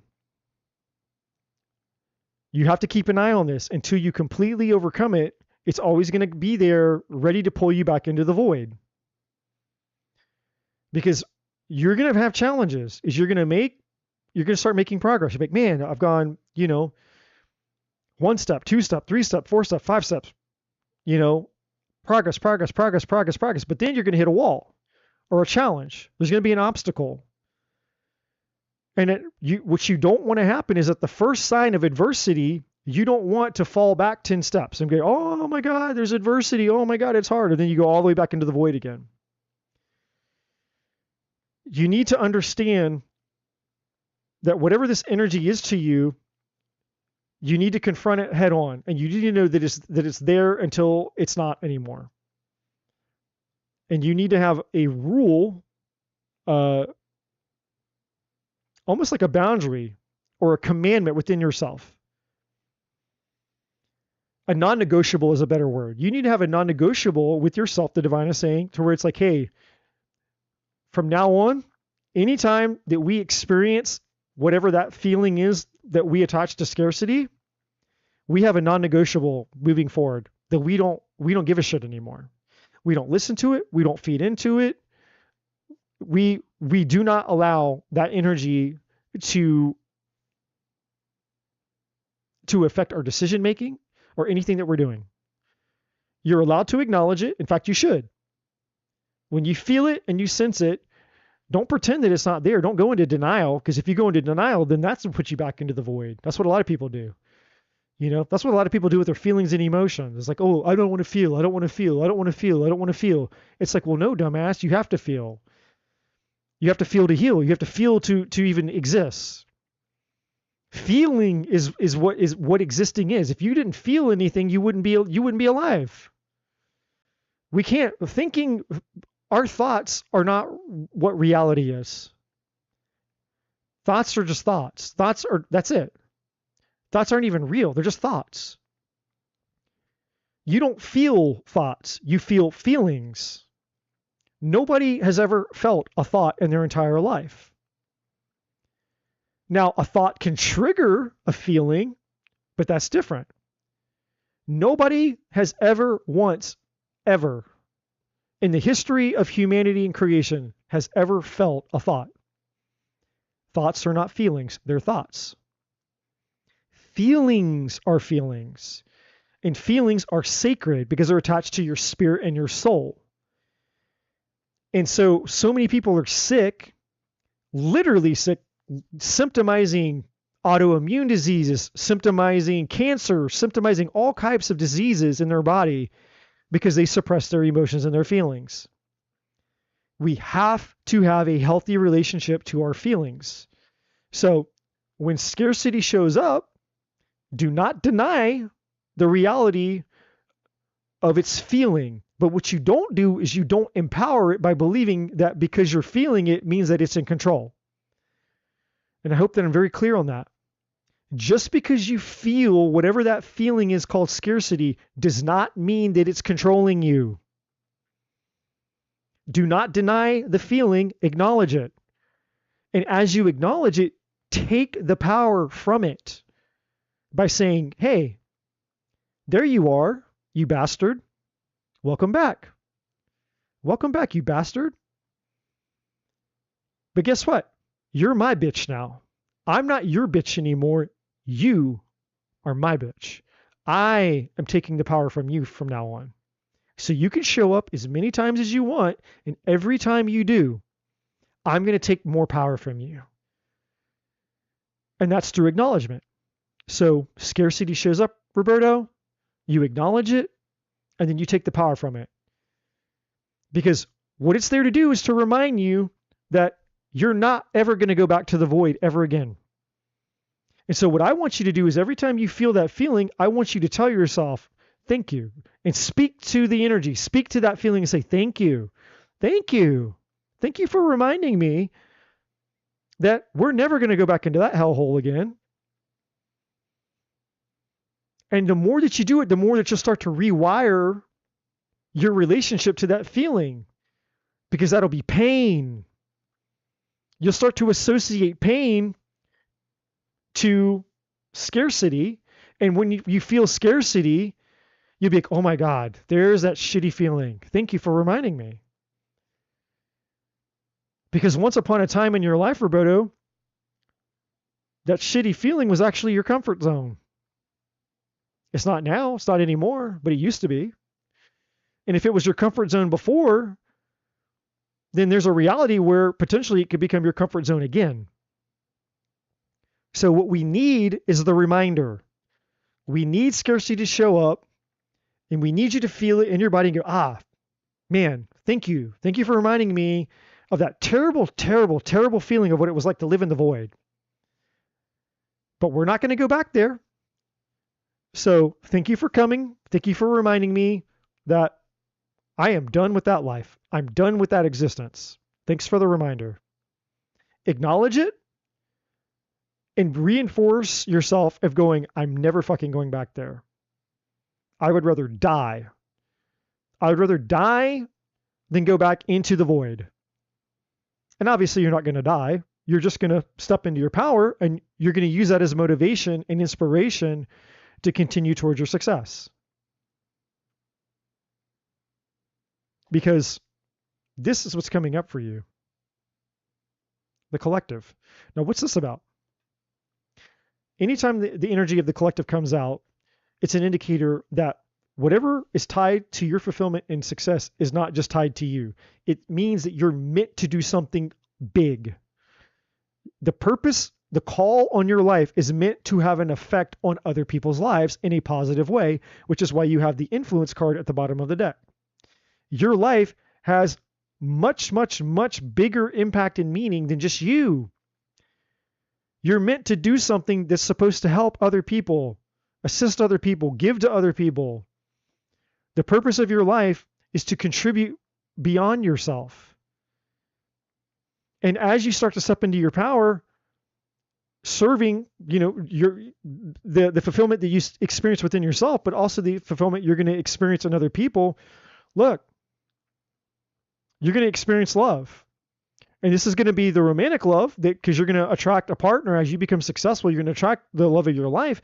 But this is also the love that you receive from the people that you help. So now your life has extreme importance. Your life has extreme purpose, because it's not just about you anymore. It's about your ability to help other people with whatever it is that you're meant to do. And what would be better than that?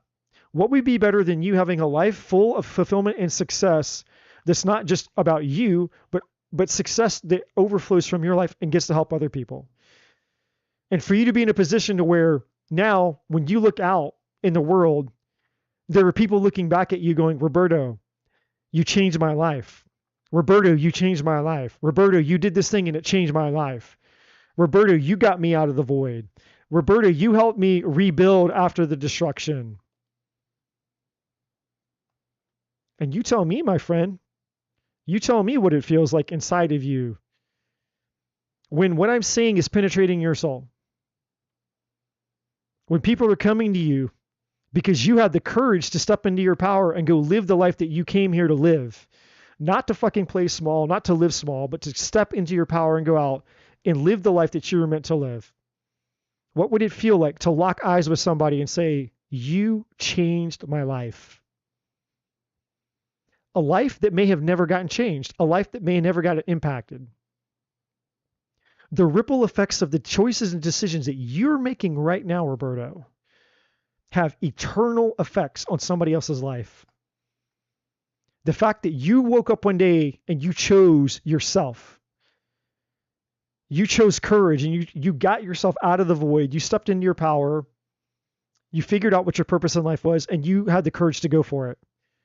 And the whole time you were thinking it was about you. It's like, man, wow, I was excited because I just wanted to be happy.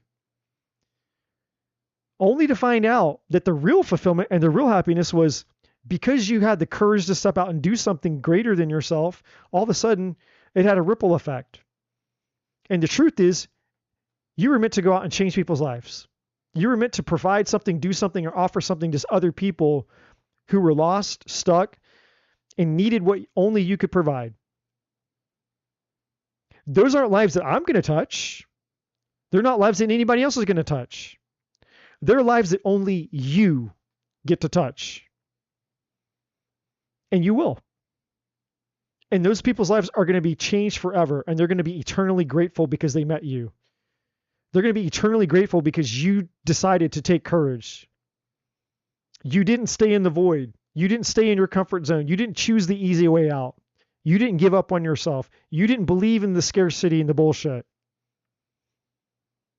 You figured it out, man. That there was a force in you that believed in you even when you didn't believe in you. And that force helped you figure it out. That you actually did matter. That your purpose and existence actually did matter. That you're not just here as another carbon copy, whatever. You're different on purpose. And the lives that you're going to change, it's not a small matter. A changed fucking life. Potentially life or death. You don't know, man. You never know who you're dealing with and what those people are going through. So when I say change life, it's not some small ordeal. You're on the path, my friend. You're on the path. So why are you seeing the numbers? Why are you seeing the signs? Why are you seeing the synchronicities? Because it's confirmation that you're stepping into your power. You're getting out of the void. You're confronting the scarcity. You're getting out of these patterns. And you're coming into the realization that your life is meant to do much, much, much greater things that are, one, going to bring you love and success and fulfillment, but two, are going to change lives outside of you.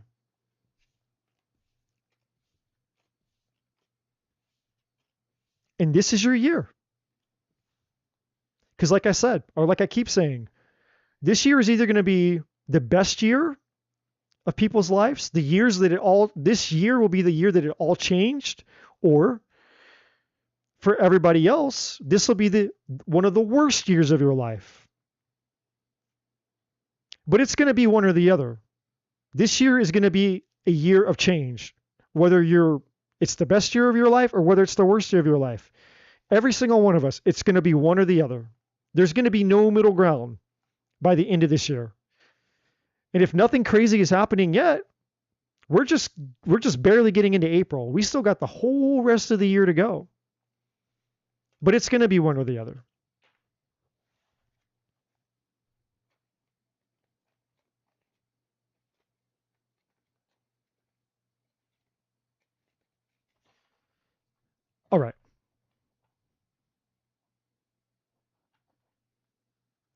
Lisa. Lisa, who has fallen into the bliss and euphoria, Diang.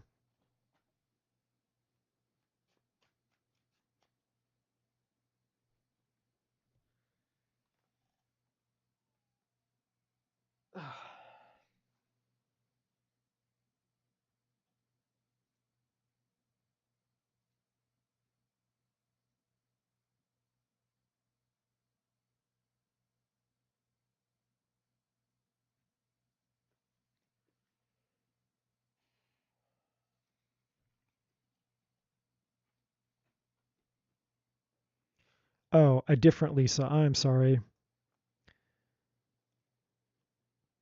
Jean's on top of it. I'm not. Lisa, me, Lisa. Okay. Helps if I pay attention. Okay, Jean. Jean. Um,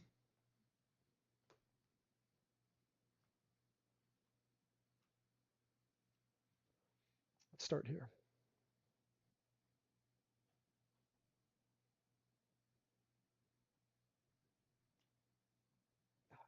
All right, let's start with the obvious. Whoa, that came out. All right, we have the unfolding here. Access to greater prosperity is opening up for you slowly. You are growing as you learn more and keep expanding. All right, so what else? We're just starting here.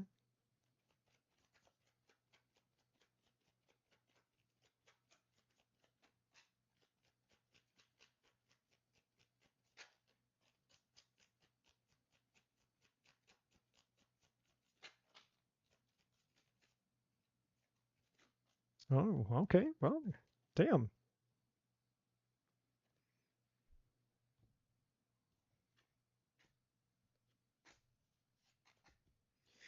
All right, so this was the unfolding card. I'll just show it to you there.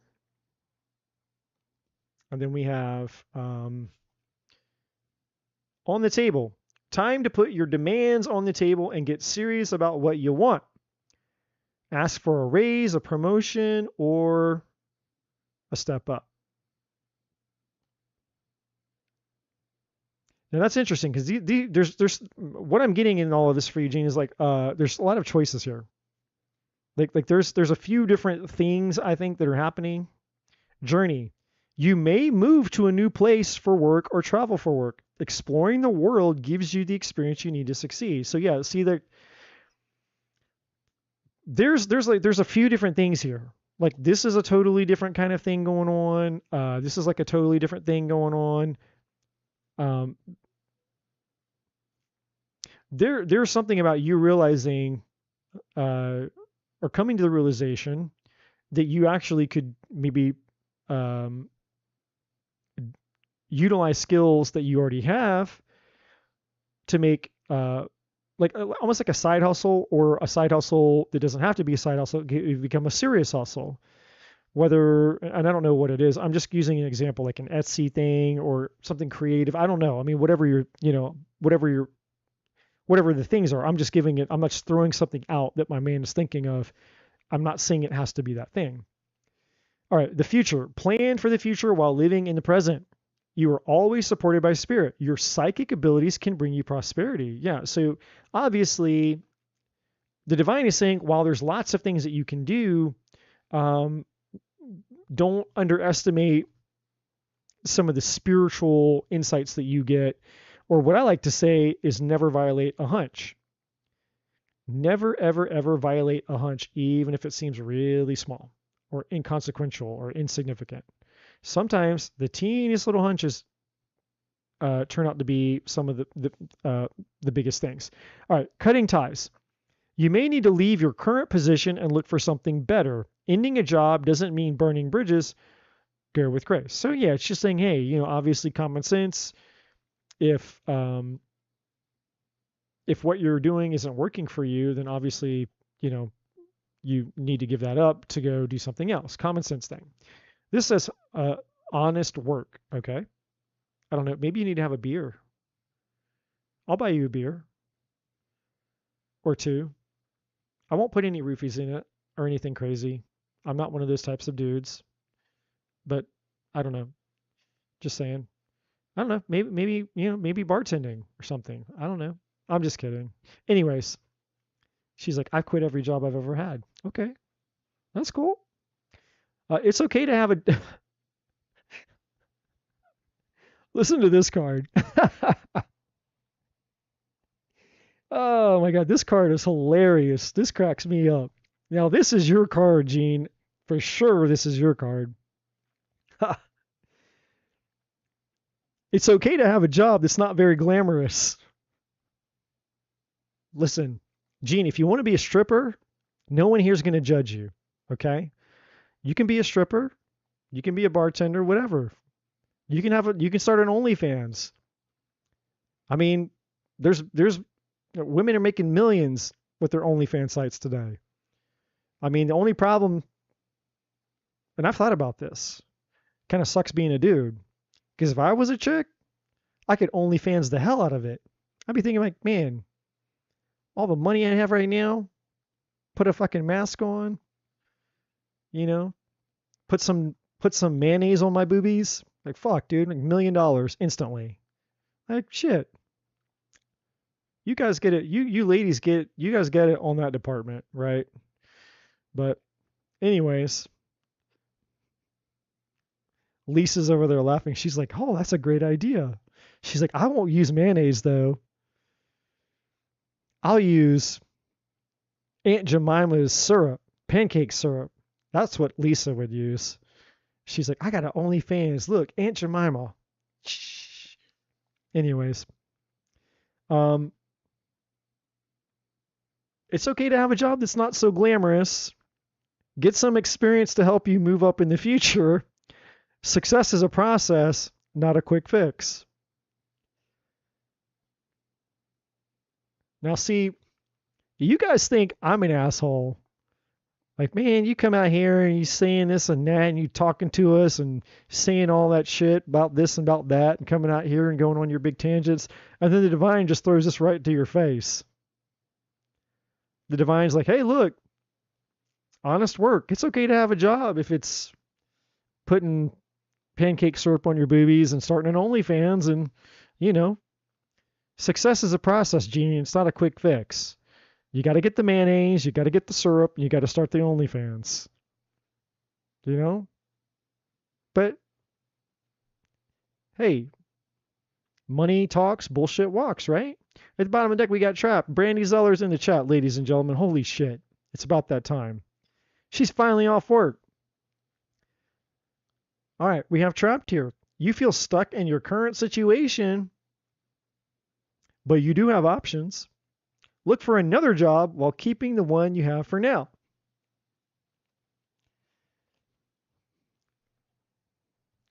These cards, man, they give some real sage advice, don't they? Thanks, cards. That was the best advice I've ever given. That's better than any channeled advice I've ever given before. And just have the fucking messages put on the cards. You know, skip all this woo-woo channeling bullshit. Let's just get to the point. Now we're talking. You know, that's what I need to do. I need to make a deck like this. Oh, shit.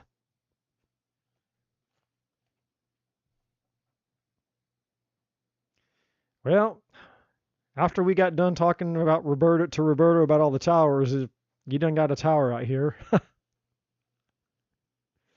Let's all hold our breath for Gene. We got a tower on the table. First card out. What else? What else for Gene here about the work here? And I don't know if this is a good tower or bad tower. I got to clarify that. Oh shit! No, we got strength.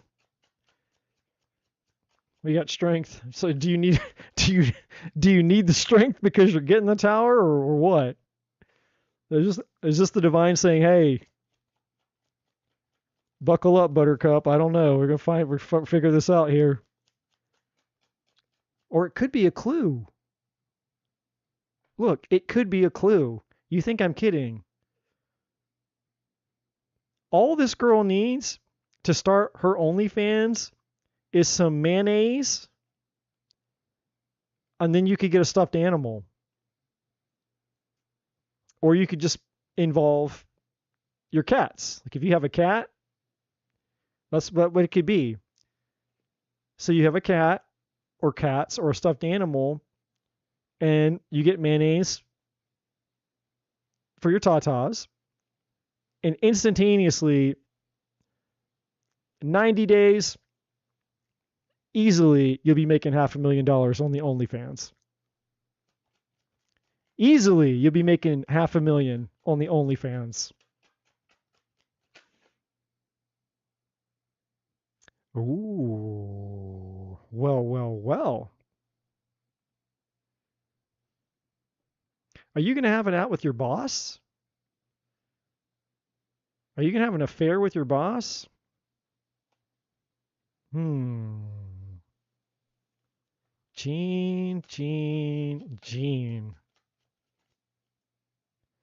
That's true. That's true, Lisa. Why mayo? Well, when I think of mayo, it just kind of makes me think of like 4th of July, like hot dogs and cookouts and stuff and fireworks. Jean's a Leo. And there's her energy right there with the strength card. She's a firecracker. So I'm just thinking, hey, nothing says fireworks more than the 4th of July. Mayonnaise, mustard, relish, chili dog, all the fixings. All the fixins.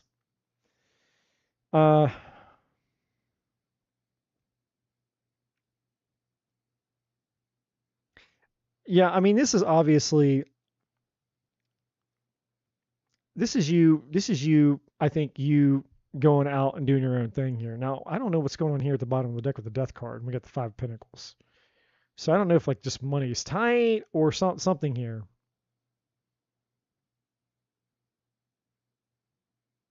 Now, interesting. I'm going to look and see. So, I mean, I really think this is obviously saying that something obviously needs to come to an end. But then we have Temperance. And Temperance comes after the death card too. So it's like there's something that obviously is connected to your divine connected to your purpose here. And look, you've got 2 aces underneath that. Ace of Wands and the Ace of Swords. So I feel like there's something right underneath your nose of awareness. Like you have something, an idea or something, or you're good at something and that you could really, really, really monetize. Because if I go a few more, so there's the death card. There's Temperance.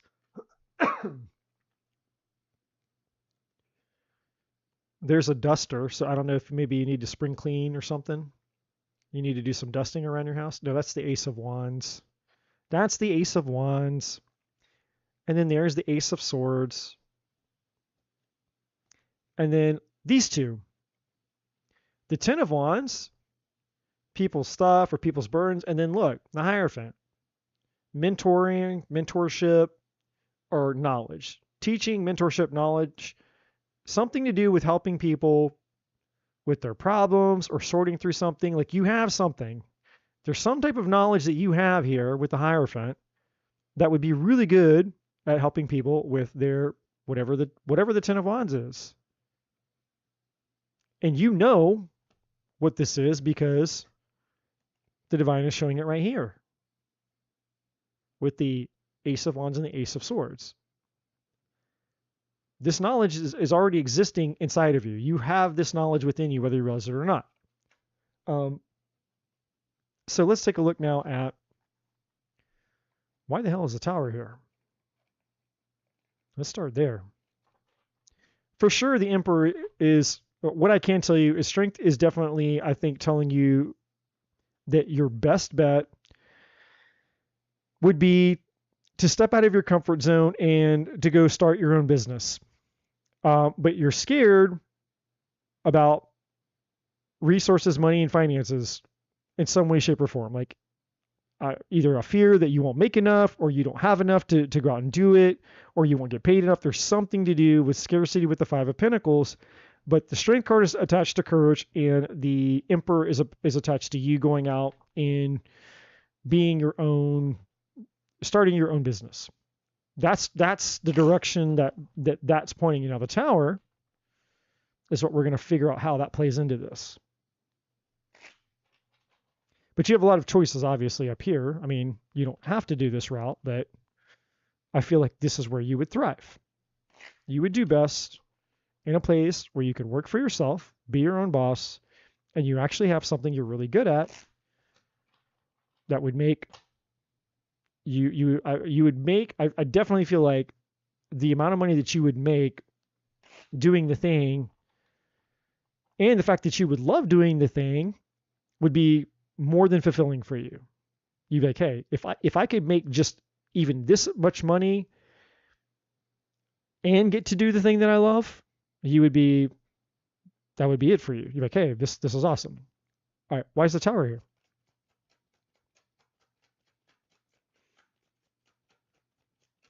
I know what I'm going to do. I'm going to start recording myself reading trashy grocery store sex novels, and I'm going to sell those. That's going to be my side hustle. So all you ladies that get off on listening to my voice, you're always telling me that I have this soothing voice. It's like, yeah, just wait. Just wait till you hear my soothing voice reading those trashy erotica grocery store romance novels. Hey, Eddie, how did you make your first $1 million? You'll never guess.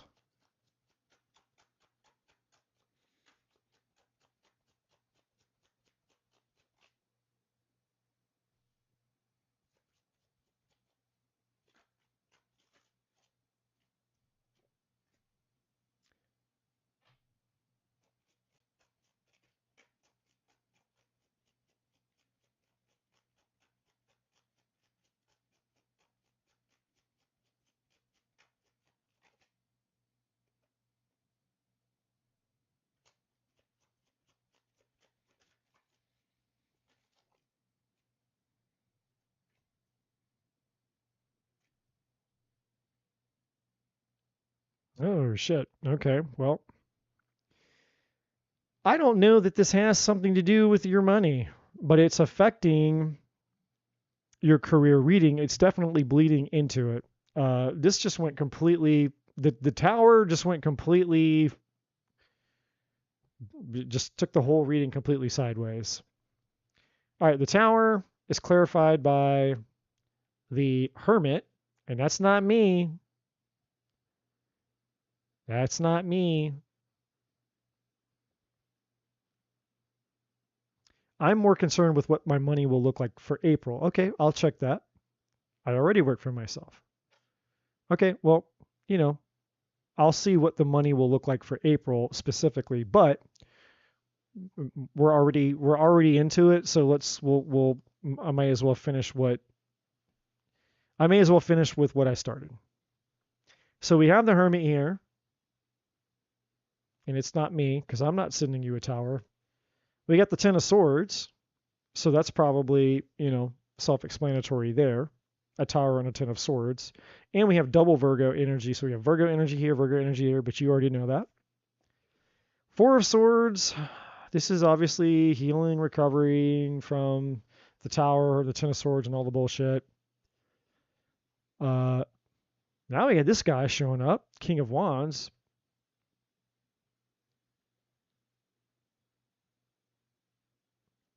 Interesting.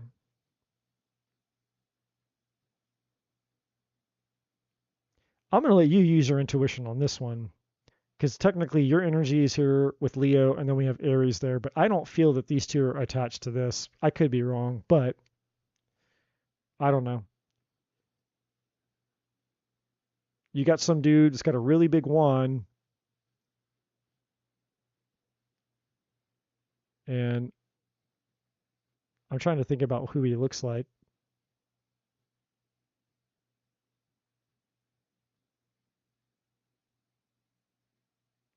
I mean, he kind of looks like white. He kind of looks like young white bachelor Jesus or something. It's almost like if like the Hallmark, if Hallmark tried to make Jesus, that's what he would look like. This is what Hallmark Jesus would look like. The Christmas Hallmark shows, if they had Jesus cast, that's what he would look like. That would be Jesus. Hallmark Jesus right there. Anyway, then we got this Queen of Pentacles. Now, she is fucking hot. This right here is exactly what my ideal chick looks like. If some woman, if some woman showed up on a fucking first date looking like that, I'd be dead. I'd be it. Me and her are gonna go out and we're gonna start an OnlyFans that night, and I'm gonna dress her up just like that too. She's gonna dress up looking like some type of unicorn elf princess, and then we're gonna get the mayonnaise and all the things. But this is you. This is you. You looking really fucking good too. And we have the Knight of Swords. This is interesting. So but this is all the Tower. So to me, this is like a past thing. One thing that I get from this that's coming to me is that something about this, I feel within the Ten of Swords and the Tower, I think took a lot out of you, but I also think it was like a blow to your confidence. And I feel like that's what this is. So if there's been any financial challenges that you've had, part of it is attached to the energy of whatever this Tower is. Because, it took you, it's just affected you. Like it would anybody. Like you can't go through a fucking Tower and then you're just going to show up as your best self at work. It just doesn't work that way. Right?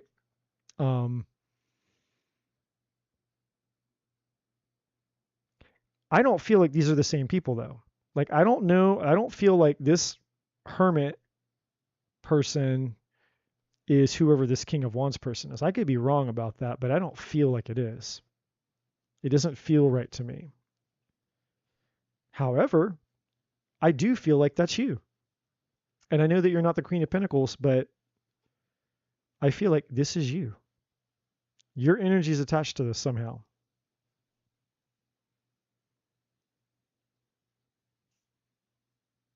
But all that to say, so the main reason I was checking the Tower was to find out, okay, like is this like a heads up, or is this like a past thing? And I feel like this is more of a past thing. So at least that's good. I don't feel like this is something you need to be concerned about coming up for you. I just feel like the effects of whatever that was that happened in the past are bleeding over into your current energy, which, obviously would be better than an actual Tower, looking down the barrel of the gun of the Tower, like, oh shit, so this is about to happen. Great. Because in that case, it wouldn't be, I would say this obviously wouldn't be too fun. A Tower and a Ten of Swords, no, fuck that. That's not going to be fun. But let me ask, so now that I understand what your question was, you asked specifically just how your money was going to be. Let me ask what your actual question was. So just take that for what it's worth. I don't know specifically, but it's there. It came out for a reason. So let's take a look at what your actual finances should look like for April. All right. Whoa. All right. Well, this is good. The Five of Pentacles shot out in reverse, coming out more in reverse than not. So I take that as, obviously, if you've had any financial struggles, That's starting to change. Probably more of a progression. And then you have the Knight of Cups. So obviously that's things looking really good because that's emotional fulfillment. But there's two energies attached to this, Gene. I think this is you getting back into your groove. I think this is obviously you feeling more content moving into April. Like, your financial situation is going to improve. But I also feel like either one of two things. You're either going to kind of like re-fall in love with whatever you do. Like, you're either going to figure something out, and I don't know if it's that Knight of Wands or that Knight of Swords or something. Like, I don't know, you either just fall in love with it all over again and there is no reason and nothing changes. But I don't feel that. I feel like something, you're going to either change it up or do something different, or you're going to figure something out. Like something is going to change, I feel, and it's going to really, really help you like kind of re-fall in love with whatever you do and whatever you decide. And yeah, look at the bottom of the deck. Now you're back in your power, your badassery. And see, you guys thought I was lying about the cat. All you need now is mayonnaise. You can, Gene, you can keep everything just the same. Everything can be the same. You can wear the same outfit. You can have the same hair, the same wand. You can have the flower and the big hat. Just put some mayonnaise out. Just smear some mayonnaise out here. And instantaneously, $500,000 OnlyFans. I'm just saying. I'm trying to help you. That's what a friend would do. A friend would have your back and would say, hey, you deserve to be rich. And this is you rich. You just add some mayonnaise. What else? Getting your power back.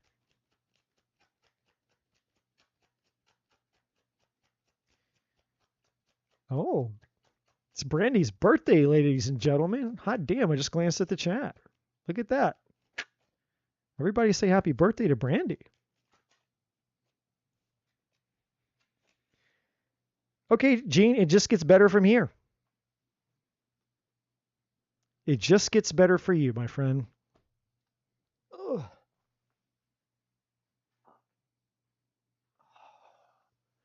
Unlike my old ass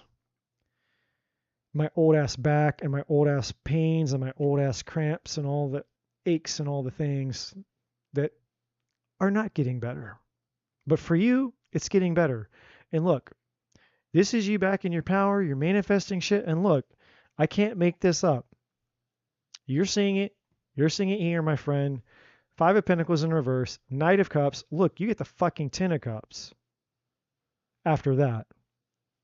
The 10 of Cups. So you progress from the Knight of Cups to the 10 of Cups. 7 of Pentacles from the 5 of Pentacles in reverse to the Page of Wands. Good news, excitement, having fun, loving what you're doing.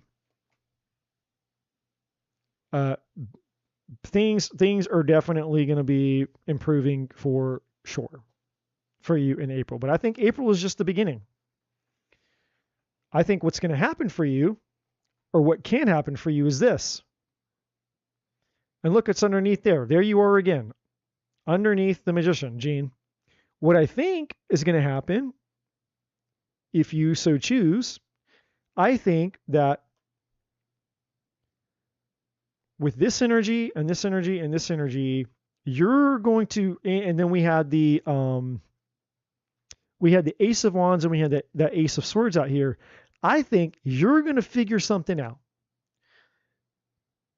You're going to have a revelation, a breakthrough, a creative moment. Something is going to happen, and something is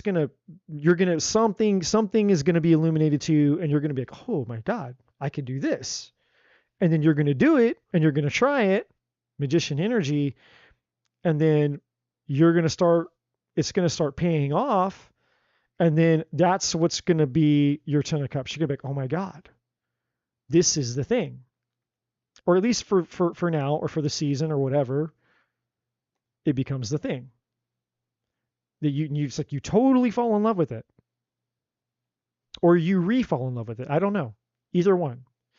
But your money is about to look Much better than it was for sure, because this is reverse. It came out kind of really more like this, kind of like it's pointing towards like 10 o'clock, which to me is an indicator that at some point, obviously, it was upright. So there was financial challenges, and it slowly started changing, and now it's like you're like about 10 o'clock. And then it's kind of like you're going to get full-blown reverse Five of Pentacles to all of this. So I don't know about you, but I would take this reading for sure. I would for sure take this reading. You don't have one negative card on the table. Not one.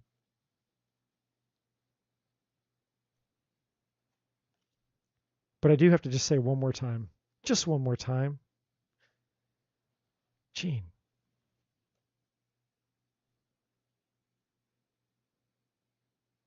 Just imagine the syrup and the mayonnaise and the cat. That's it. Imagine the return on that investment. How much is a jar of mayonnaise? How much is some syrup, some pancake syrup? The cat is free. You already have the cat. That's not going to cost you anything. Just smear a little bit on you. $500,000 in the bank.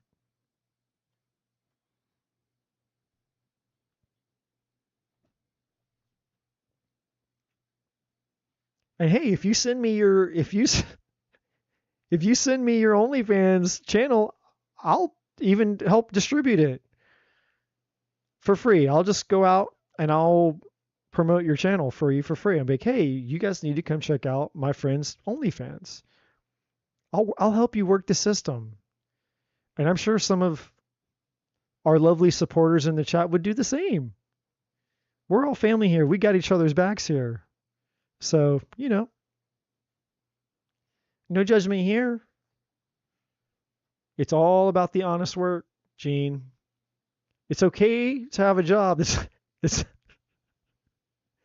okay to have a job that's not very glamorous. It's okay to have a job that's not very glamorous, Gene. There's no pride.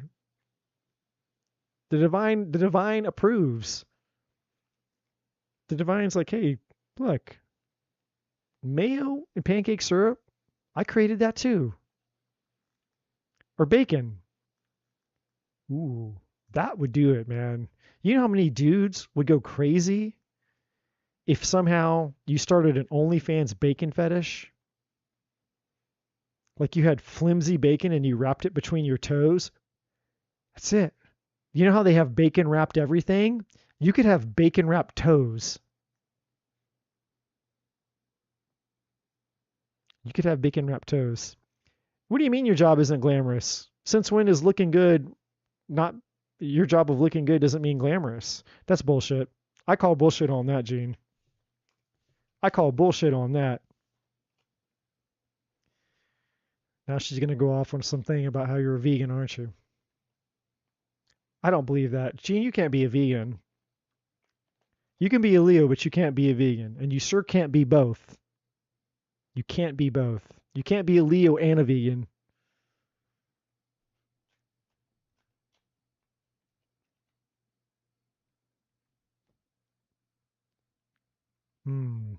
Bacon wrapped toes. Like a bacon wrapped big toe right now. I'm actually really hungry right now. That sounds pretty good. I would eat a piece of flimsy bacon off of your big toe right now. But here's the catch. Here's the catch. We would have to record it, and then we would have to upload it to OnlyFans to see if it took off. See if it went viral. I'm not saying we have to do it forever. Just one time. See if it goes viral. Oh, she loves meat. She eats it with every meal. Jean eats her Wheaties now. She's like, I eat my fucking Wheaties, boy. I'm going to get me my meat. Now we're easing into Lisa's territory. We're going to get her fired up. She was all zen about 5 seconds ago, but we about to bring the devil up. She like, y'all talking like that, you going to resurrect the devil. Did you guys just see what happened? I hit the deck with my finger. I was trying to grab my rubber band, and I hit the deck with my finger, and look what just came back. You guys saw this happen on camera. I'm not lying. I'm not bullshitting. I hit the deck with my finger, and look what just came back out. Just saying. Just saying.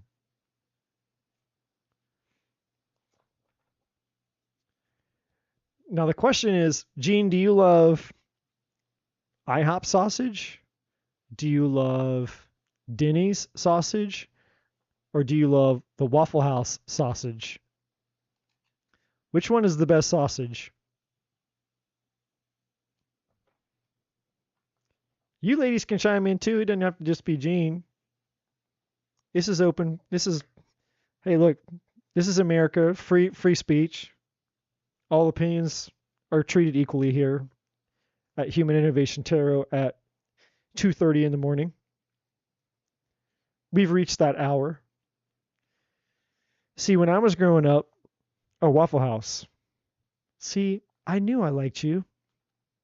Me and you, man. Just all that's missing, Gene, is the mayo and the fucking pancake syrup and your big toe. That's all that's missing right now. I'm telling you. What was I going to say? Oh, I remember what I was going to say. This is that hour back in like 1990, 93. This is that hour when Cinemax comes on. You stay up long enough, about 2:30 rolls around on a Saturday night, you get that Cinemax on. I wonder how many of you remember Cinemax and how many of you watch Cinemax at about 2:30 in the morning, which is essentially was the equivalent of basically what porn was back then, even though it wasn't porn, but it was essentially, that was basically the hour. The porn hour on the skin, it was called Skinemax. That's what we called it. Anyway, man, that seems like 10 lives ago.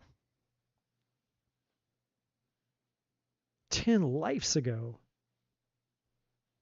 Skinemax.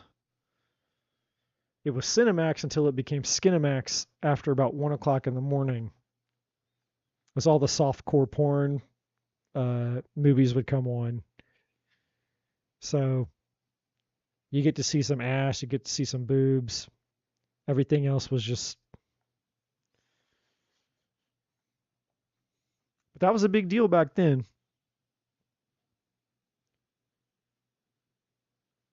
Oh, man. What am I doing? Oh, the list. She's like, softcore is weird. I know, it's pretending sex. Any type of pretending sex is weird, right? Like, why would you do pretend sex? But that's what it was back then.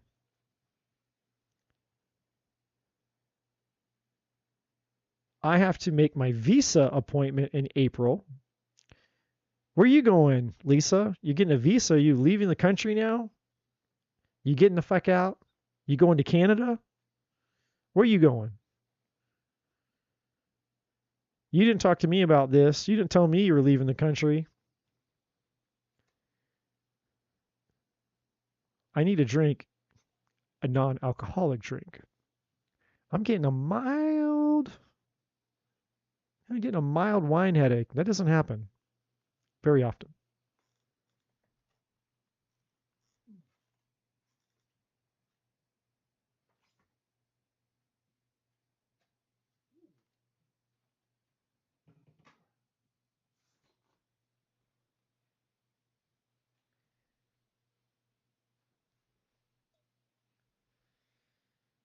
All right.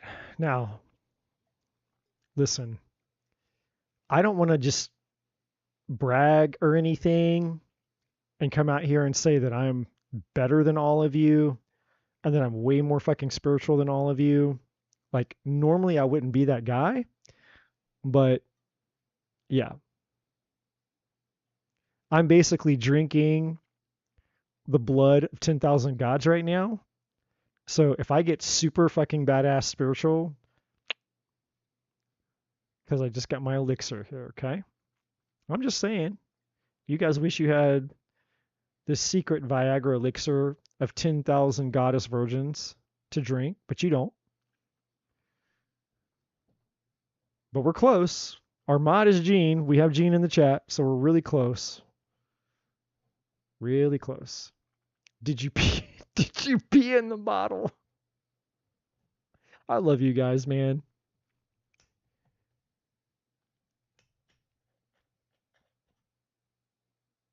If it was just 5 of y'all up in here hanging out with me at 3 in the morning talking shit, my life would be, it would be worth it. And it is worth it.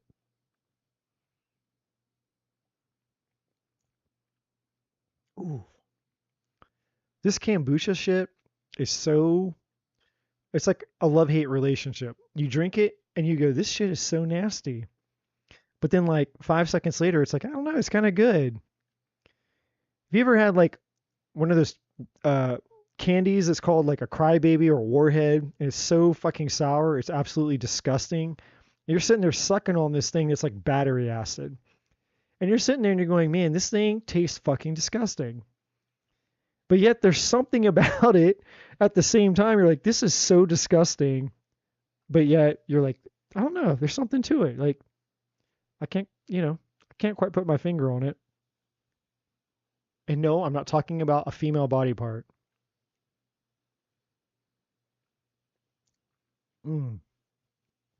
Kombucha. Brandy disagrees. Brandy, I got a pack of this for you for your birthday. You don't want it?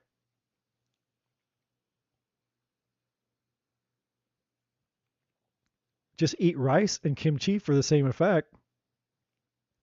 What do you mean? No, I'll just go down on a woman. What? You guys are gonna kick me off my own channel for saying that.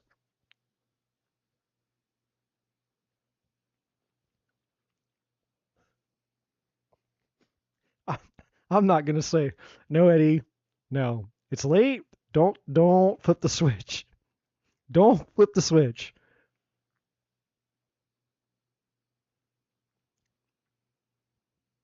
Ah, God, I feel myself getting more spiritual by the moment. Hmm.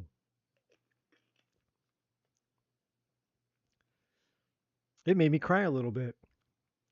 I feel like fucking Captain Planet. By your powers combined, I am Captain fucking Planet.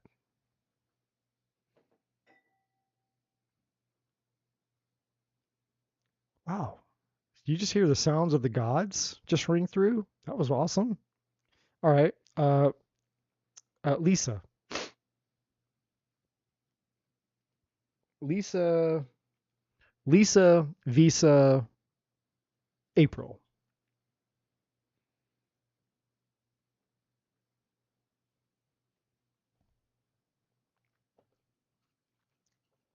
This is for Brandy. Brandy? Oh, shit. Brandy, you just got a 4 of Wands. What else for Brandy? Holy shit. You can't make this up. Brandy got a 4 of Wands, and Brandy got a 10 of Pentacles for her birthday. Damn, Brandy. That's badass, man. All right.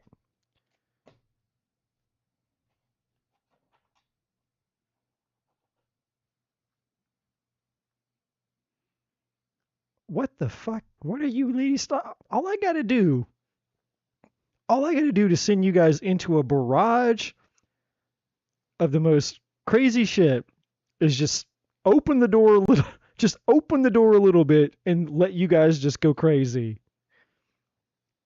What are you saying?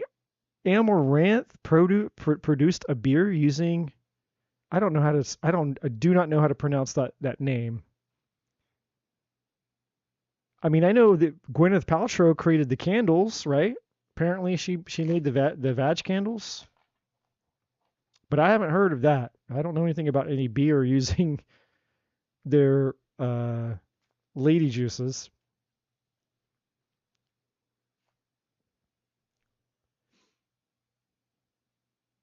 Like, what would you call that? Oh, she's an OnlyFans model. Well, that's why she's rich. That is ingenious thinking. Marketing brilliance. Just say, hey, I made a beer and I use my lady juices. Instantaneous, brilliant marketing. Her and Kanye West should get together. And that's why she makes hundreds of $1,000,000 a year. Timing for Lisa on her visa in April. All right, well, this is interesting. Oh, wait. I'm using the wrong cards, but I'm going to just keep going for now.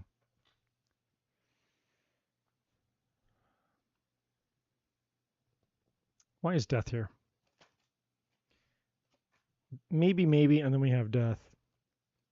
Six of Pentacles. Money? Has to do with money?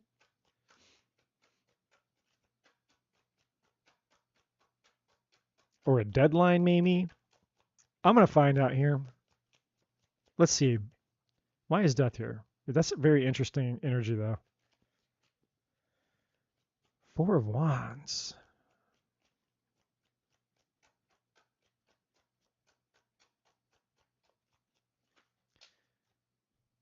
Where are you going, Lisa? Where are you? Oh. Lisa, we know where she's going now. You got to get a visa to go overseas to see some dude's wand? Okay. I mean, no judgment here.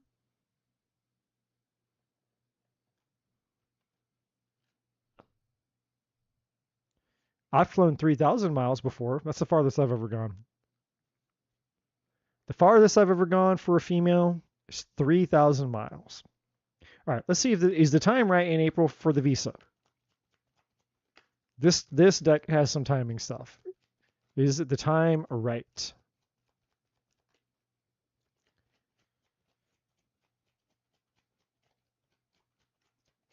Nephew's getting married. Is the time right?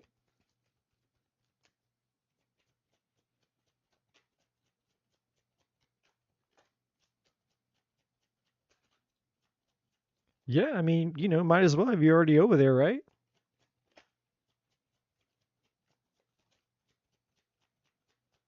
Come on, come on, come on.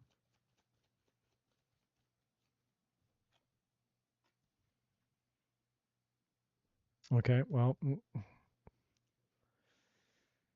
we ain't trying to get into all that.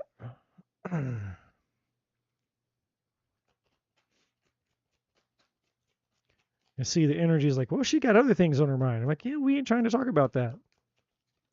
I want to know about travel, please. Tell me about the visa and travel and timing.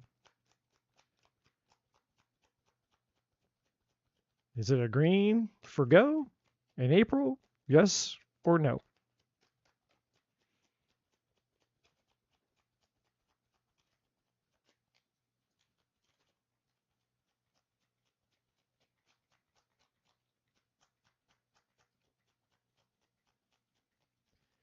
Here we are. Masturbation Olympics.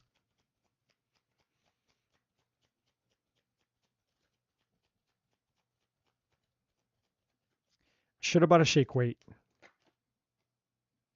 Ah, okay. Perfect timing.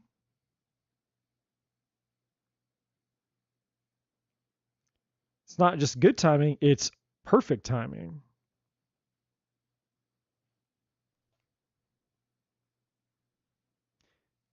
Be assertive at the bottom of this deck saying there's some action involved on your part, obviously, but I have to say it because it's here. So, yeah, the timing is perfect. Timing is good. Green light.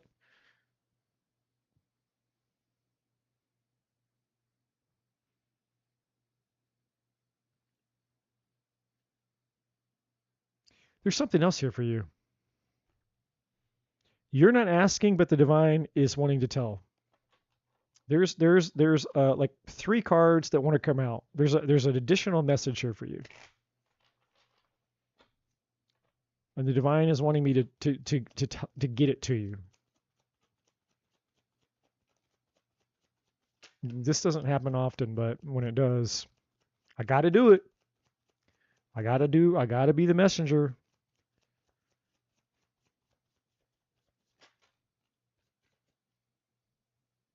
I got to be the messenger.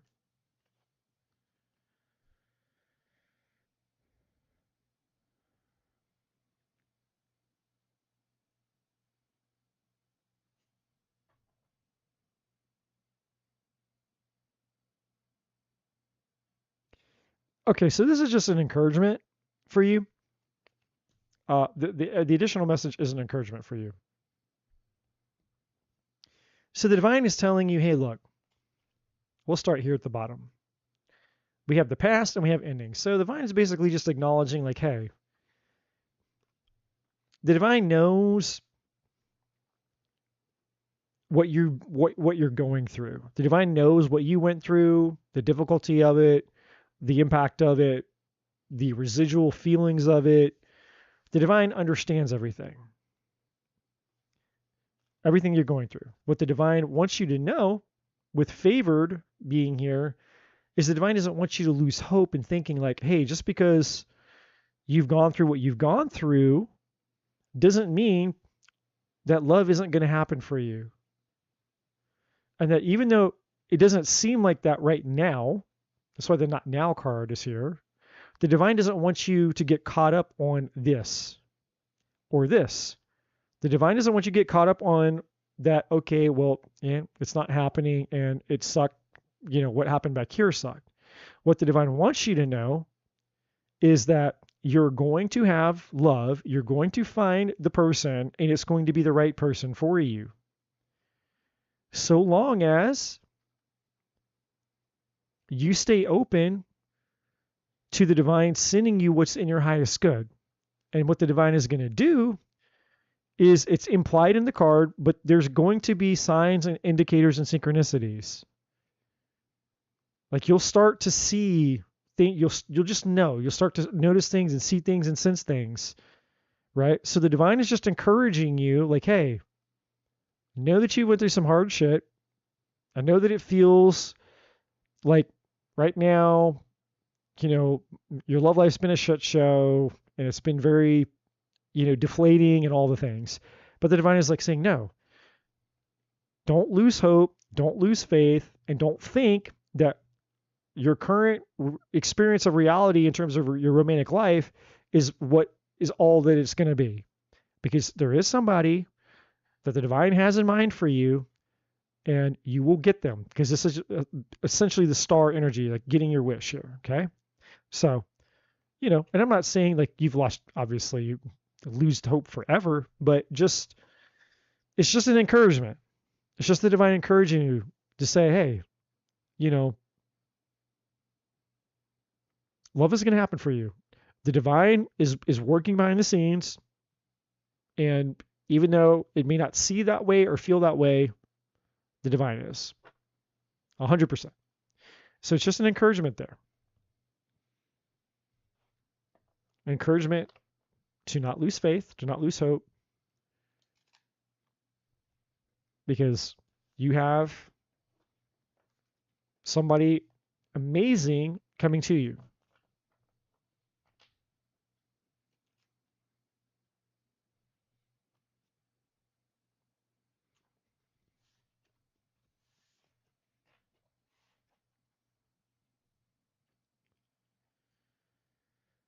All right. Where are we at? Praise Hallelujah, jalapeno, Jesus all over that. Shoulda bought a Honda. Glory to the highest.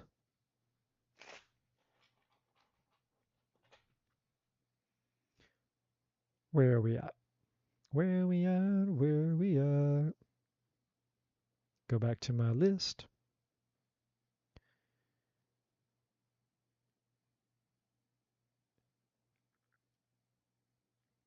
So I guess Chanley and then Leanne.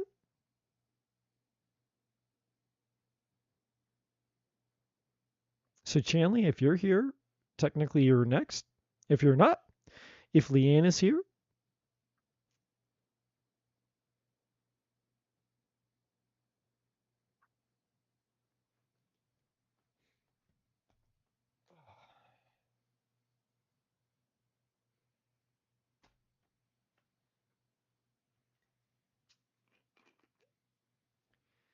and more of Jean's magical juices over here with the synergy. Naturally. Gonna go all Super Saiyan over here.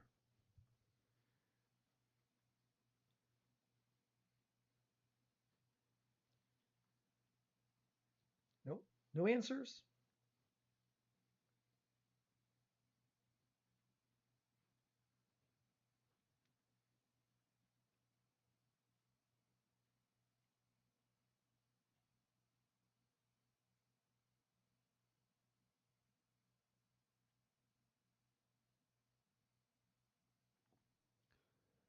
Okay, so who is here? Should you aim for mid-April? I think anytime in April.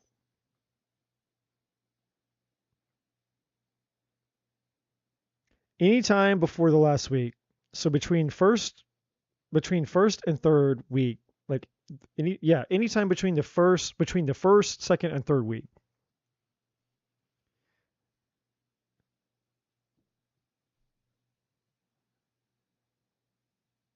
You've tried all three. Brandy's like, I've tried all the packs. I've tried all the things. Everything but the bacon wrapped toes.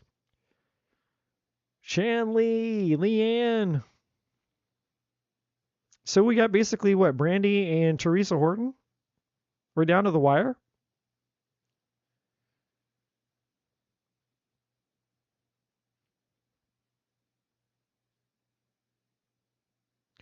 We're down to the wire. I think I do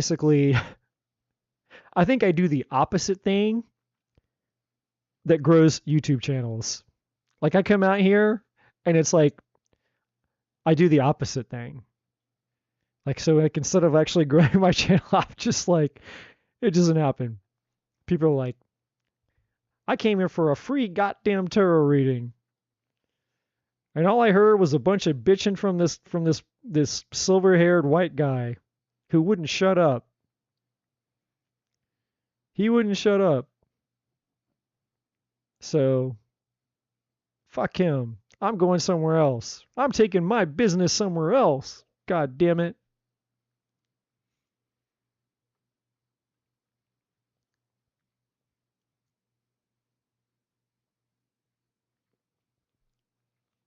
Somebody out there is going to go, hey, how long have you had your tarot channel? Oh, I've been doing this for 5 years. 5 years? How many subscribers do you have? I got 300 subscribers. You've been on there for 5 years and you only have 300 subscribers. Yeah, man. It's awesome.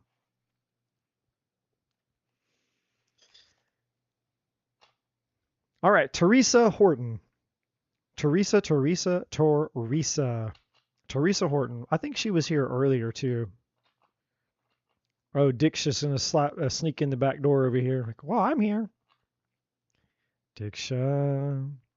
I've been asked like you guys like an hour ago who I was here. Teresa, speak now, forever hold your peace.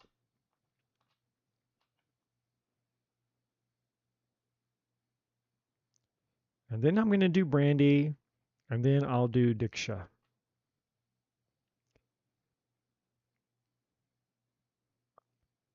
Teresa.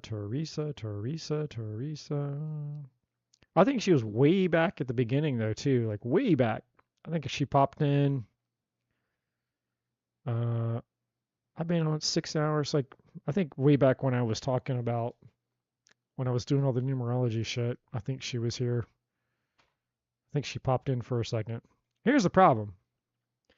People hop in and jump out, and then they come back, And they wonder what the fuck.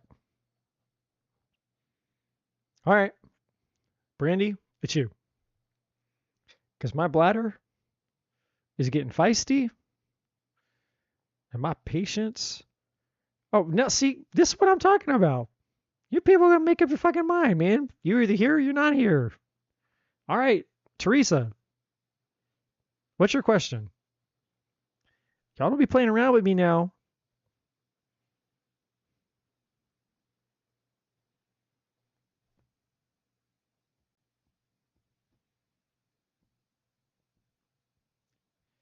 Teresa Horton.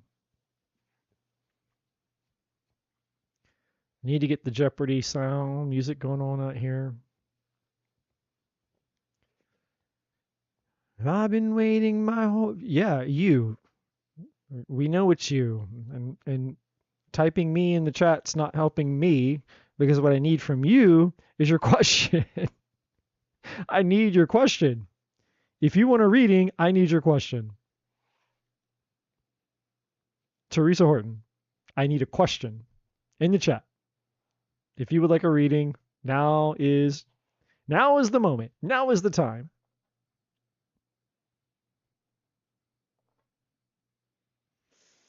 Now is the time. Do or do not. There is no try. What is the question? And see, then you don't put a question in.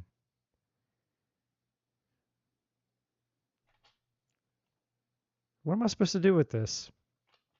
You show up and you said me, and then you go away, and then you don't say anything.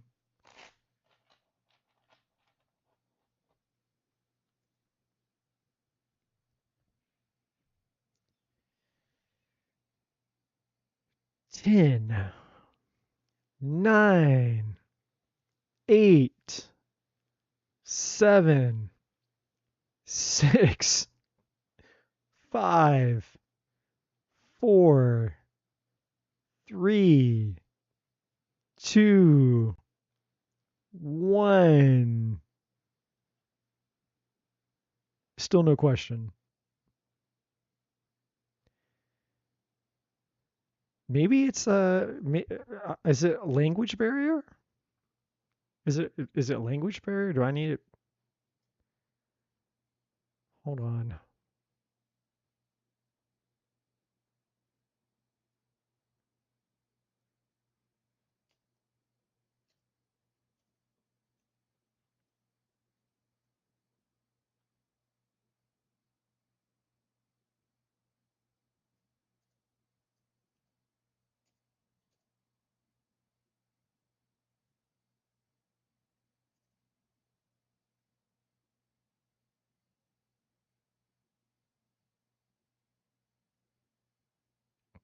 Damn. Placebo effect just popping in out of nowhere too.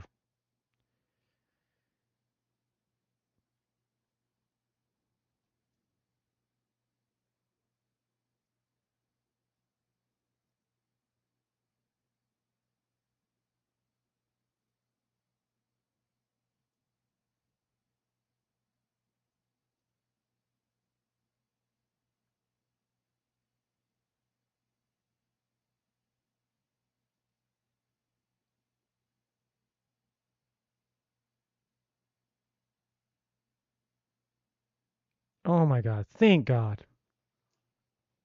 All right. Why do I see letters on the walls with colors? Oh, that's easy. That's easy. Because you're doing the shrooms, man. What you doing, man? You doing the shrooms too? You over here doing the shrooms. That's why you see colors and shit on the wall. Ain't nothing wrong with that either, Teresa. I do the shrooms. That's cool, man. You see colors and shit when you tripping? Yeah, I don't know, man. What you taking? That's why it takes you so long to ask them questions, ain't it? You trip the fuck out. You over in some other dimension. Why do I see what I see when I'm tripping? There's never a bad time There's never a bad time, placebo. There's only just the now.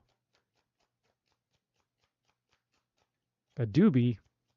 We're seeing you be taking something more than a doobie to see rainbow colors and rainbow sherbet and shit on the wall. Well, I'm gonna ask. We're gonna see what kind of madness. Okay, well.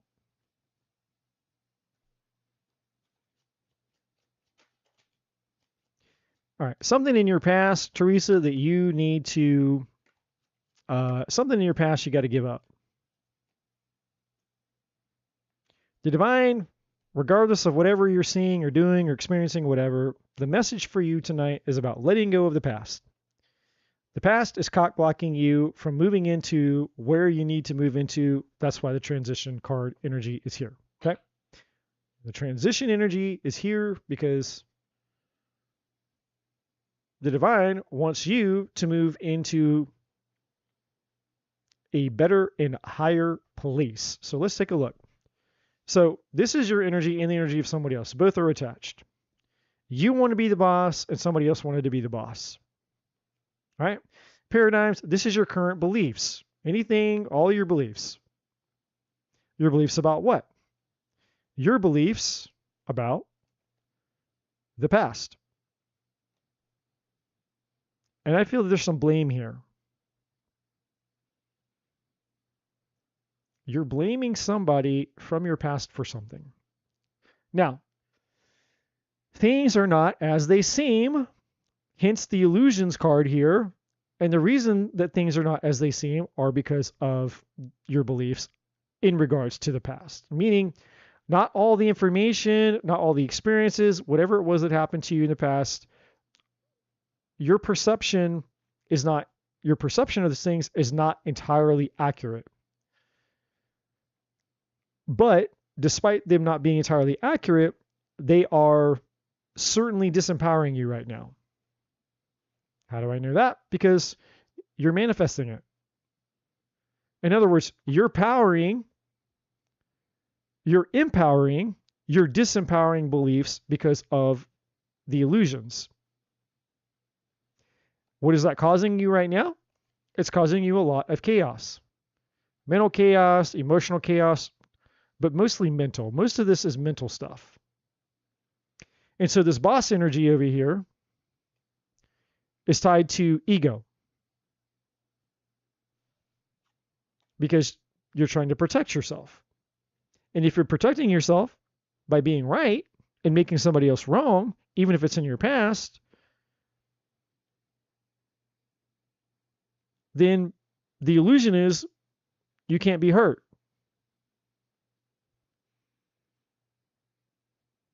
But the problem with that is you're going to manifest more of this in your future. And that's essentially what you have here. Destiny is one of two things. Destiny is, hey, I can either manifest more of the same shit that I've been getting in my past, or I can manifest something brand new.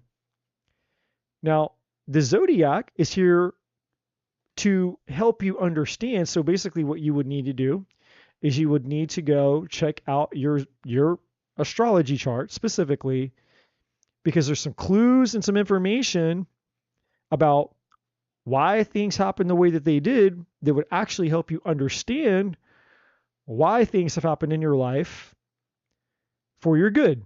Even if it was a bad thing, even if it was a negative thing, even if it was a hurtful thing, there are clues in your astrology chart that would show you, hey, actually, no, this thing, even if it hurt, even if it sucked, even if it wasn't good for you, is actually there to teach you how to actually step into your power. And so there's actually some things that you would understand. You go, oh, that's why. That's why I met this person. That's why that thing happened. That's why this ABC, XYZ. And what all that will do is give you the power to transition and go from where you are to where you want to be. And you have an entirely different life, an entirely different set of experiences. But to get there, you have to let go of your ego and your pride. You have to stop blaming things in your past. It doesn't matter if what you're blaming the past on is justified or not. You can be right or you can have a different life. That's what this is. A lot of people get hung up on the injustice of things happened in the past. They can't let it go because they want justice. They want to be right. And it's not about being right. It's not even about getting justice. It's about learning and growing and realizing, hey, everything that happens to me, everything has an empowering meaning if I'd allow it to. But that's a choice. I can choose to allow something to empower me, or I can choose to allow something to disempower me. That's what the paradigm is here. But ego is the illusion of false power. We get our ego involved, and we go, oh yeah, but I can take my power if I let my ego run the show. No, really, it's a false sense of power. You feel like you're in control, but really all you're doing is you're setting yourself on fire. You're going to pay a price for it later because you're going to manifest all kind of shit into your life that's going to burn you more. And while you're in your ego, you're already suffering because there's a price to pay for that. And the price for that is chaos. And so the more ego equals the more chaos, and the more chaos you have in your energy, then one, you're going to attract more chaos into your life, but two, you're already you're affecting the peace that you could be having instead of the chaos. And then three, other people aren't going to want to be around you so much because they're going to be like, man, well, they're really egotistical and their energy is very chaotic. And just, we don't like being around people that are like that. I know I don't. I don't know many other people that like being around that energy either. And that's where the protection comes in. And so when people, they have that aggressive, go fuck yourself energy, then people don't approach you. They stay away from you. And that's how your ego keeps you safe. It's like, hey, I can't get hurt if nobody wants to come around and be around me. It ensures that I stay safe. It's just like nobody wants to get close. So cool. I can't get hurt. But the problem with that is you'll be miserable and you'll be fucking lonely. But you can say, hey, I'm right, I'm in control, and I can't get hurt. But there's a price. There's always a price to pay. And what the divine is saying, you deserve more than that. You deserve better than that. And just because things have hurt you in the past, if you be a student of life and allow those things to empower you, then you can have something so much greater, so much deeper on the other side of this metaphorical bridge. So pride and ego are not the way. Pride and ego are not the way.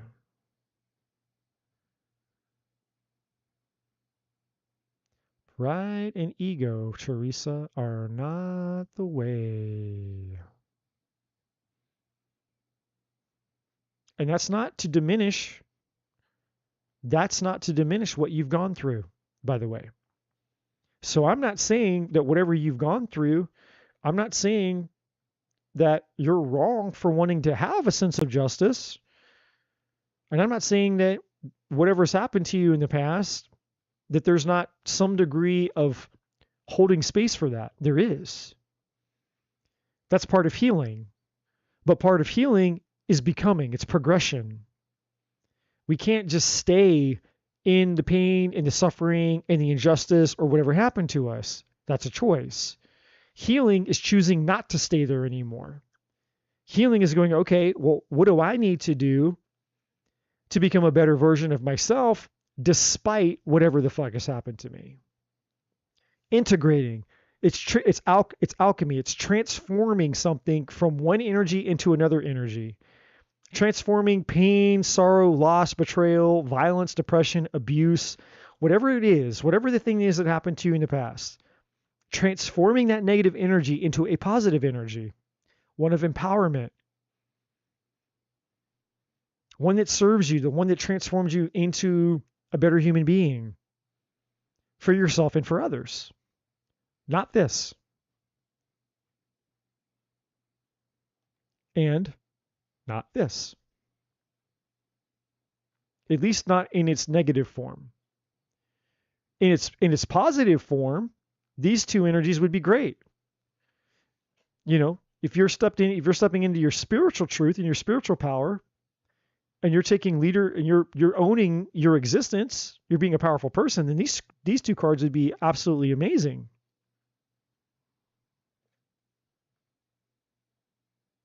But not this energy.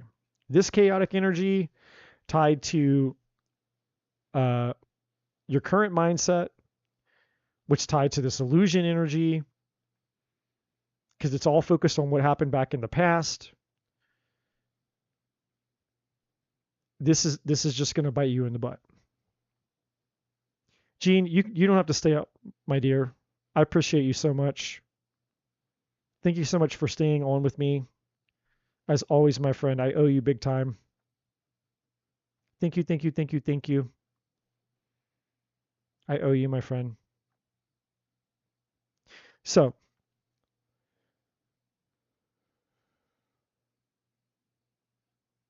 let me get this. All right. So, you have one or two messages here, Teresa, that the divine wants me to give you from this deck. I can feel the cards. What do you want her to know? Besides what I've already said.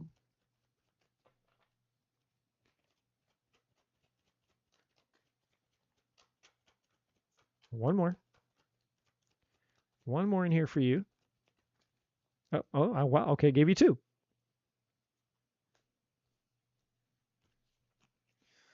All right, so there it is. There's the past. There's the thing that hurt you. There's the soulmate from the past.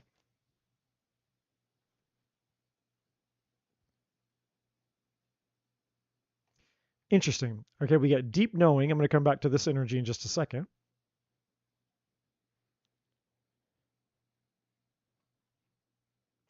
Okay, and this is what the divine wants you to know. Yeah, it's time to go.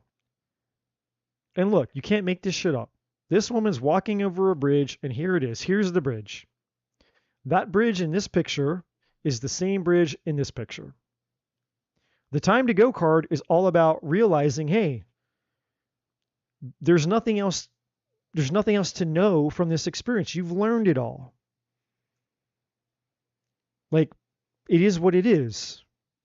You can focus on it, you can stay stuck on it, you can ruminate on it, but it's not gonna help you.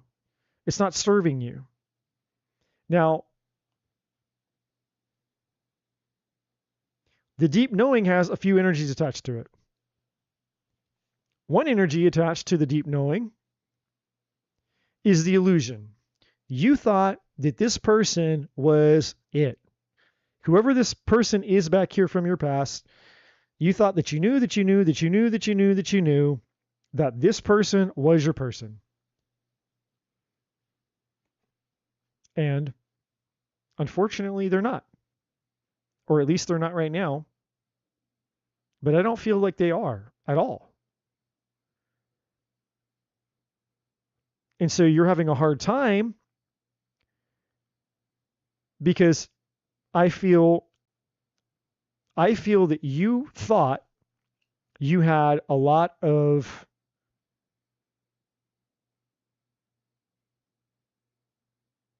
what's the word I'm looking for? My brain is shutting off. You thought you had a lot of confirmations. You thought you were getting confirmation that this person was your person. That's tied to the illusion. This person wasn't your person. And the thing is that you were seeing that you thought were signs or whatever that you were experiencing, you thought they were deep knowing.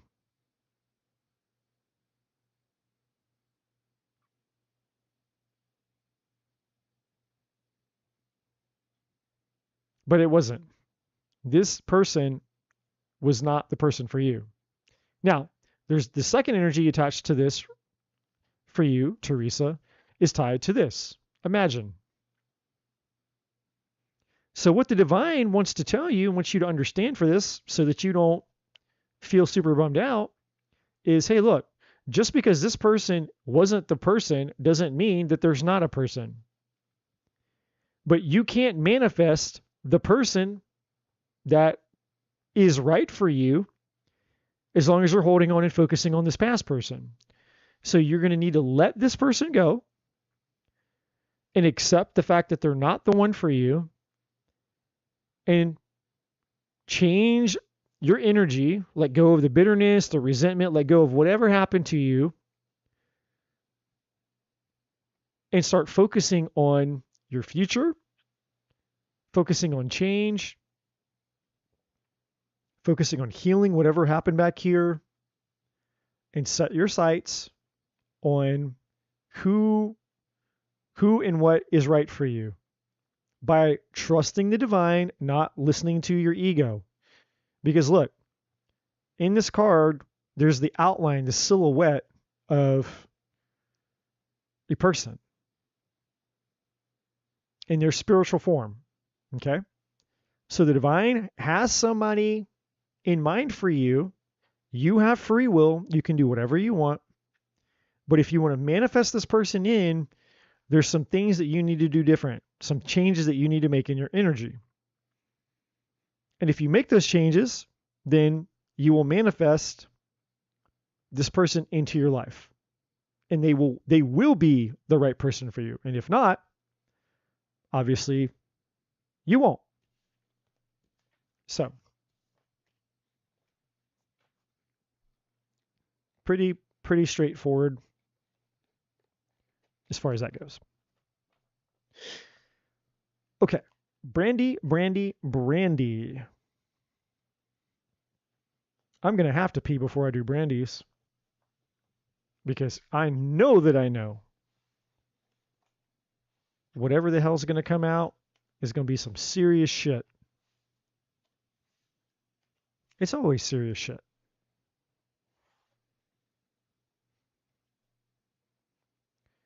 And then if Diksha is still here and if Placebo is still here, I will do you guys, and then I'm fucking going to sleep. Because my brain is already melted.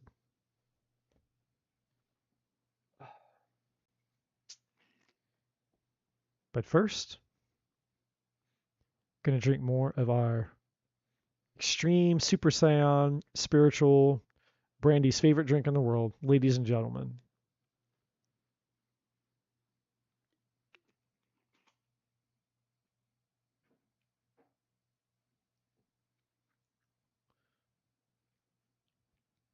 And what do you guys need? Oh, this is still going to do this shit to me, huh?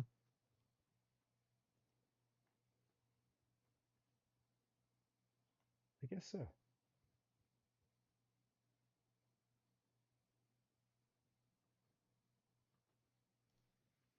I need to figure that out. Let's see.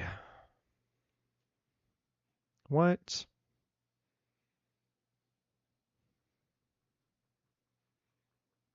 do you guys need to contemplate while I go to the bathroom?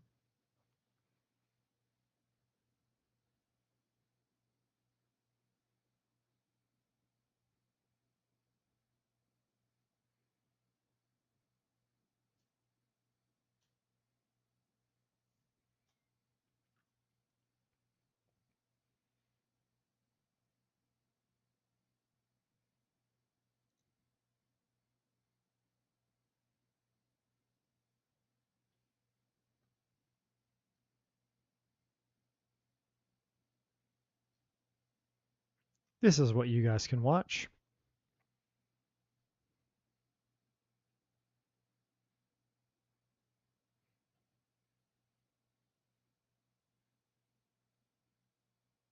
There you go.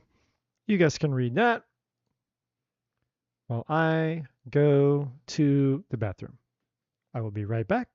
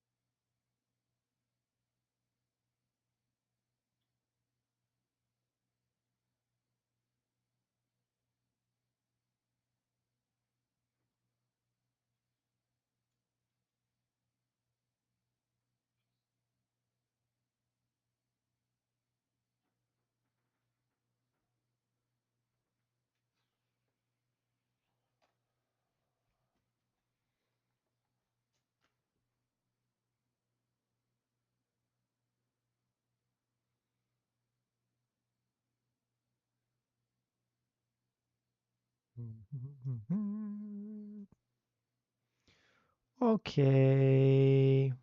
Brandy, Brandy, Brandy.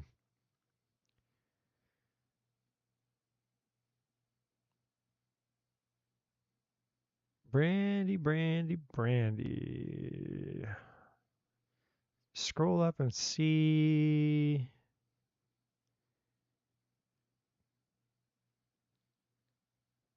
Oh, wait.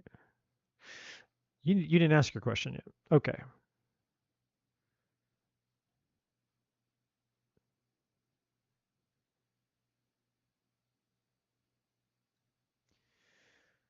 Okay. Yeah, I guess I could probably do that. Um,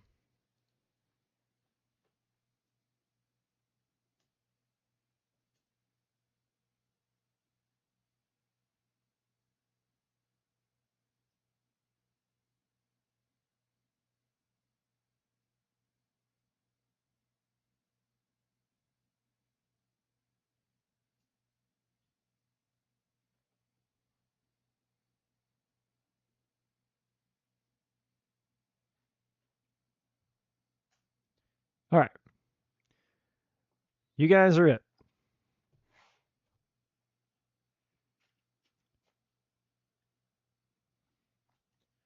And I am off to the sleepy, sleepy, sleepies.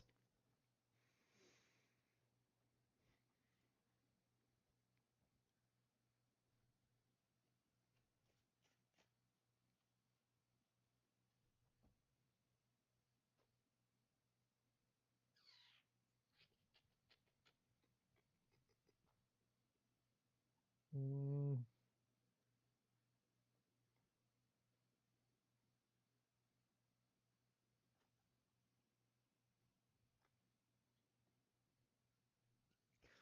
All right, Brandy, I'm ready when you are, my friend. You may ask your question.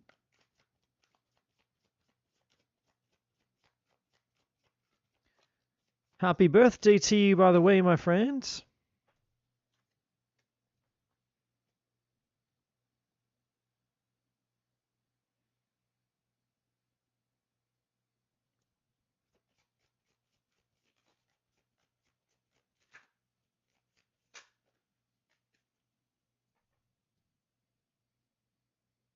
And while you ask your question,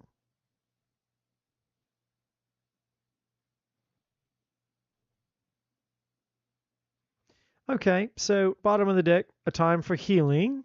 I like that for you, Brandy, and I like these other things as well. You and your loved ones are safe. The divine wants you to know that you are protected. The divine has got your back. Really like this, luck is on your side. So anything, lots of things coming through with this energy. If my freaking camera will, okay, my camera's like fuck you. There we go. Now, there we go. Luck is on your side. You have your commitment is being tested. Now, interesting about this energy here, what this is really saying is, uh, what the hell, man? Your commitment is being tested here. Now, what this card is really saying, Brandy, for you, how do I explain this? It's saying essentially, just don't lower the standard of who you are based on the experiences that you're having with other human beings. In other words, hey, look, when people do shitty things, you find yourself in shitty situations, don't allow the shittiness to rub off on your beautiful energy. Hence, it's time to release the negativity. So it's saying, hey, look, the commitment that's being tested is the commitment to who you are, the commitment to yourself. That's what this is saying. In other words, always, always, always remember who you are, period. No matter how challenging or trying it can be to deal with other energies that want to test us, the divine is saying, hey, remember who you are, and you don't have to lower your standard of who you are based on those experiences, okay? So some just a couple of quick little messages there. Um, what does Spirit want me to know? A birthday reading. Okay. Well, besides what we just said,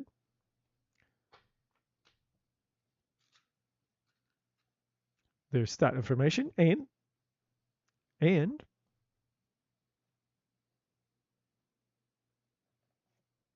got to get Old Glory out over here. Old Glory.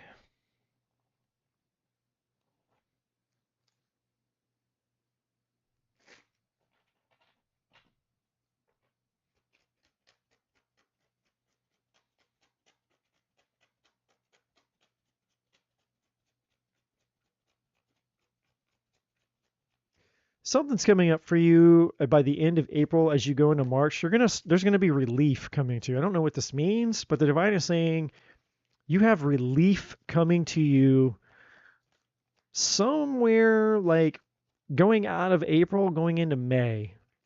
So there's some type of it's almost kind of like, you know, I'm sensing it's like there's like this Ten of Wands energy, but then it's like the whole thing is just gone. Like, so there's going to be a release of something, and it's going to be things are going to feel a lot lighter and a lot smoother, a lot calmer.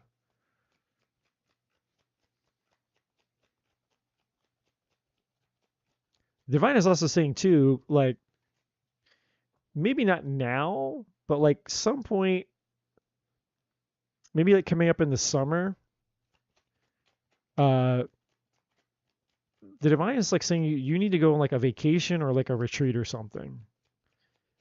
And it could be family, but for sure, at the very least, the divine is saying, hey, look, you've been busting your ass and you've been doing a lot, you've been taking on a lot, and you need to like you need to go do some like R&R, some like rest and relaxation. You need to like go pour into you at some point.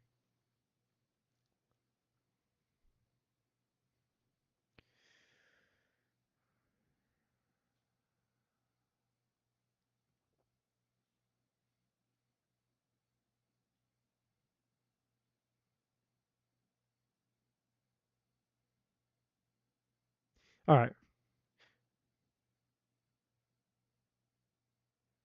Okay. Well, damn. How many? Okay. Jeez. I didn't think it was going to be all that, but we're going to do it. It's like, hey, we'll talk about all the things. Just we don't have to get into it. All right here in my hand. I like it. That makes it easy. Makes it easy.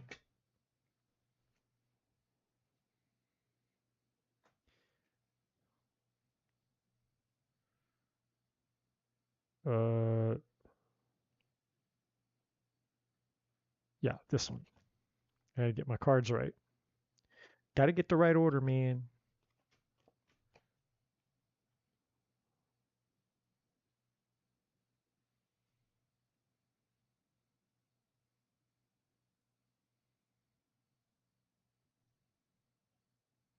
Oh, shit. Oh, I did have the same amount. What am I doing? All right, here. So, yeah, this is good. I like this. So, Brandon, never ending story is just plain and simple, overthinking. That's all this card means is worrying, overthinking, and worrying. There's a lot of stress, a lot of worrying, a lot of overthinking. There's just a lot of things going on in your mind right now. And it's pulling you in two different directions, which is why you have the in between worlds or between worlds card here. And so going back to the cards that we just had on the table, one of the reasons that divine is like, hey, don't your commitment to yourself is being tested, avoid the negative energies, because basically the divine is wanting to keep you focused on what's important and what matters, and not so focused on what you can't control and what doesn't matter. In other words, the things that the divine doesn't need you to worry about, the divine is taking care of for you. And that's why the go the distance card is down here.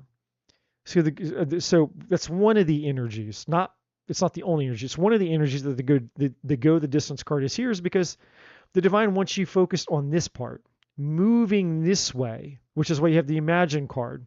And again, that's just staying focused on the more important goal. Always, always, always, always focused on what's in your highest good. Where, you know, where's the divine wanting me to go? What is the divine plan and purpose for my life? And, you know, life is always, there's always the noise of life that's happening around us that confuses us, distracts us, and there's always the external bullshit, right? And sometimes we have to deal with it.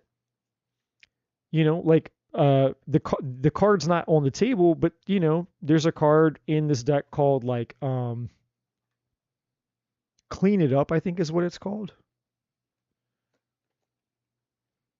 I'm pretty sure that's what it's called.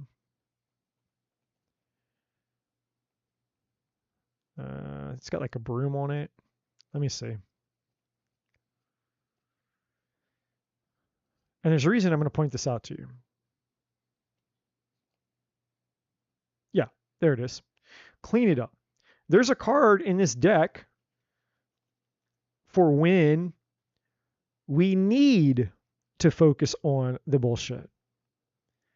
So it's not that there isn't a place and a time, just like I'll show you the other one. The divine's all over me about this, so let's do it. This card, Chop Wood. The Chop Wood card is basically a card saying, hey, sometimes we need to focus on the monotonous shit. Doing laundry, paying the bills, doing our taxes, going grocery shopping, making our bed, you know, cooking dinner. Like sometimes the more mundane types of activities are the things that we do need to focus on. Or self-care, you know, making sure that you're not neglecting your body, that you're doing some form of physical activity, whether it's just, you know, trying to get more steps in, whether it's going to the gym, whether it's cutting back on some of this, eating more of that, whatever. There are cards for those things in the deck. But those cards are not here for you.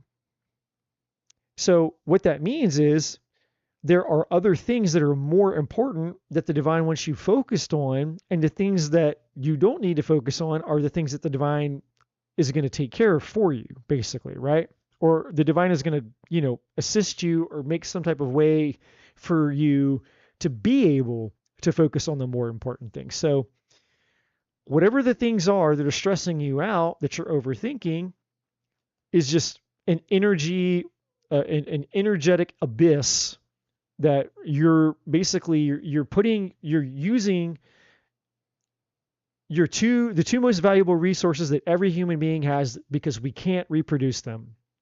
And that's time and that's energy. When today's gone, you're never going to get today back. And tomorrow, once you go to sleep and you wake up, you're going to have a certain amount of energy available to you to use to get you through tomorrow. And just like me and just like all of us, we can decide to use our time and energy on whatever we want with our free will. But when that time is gone, it's gone. We're never getting it back. And once that energy is used up, we get tired and then we got to go to sleep. We got to renew that energy. We wake up the next day. We get some of that energy back.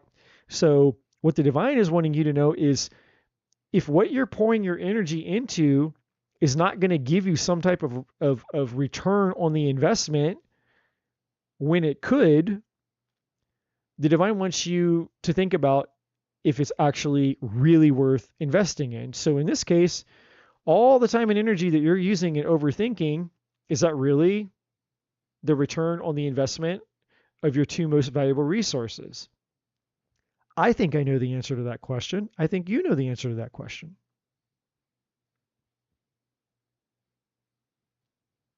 Now, next card, Loyal Heart. Now, this one of the obvious energies is this talking about your romantic connection, but there's another energy here. when the divine just wants, in terms of like the romantic side of your connection, the divine is saying, look, the best impact or the best form of influence that you can have is just the best you. Because when you're pouring into you and you're making sure that you're feeding your soul in the way that it needs to be fed, in other words, you're nourishing your spirit and your soul, then every other part of you just comes to life and you thrive. And you just naturally show up in your partnership at the highest level. And the beauty of it is you're not concerned about the relationship because you're just so busy being in your own and being in your own self and your own energy, and you're just naturally being the best you. It doesn't matter. It's just like, hey, yeah, of course. There's no negative side effects of you being in your best energy. Okay. Now, that's kind of the obvious thing. Now, the more important energy that the divine wants you to know about the loyal heart is you being loyal to yourself, which probably is, maybe why the divine was bringing up the whole thing about, at some point, if not in the near future, because there could be other things that you're having, there has to be planning, time allowed. There's other things that could interfere, but for sure by summertime, there's a need for you to be loyal to yourself instead of worrying about everybody else, putting everybody else before you. The divine is saying, hey, you fucking matter too, man. You need to learn how to love you and be loyal to you. And realize that while, yes, we may have certain obligations to, our partners and our kids and our job and all the things, but that does not mean that you're supposed to be last. It's not, hey, put myself last all the time. Because you can't give away what you don't have. And if you're giving from an empty cup, then that's not very good. Not good for you, not good for anybody else. So this is you saying there's a level of devotion and prioritization that you need to have with yourself. And the divine is saying it needs to be a boundary. Like you need to start treating yourself with a level of importance and priority where you have boundaries around it. Boundaries around your time, your whatever that looks like for you. Whether it's telling people, hey, when it's my time, don't come and bother me unless someone's dying or unless the fucking house is on fire. Like legitimately, this is my time. Don't bother me unless someone's dying or unless the fucking house is on fire. But if it's not something at that level of extreme, this is me time. And you need to start treating it that way. And so once you set that expectation and you follow through, then other people are going to go, oh, yeah, okay, now we get it. And I feel like it's going to be hard for you because you're so used to giving, doing, and all the other things that, it's going to feel uncomfortable for you to actually give yourself, like to treat yourself as like a priority, putting yourself at the top of your own list. But the divine is telling you this is what you need to do. Right? Now, this regeneration, there's two energies. One is more of a superficial energy. One is an important energy. The superficial energy is just, again, you becoming more aware of how you're utilizing the two most valuable resources you have, your time and your energy, and how you're feeling, right? Like, are you actually feeling regenerated, or are you just feeling like, you're running on empty? More lately than not. Like, are you running yourself into the ground? That's one of the energies. Now, the second energy is the divine wanting you to get back, to get refocused on what's important, which is your call, your mission. You have the higher power, you have Imagine, You have Go the Distance. You have the Co-Create down here. All of these cards, and even the in-between worlds, at least this side of the in-between worlds, the color side of it, which is the direction that you're moving in and not where you've been. All this shit back here is what you can't change. It's in the past. It's gone. It's yesterday. It's tomorrow. This is a new day. This side of the in-between card it's a brand new day. So what are we going to do with the two most valuable resources that we have today? And so the higher power, the imagine, the co-create, the observer, and the go the distance energy are all saying, they're all different cards saying the same thing. Talking about your purpose in life, the call in your life. Are you leaving enough gas in the tank? And are you prioritizing yourself in your life in such a way to where the things that you're trying to move towards are actually getting some of that valuable time and energy? Or are those things being put on the shelf because you feel like you have all these other things you got to go deal with? And then the longer that these things sit on the shelf, it's like bread, right? You set it out and it starts to get moldy and gross, because there's no energy, there's no life, no energy being breathed into it anymore. And so then by the time you go back and start to pick it up, you got to dust it off and you got to figure out where you were with it. And it's almost like starting over, not completely starting over, but it feels like it. Sort of like me. I had steam and momentum going writing this second book of mine, but I haven't written in it since December or November of last year. And so now, it's like when I sit down to type, it's like I have to, it's not like starting over, because obviously I have, what I already have written, that's written. I don't have to go back and rewrite it, but to get back into the mode of that energy of, okay, writing and creating and getting, getting it cranked out, getting it done. It's kind of like, there is a, what's the word I'm looking for? There is an energy for it. There is a vibe for it, right? But once I get into it and I get going, if I just kept going and I just kept doing it, then that energy happens more naturally.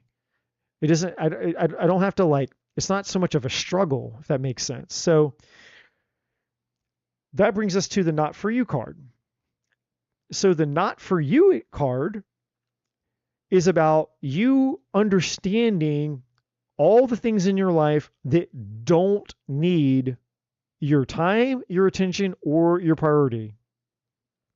Meaning the non-essential, or the mountains versus the molehills. And so you're pouring your time and energy into the molehills, or the non-essential things that aren't really going to move the needle in your life. And these are probably the things that are putting you in this energy, by the way. The divine is showing me about 80% of the shit that's putting you in this energy right here, that has you spinning your wheels, are non-essential things. For you, they may not feel that way. You may be, well, hold on, Eddie. These are, they're so important. I mean, look at me. Can't you see how important these things are? I went in my closet and got some fucking, some fairy wings in a leotard, and I'm sitting in the bathtub looking like I have a migraine from hell. And maybe you do. Maybe you do. But this isn't me. I'm just the messenger. But the divine is saying 80% of the shit that's stressing you out is not worthy of this. Not worthy of the two most valuable resources you have. The divine is saying it. You're pouring your valuable energy into some shit that's not worth the energy, because it's kind of like dead. You can't, you know, this thing, I know this card says regeneration, so I'm using it as an illustration. This thing is dead. There's certain things around you that it's like, no matter how much stress or energy and time you pour into those things, it's just bullshit. They're really, it's just noise, it's distractions, and it's not the stuff that's really gonna, affect you, right? It's not gonna, meaning it's not gonna affect you in a positive way. So the not for you card that's on the table is the divine wanting you to become more aware of the noise, the distractions, and all the shit that are getting your valuable time and energy, so that you can prioritize it or get rid of them, whatever you need to do, so that you can transfer that time and energy and your focus to the things that will move the needle in your life. And the divine is going to back you with that. That's why the higher power card is here. Now, the no place like home is you getting back to you. So this goes back into the loyal heart energy, you loving yourself and putting yourself first. But the no place like home is you thriving in your own energy, but it's also you protecting your peace. Above all else, protect your peace. This is you protecting your peace, your energy, your boundaries, prioritizing yourself, making yourself feel like yourself. Because this is you not feeling like yourself.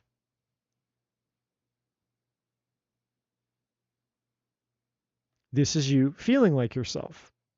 And the way that you feel like yourself is by knowing the things that first give you peace, the things that light your soul on fire, versus the things that don't.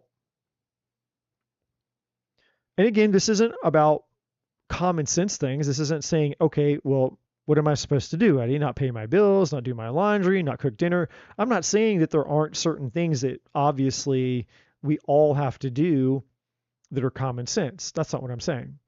I'm saying that however you need to organize and reprioritize your life so that you're not drowning into bullshit, but you're actually leaving space and room for your peace, for your sanity, and for your spiritual calling. That's what you need to do. Whatever it takes. Whatever it takes to have those boundaries, whatever it takes to put yourself and make yourself a priority. And that doesn't mean that you're going to become selfish or you're going to become conceited or that you're not going to, care less for the people that are around you. In fact, it's going to do the opposite. Because you're making yourself a priority, you're actually going to be able to show up for them in a more meaningful and fulfilling way, because you're not going to be running on empty over here, feeling stressed out because I don't really have anything to give you guys right now because I'm giving you from an empty cup. And that's even worse for you because you don't have anything to give them, but you also don't have anything to give yourself.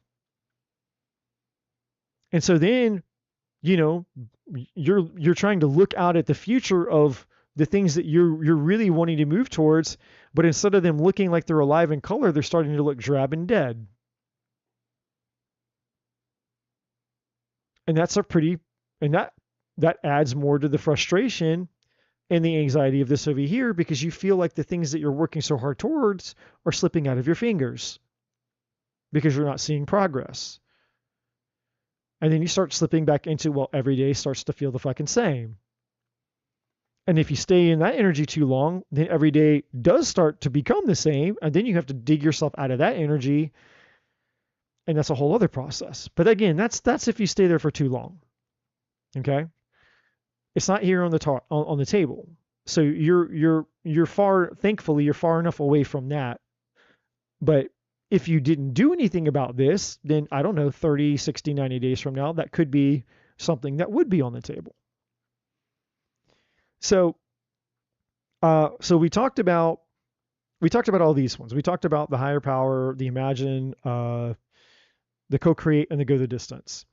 These are all related to your your purpose, your calling, your destiny, the thing that sets your soul on fire, all those have to do with that. Gaining traction, staying on it, gaining momentum, and just progress, making progress while you're in this season of life where you have to do these things here while you're working on moving towards this thing over here. Ultimately, this thing here is the goal. Your call and purpose in life, right? Steadily but surely, you're moving towards this. That's what those cards are talking about. Now, we have the observer, we have the message in the bottle, and we have the mending, which we haven't talked about.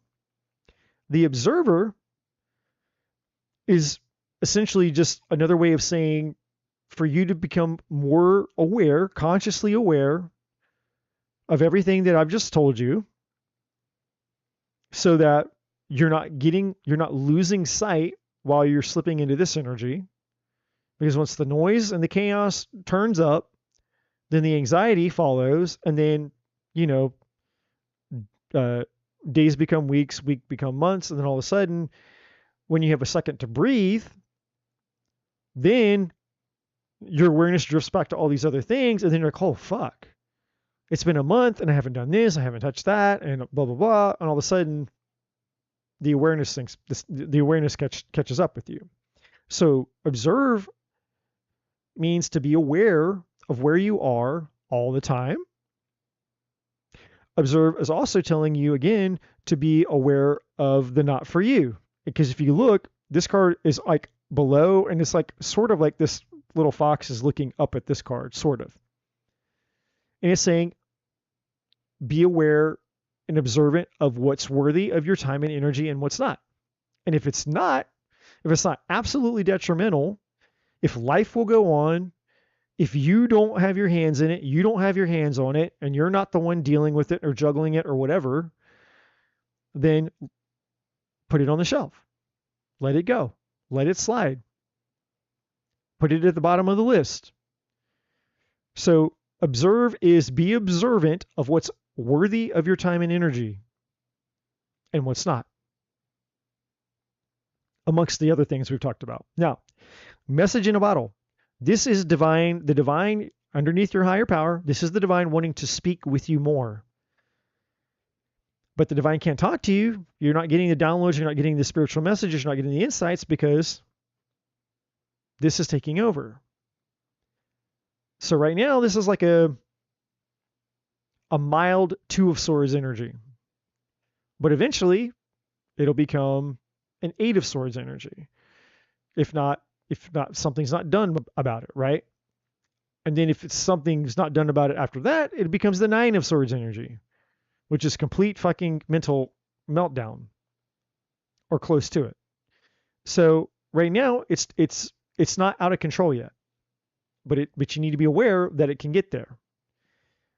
But one of the negative effects is the more this you experience, the less this you receive from the divine.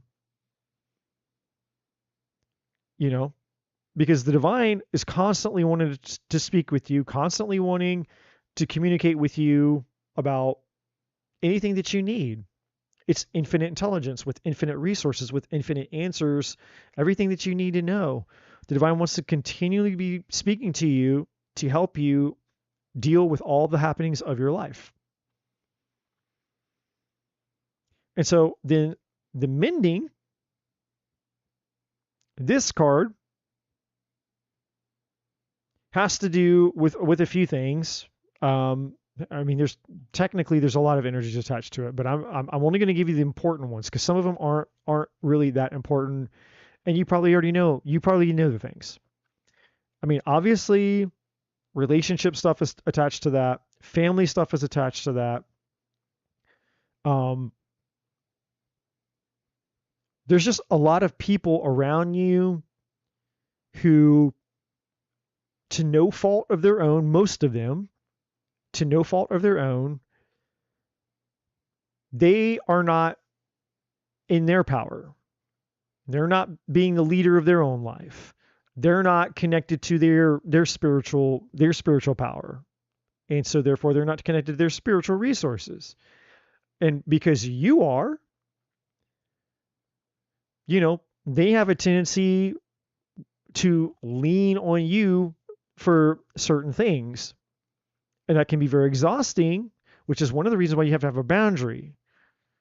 Because, it's okay every once in a while to kind of be that for people.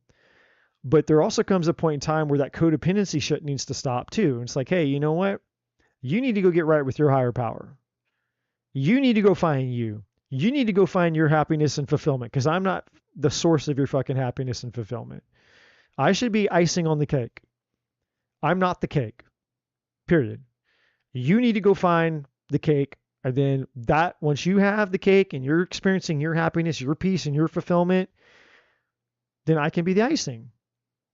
And ideally, that's what we would be. I would share my icing with you. You would share your icing with me. I'm not the cake and you're not the cake. And that goes for everybody in your life. Children, partner, co-workers, whoever.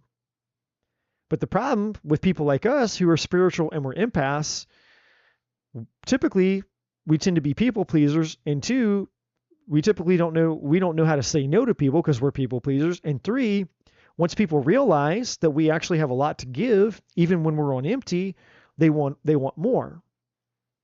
Because what they're actually wanting from us that they're not even aware of half the time is the divine's energy that we have access to. Because it comes through us. And they're experiencing it like, ooh, I really like that energy. They may not be consciously aware that that's what it is, but they like it. So they want to keep getting more. And it's like, well, to some extent it's okay when we share that with them, but we're not here to just be like freeloaders. Like, okay, you're just going to come and you're just going to suck me dry. Energy vampires, right? Even when people aren't maliciously trying to do that, they can still do it even though they're not intentionally trying to. Again, children, partners, spouses, family members, coworkers, they don't, it's not like they're assholes or trying. I mean, some people are, but most people aren't. Most people don't know any different, but they're energetically raping us, basically. That's what it is. That's what my friend calls it. She calls it, energetically being raped. And in a sense, it kind of is. But on the flip side, we kind of allow it until we don't. So a lot of that's there, right? Another energy that's important here is, again, mending in terms of you focusing on yourself. And mending just meaning regeneration, bringing your spiritual energy and all of that, renewing it, right? So it's, in a sense, it's another way of saying the same thing that we talked about up here. Now, the most important energy that's attached to this is about forgiveness, but not saving. The divine doesn't want you saving people anymore, Brandy. The divine says no more fucking saving people. You're not anybody's savior anymore. Forgiving and releasing is 100% what you're supposed to do, right? Forgiving people, understanding that hurt people and shitty things happen sometimes. And we are allowed to process it, work through processing it, but eventually and ideally we would forgive the wrongs. Doesn't mean we forget them, and it doesn't mean that we tolerate or allow or don't have boundaries. It's actually the opposite. Saying, hey, I get it. You're forgiven. But it's not saving them anymore. It's saying, hey, I forgive you, but there are consequences to people's actions. And consequences are necessary. Some people need to experience the consequences of their actions. And sometimes the consequences of certain people's actions is you removing yourself from their fucking life. Maybe for good, maybe not. Maybe for just a long time. I don't know. Only you will know. But you have to be willing to do it. You have to be willing to you're not here to save. You're not here to show people the way. You're not here to say, okay, they fucked up. I'm going to forgive them and hopefully they'll see the light. No, your job is not to be the light for everybody. There's certain people that you have a call that you're called to serve down the road that you're meant to share your light with, and that's different. Sharing your light, Brandy, is different.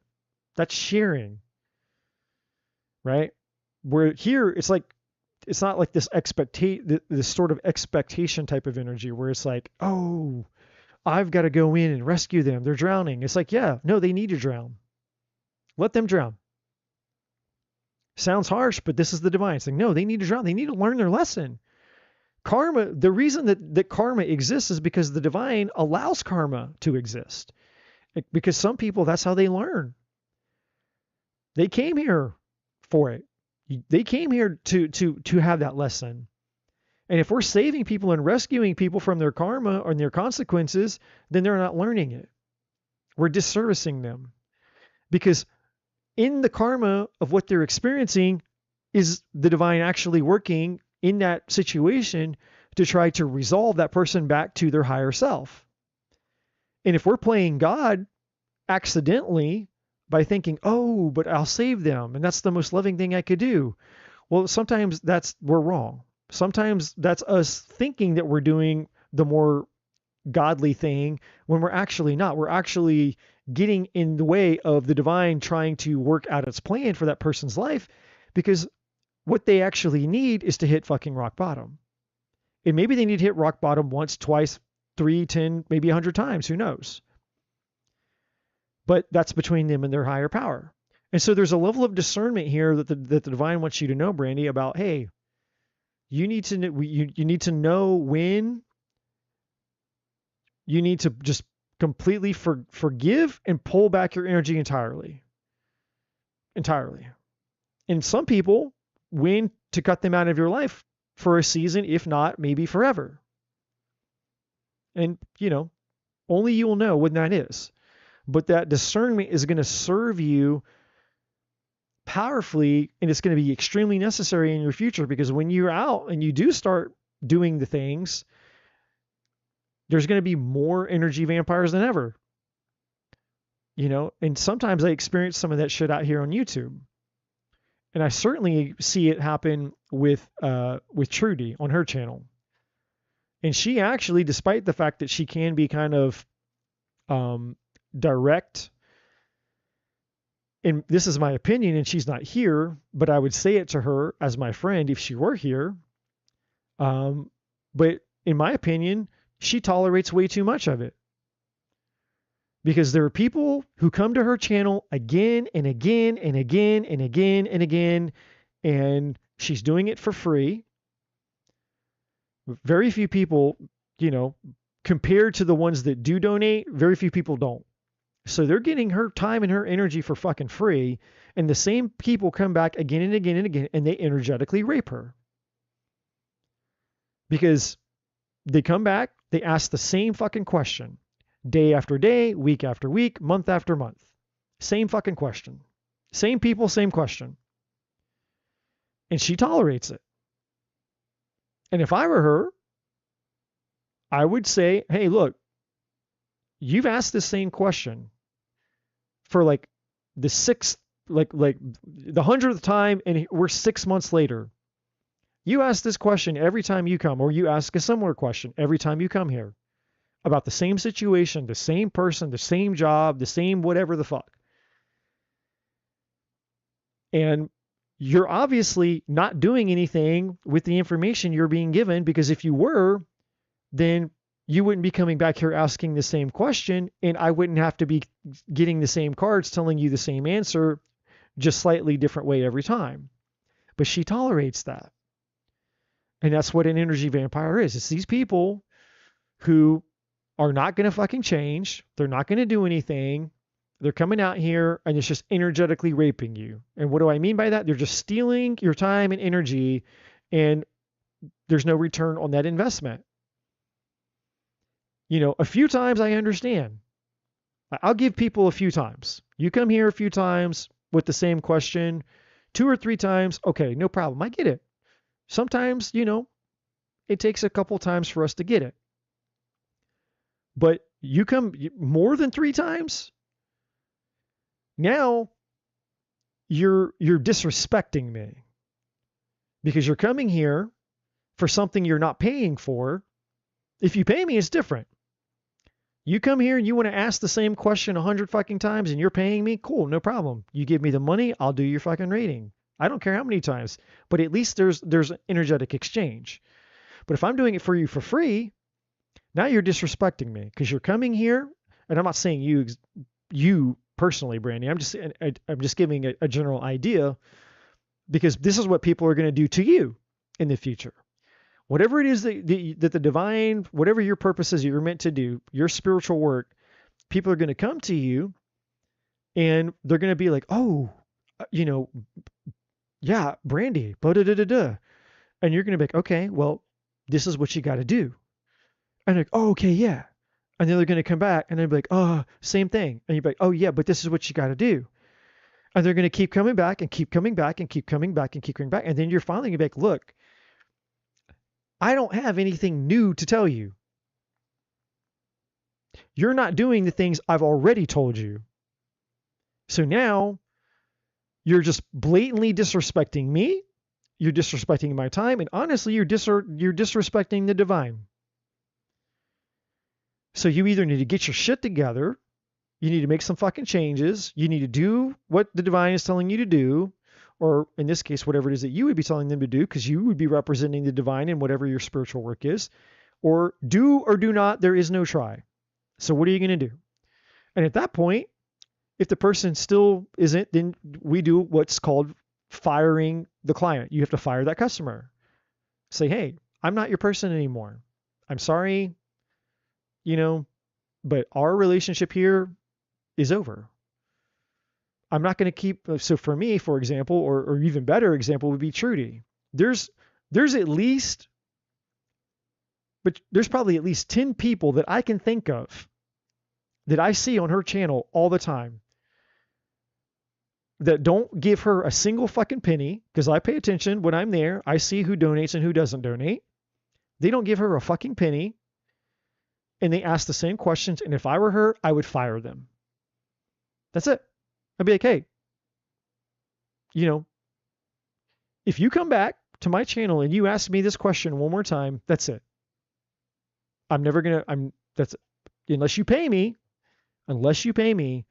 I'm not going to give you a reading anymore, because now I'm just enabling you. That's all. I'm just feeding an addiction that you have to tarot readings. You're not doing anything. You're not changing anything. You're just wasting my time. And it's free. And I don't come out here to waste my time for free. I come out here to do these readings because, that's just the light worker in us, the spiritual part of us wanting to help the collective. It's not just about money. If it was about money, we'd force people to pay for this shit. And the amount of value that people get out of it for the amount of time and energy that we put into it is certainly not equal. Because, I charge $350 per hour for a 1 hour life coaching session that doesn't go 1 minute, 1 second over an hour. You pay $350, you get an hour of my time. I come out here and I give way more than that for free in some cases. And a lot of the same information and knowledge that I charge people for in their coaching sessions, I come out here and I share that shit for free. And it's just it's up for the taking for whoever consumes it and realizes the value that they're getting from it. But most people don't see the value because they're getting it for free. But I can't control that. I can't control if somebody takes this information serious or not. That's up to them, and it's between them and the divine. But what I can do is know where the line is of going, okay, you're the same person, you're coming back, you're energetically raping me, you're disrespecting me, and I will have no more. And so I'm sure I say that long story here for you, Brandy, because you're going to be faced with this challenge down the road. So what the divine wants you to learn is how to deal with it now, so it's not uncomfortable for you to stick up and stand up for yourself later, right? So the divine's not going to just throw you into the deep end of your calling and purpose, where it's going to be a lot harder to tell people no, because money is involved in exchange for your spiritual services. Whereas if you can get it now, you won't have a problem later on. You're like, I don't give a shit whether you pay me or not. Here, take your money back. I don't care. I don't care if you, I don't want your money. I want you to become a better human being. And when somebody puts money down, when someone has to, put their money, attach their money to something, then that's essentially them proving that it's actually valuable. It's worth something. And that's why people who pay attention. It's a psychologically known fact. If somebody has to pay for something, they are more likely to take it serious. They're more likely to do something with it. Right? And so in the future, you want to make sure that you're dealing with people that when they're paying you, that they're also going to follow through. And that if at any point in time you need to say no to somebody, even if they have paid you, that you don't have there's no question of you. You're not like questioning yourself going, oh, but I feel like such a bad person. And, all the people pleasing stuff comes forward. You need to know like, hey, you know what? I know that I'm not an asshole for what I'm doing. I'm not a bad guy because I don't want to take your money and I don't want to do business with you. Right? So hopefully all of that makes sense. But anyways, that's pretty much, that's pretty much it. I know it was a lot, but my brain is melting, but Brian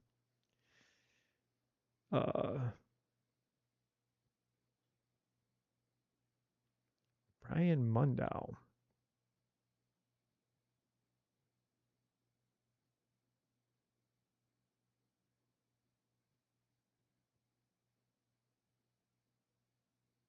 Is this all signs? Yeah, it's whoever and whatever. And it's 8 hours indeed. Which is why my brain is fried. I go until I can't go no mo. So hopefully that makes sense for you, Brandy. I know that was kind of a lot, but it's always a lot when you show up.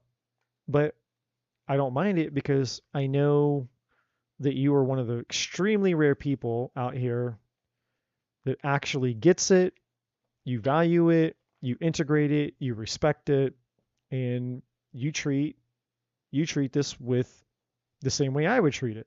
Like, hey, this is the fucking creator, the divine source of everything in the universe speaking to me. Like, who is more important? What message from what person or what source would be more important than messages that you receive from the fucking divine? I can't think of one myself, and it's mind-boggling to me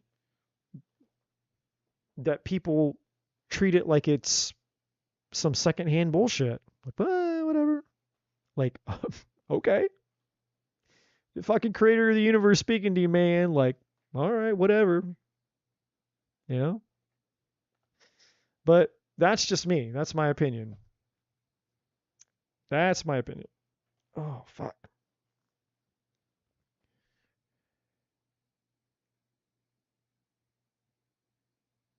All right. All right. Diksha. Diksha, you can ask your question. Placebo, if you're still here. You be ready. And then after placebo,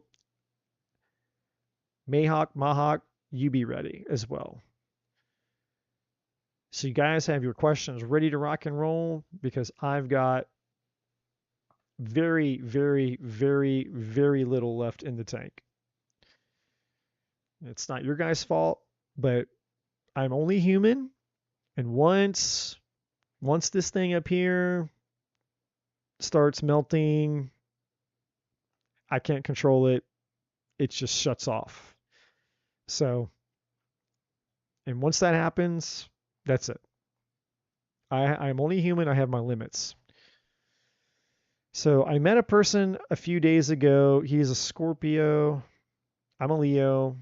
for arranged marriage. Please read. Is there anything that the divine wants me to know about this person? Okay, what is the energy? Right. So arranged marriage.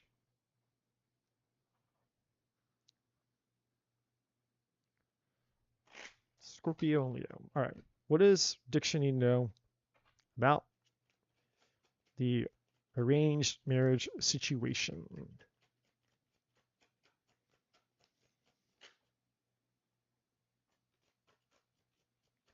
That's not good.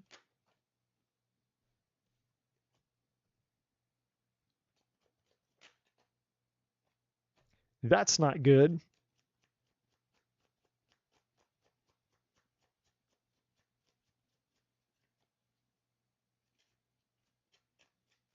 I'm surprised the Matrix hasn't come out. I am surprised the Matrix card has not come out.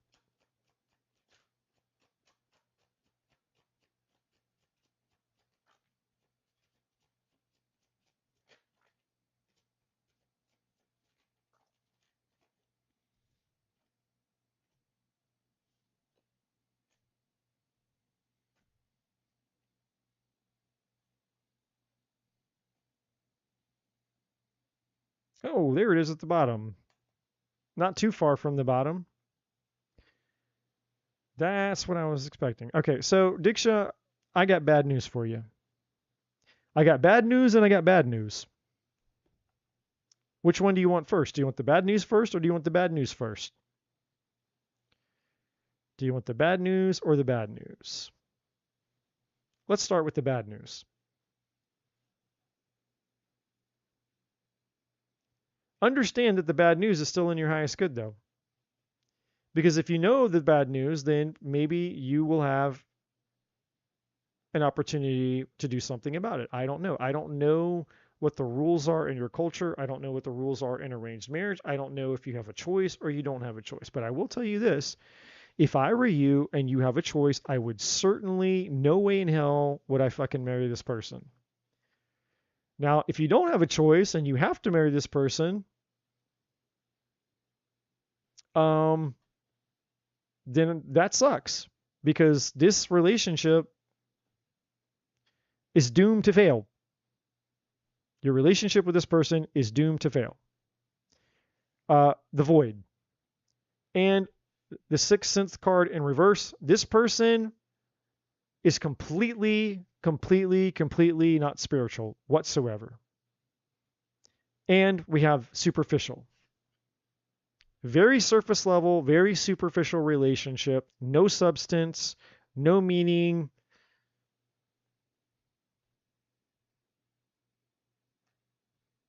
This person is not spiritual at all, completely disconnected. And this person is basically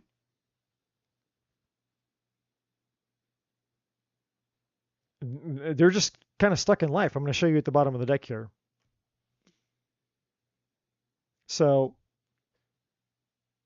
this relationship is going to be void of a lot of emotion here. We've got water energy here, which is their sign. You said they're a Scorpio, so there's their energy. There's the Scorpio energy. Cancer, I'm sorry. Yeah, Scorpio, Cancer, Pisces energy here. You're going to basically need a lot of therapy. There it is, mentorship. You're going to be getting a lot of therapy about this relationship if you go forward. This relationship is going to take a lot of your life. Cycles meaning these are seasons of life. So you're going to go through a lot. You're going to waste a lot of years of your life with this person. This person is a procrastinator. They're not a doer. They're not motivated. They're a procrastinator, which is why the void is here. This person is just going to basically go through the motions of life. That's it. Bare minimum. The bare minimum is what you can expect from this person. You will have to end this relationship at some point in the future. Release. This is you walking away. And if you can't walk away, you will want to walk away.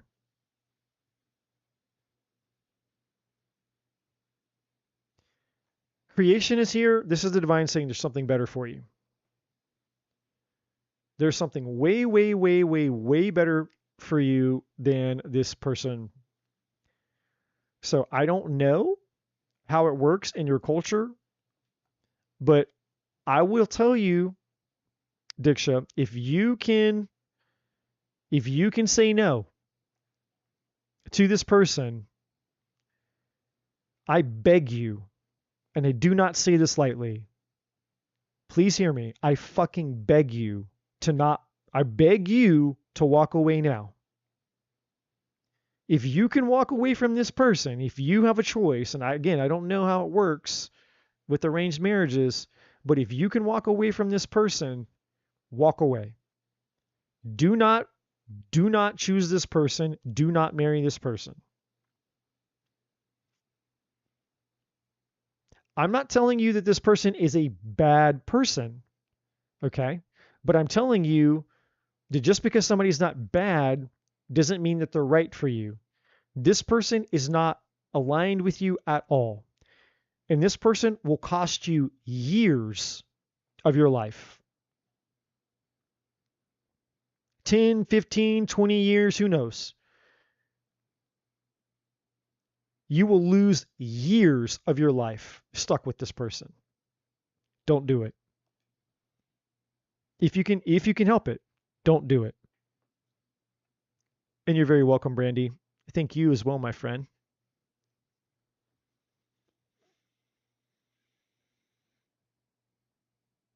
Don't do it, Diksha.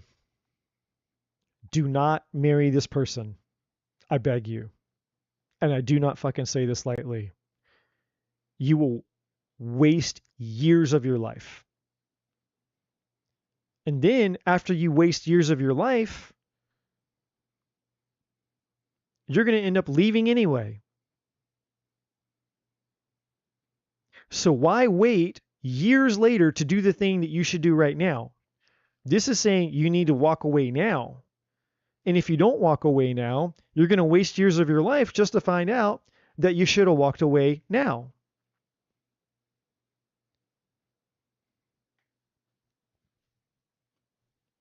That's the divine's strong, strong, strong message to you. That's the divine's strong message to you. Don't do it. Do not do it. Don't do it.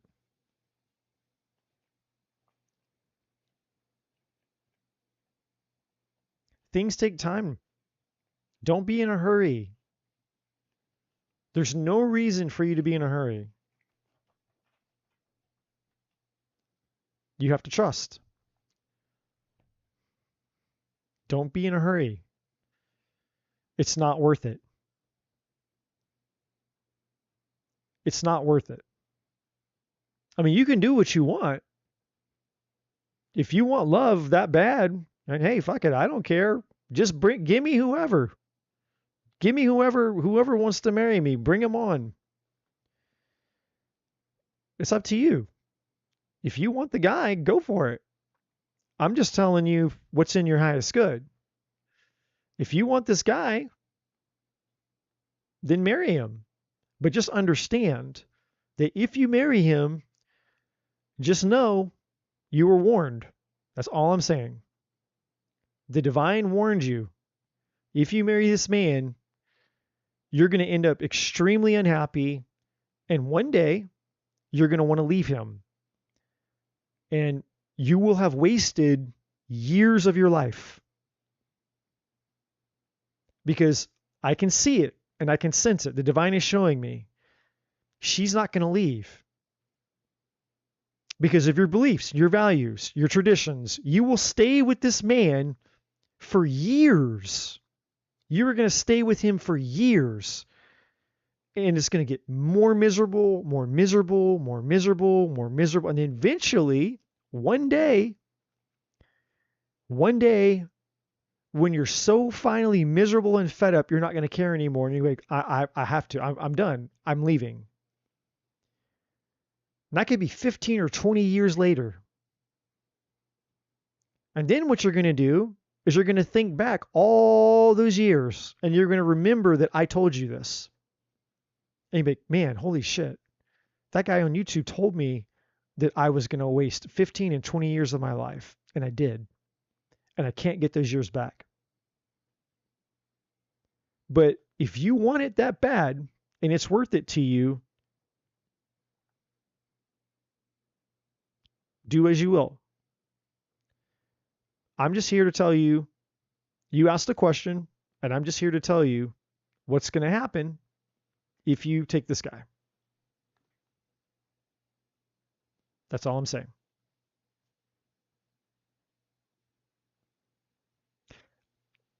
And I understand the frustration with that. Like, I mean, I don't, well, you know, I mean, I do and I don't. I don't live in your culture, so I don't understand, but I understand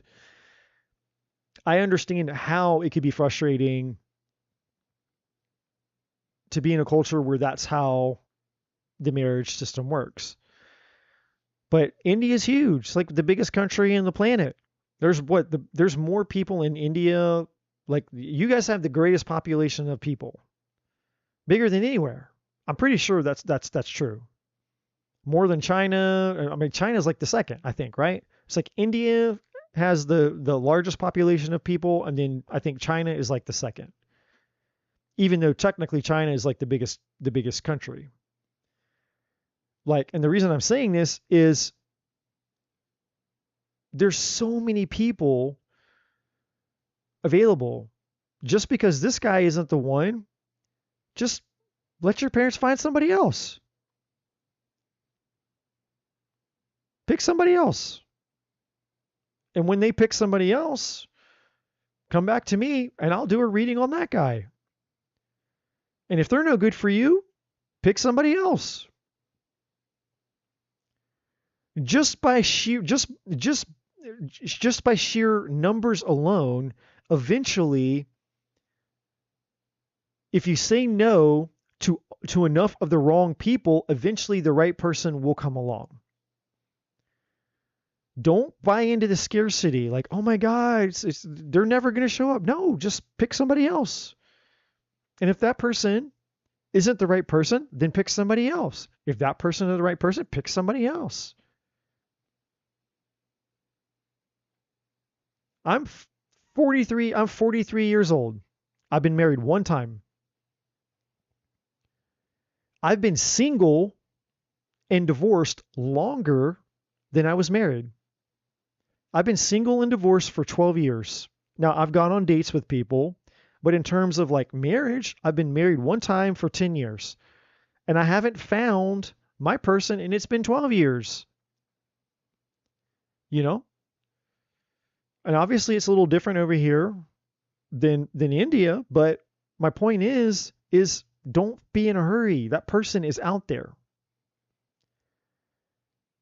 The consequences of who you choose to do life with are extreme. There's no other choice that you're going to make in your life that's more important than who you choose to spend your life with.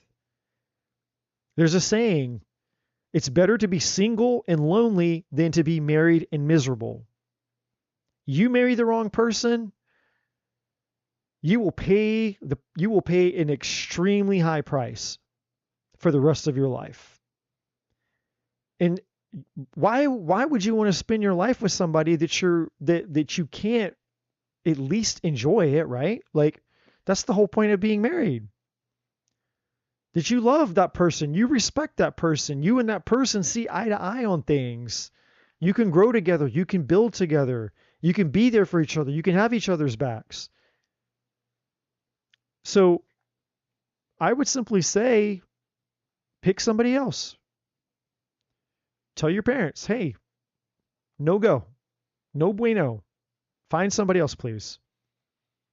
If they bring somebody else, we'll check it out. We'll see if the next person is a good fit for you. Don't just take the first thing that comes along. You're worth more than that. Your future is worth more than that. Don't get desperate. You can say no. I assume you can say no. And if you can say no, then just say no and choose somebody else. And eventually you'll find the right person.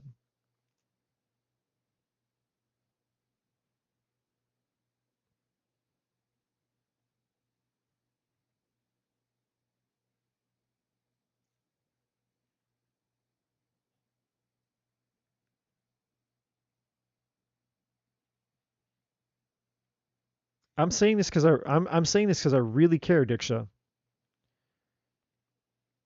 I don't have to say, I don't have to. I could just do the reading, and I could just move on. I'm saying this to you because I really really care about you, and because I know what it's like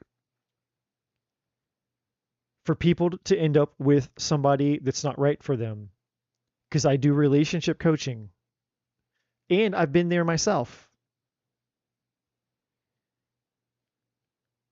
Let your I don't know, again, I don't know how it works with the arranged marriage stuff, but let them choose somebody else. Pick somebody else. And then we can check on that person. Okay? So don't just say yes because you're tired, you're sick of it, you just want to be over it and done with it and move on, or you're desperate. You deserve more than that. Make sure it's the right person. Okay? Uh all right.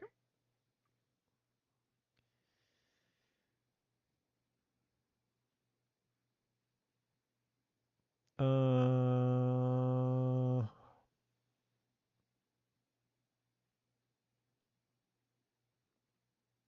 damn it. Placebo. Placebo, you were next, and then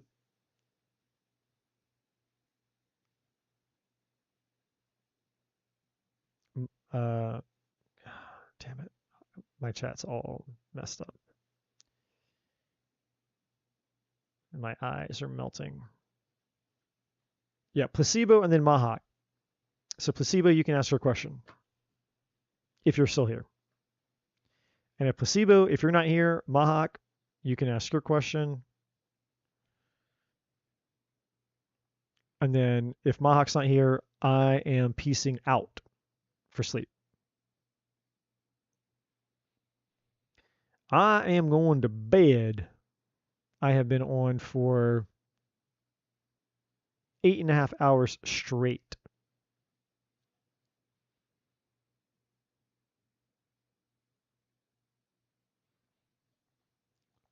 So placebo, if you are here, you can ask. Mahak, if you are here, you can ask, and I am not going to wait for very long.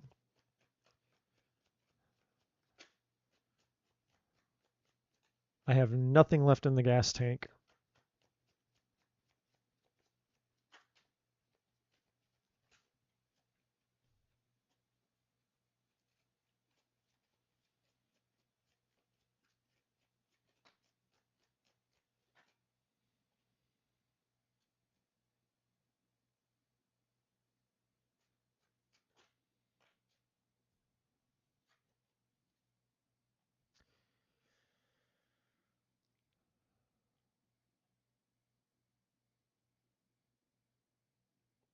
Oh, well, please do share.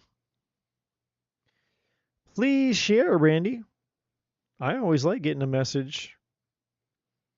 I don't get too many messages uh, unless they come to me from the divine or unless I get them from Trudy. Trudy is she's about all I got in terms of any messages outside of myself. All right, so Shiva, I did you a nice little favor here since placebo and the other guys didn't say so. This one's for you, Shiva. And if you're new to the channel, please like and subscribe. And this is quick, so don't get all your panties in a wad here, because this, technically I'm going to go to sleep. So, but I'm going to answer your question really quick because I'm nice. Okay. I'm a nice guy. How's your 2025 going to be in terms of marriage, money, and all the things, Shiva? Well, potentially, if you put in the work, you could get results. The building energy is here telling you that you have the potential to get results this year for sure. Now, you're going to have some challenges that you got to overcome here. So, you have some things that you need to work on. Some challenges. Most of those challenges, at least for right now, the major ones have to do with you letting go of things, which I assume are probably some things from your past. So anything that you need to let go of, a past relationship, past jobs, forgiveness with your family or people who've hurt you in the past, whatever it is, past failures, past expectations, it could be anything. Whatever those things are, and you know what they are, the divine is saying, if you want to get results this year, then you're going to need to let go of some things. And you're going to need to learn how to face your challenges. Meaning, step out of your comfort zone, put in the time, the work, the energy, and the effort. Stop sitting around and just thinking about things. You can think about things till you're dead, like imagining and fantasizing and, oh man, this would be so cool if this could happen, or I could do this and I could do that. It's like, okay, well, that's nice, but eventually, you have to put the hand to the plow and you have to actually go out and start doing things. And that's the challenging part, right? Taking a risk, stepping out of your comfort zone.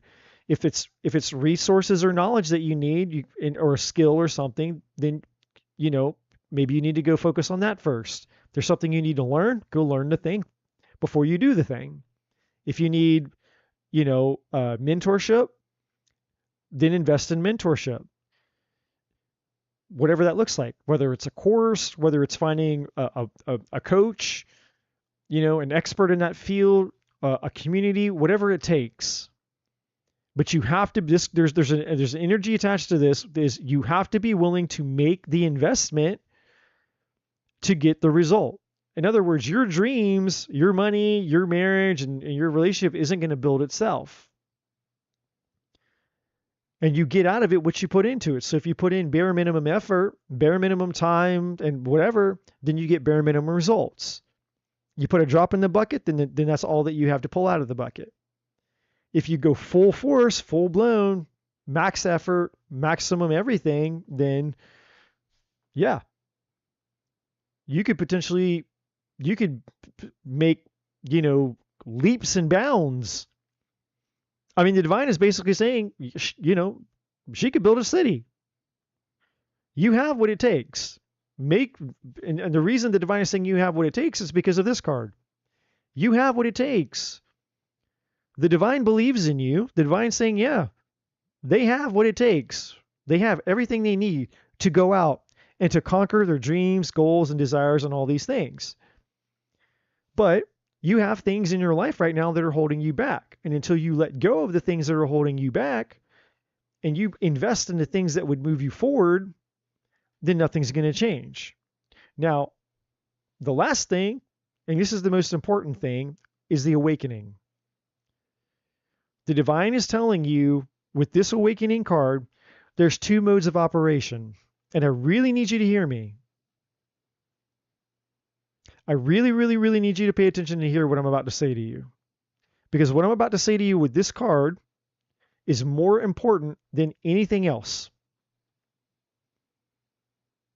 There's two modes of operation. You can try to build your dreams through your own strength, your own will, and your own ego. It's just you going out and just trying to force your dreams to happen. Just you yourself. And that will get you some degree of results. I'm not going to lie. There will be you will get some results that way.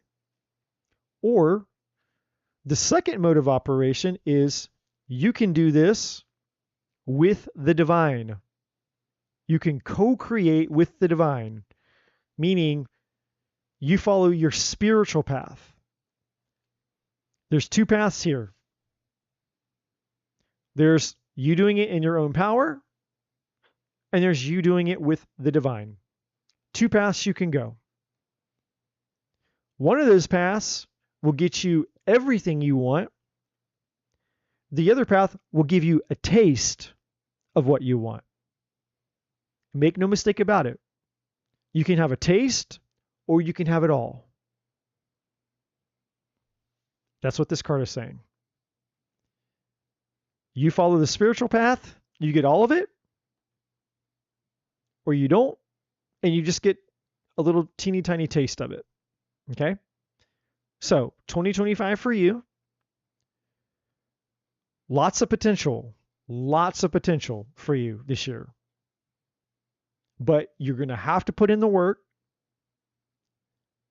like 100%, go full out, full blast, and ideally, you will do it from a place of being connected spiritually to the divine. And then lastly, just repeating myself again, letting go of the past and letting go of anything in the past that's holding you back. Well, really just letting go of anything, whether it's the past or not. Okay? So 2025 could be a really good year for you. It's there. It's potential. Okay? The potential is it could be a really good year for you. All right. And that's it. No more readings. I'm going to read what Brandy told to me, and then I'm going to sleep. So I have nothing left. I have nothing left in my tank to give. Brandy says, third eye vision.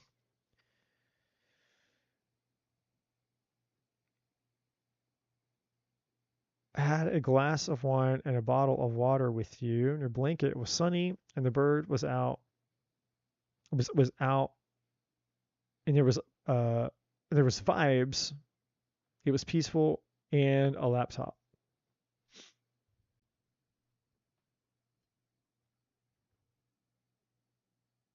I was outside on an old blanket underneath a big tree with the laptop.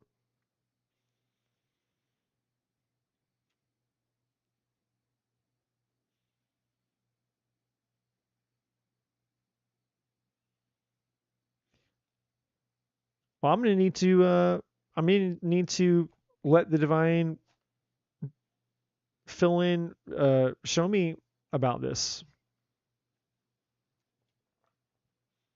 So I'm going to screenshot what you wrote, Brandy, and I will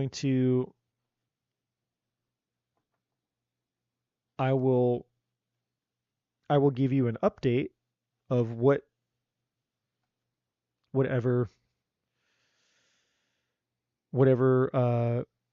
however that manifests or fleshes itself out.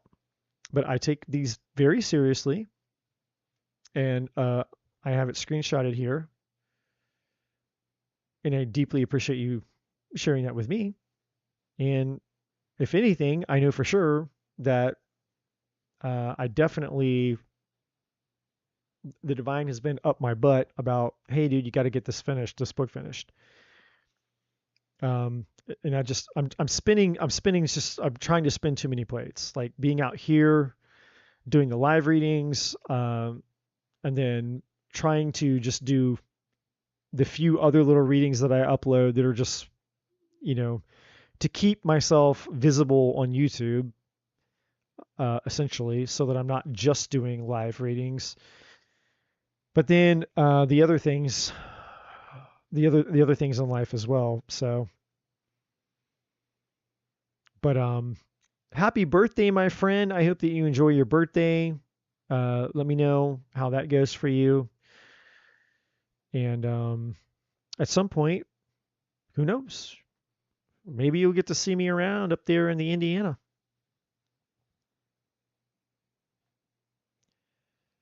But I appreciate you. I'm so glad that you made it out, and I got to see you tonight with all the other people. And I hope that you enjoy your evening / morning, and I will hopefully see you soon and catch up with you. And on that note, appreciate everybody. Thank all you guys for being out, and I will see you guys on the next one.